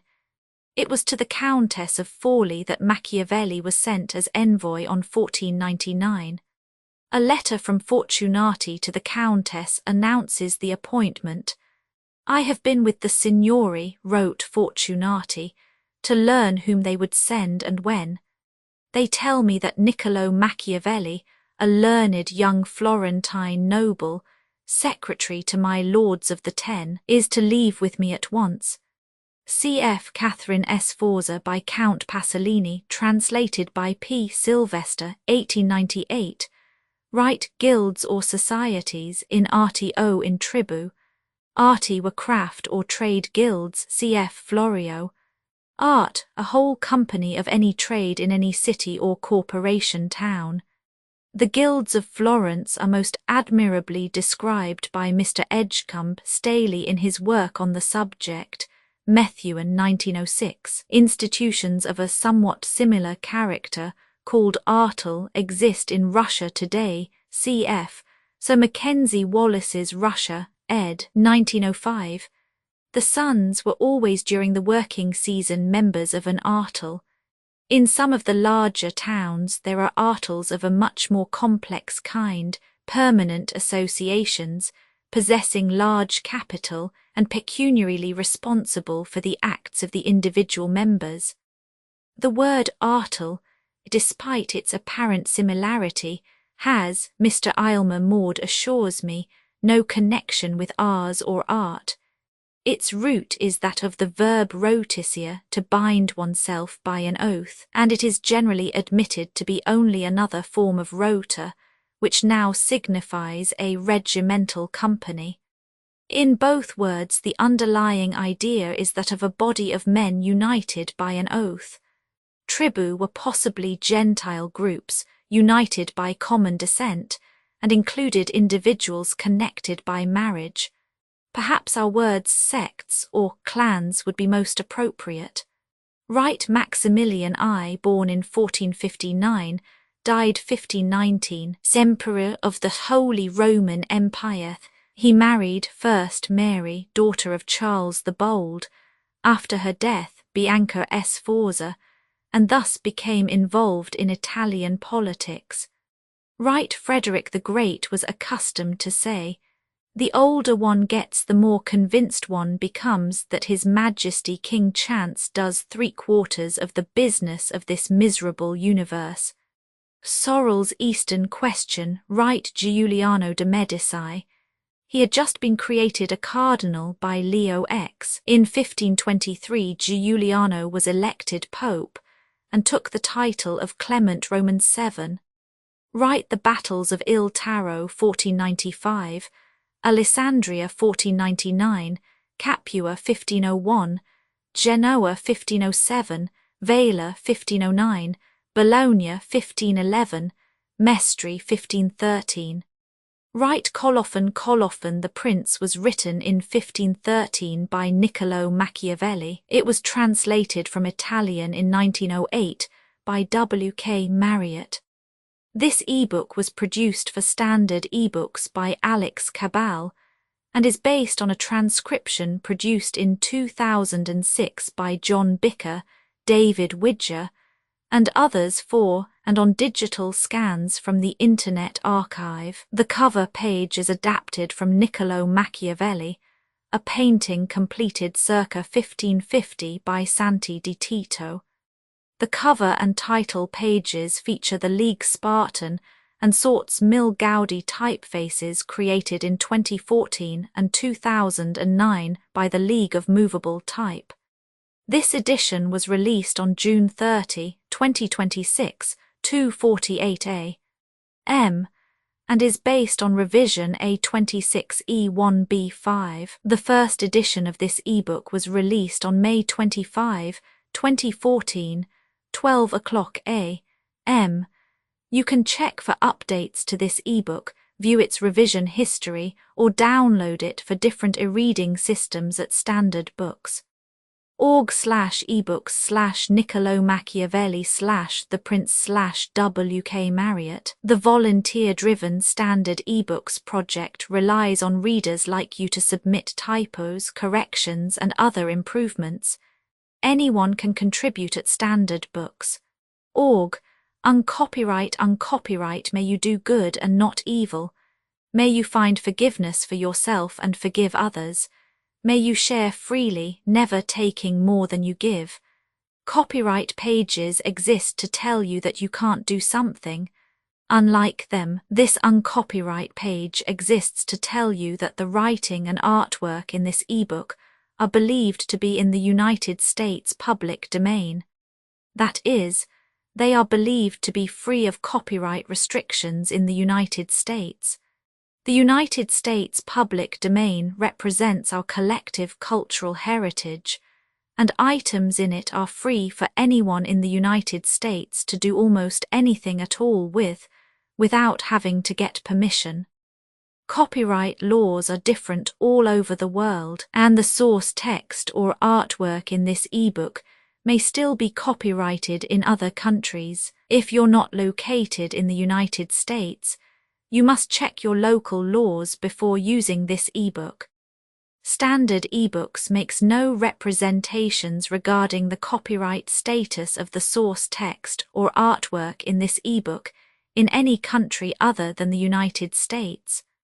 Non-authorship activities performed on items that are in the public domain, so-called sweat of the brow work, don't create a new copyright. That means that nobody can claim a new copyright on an item that is in the public domain for, among other things, work like digitization, markup, or typography.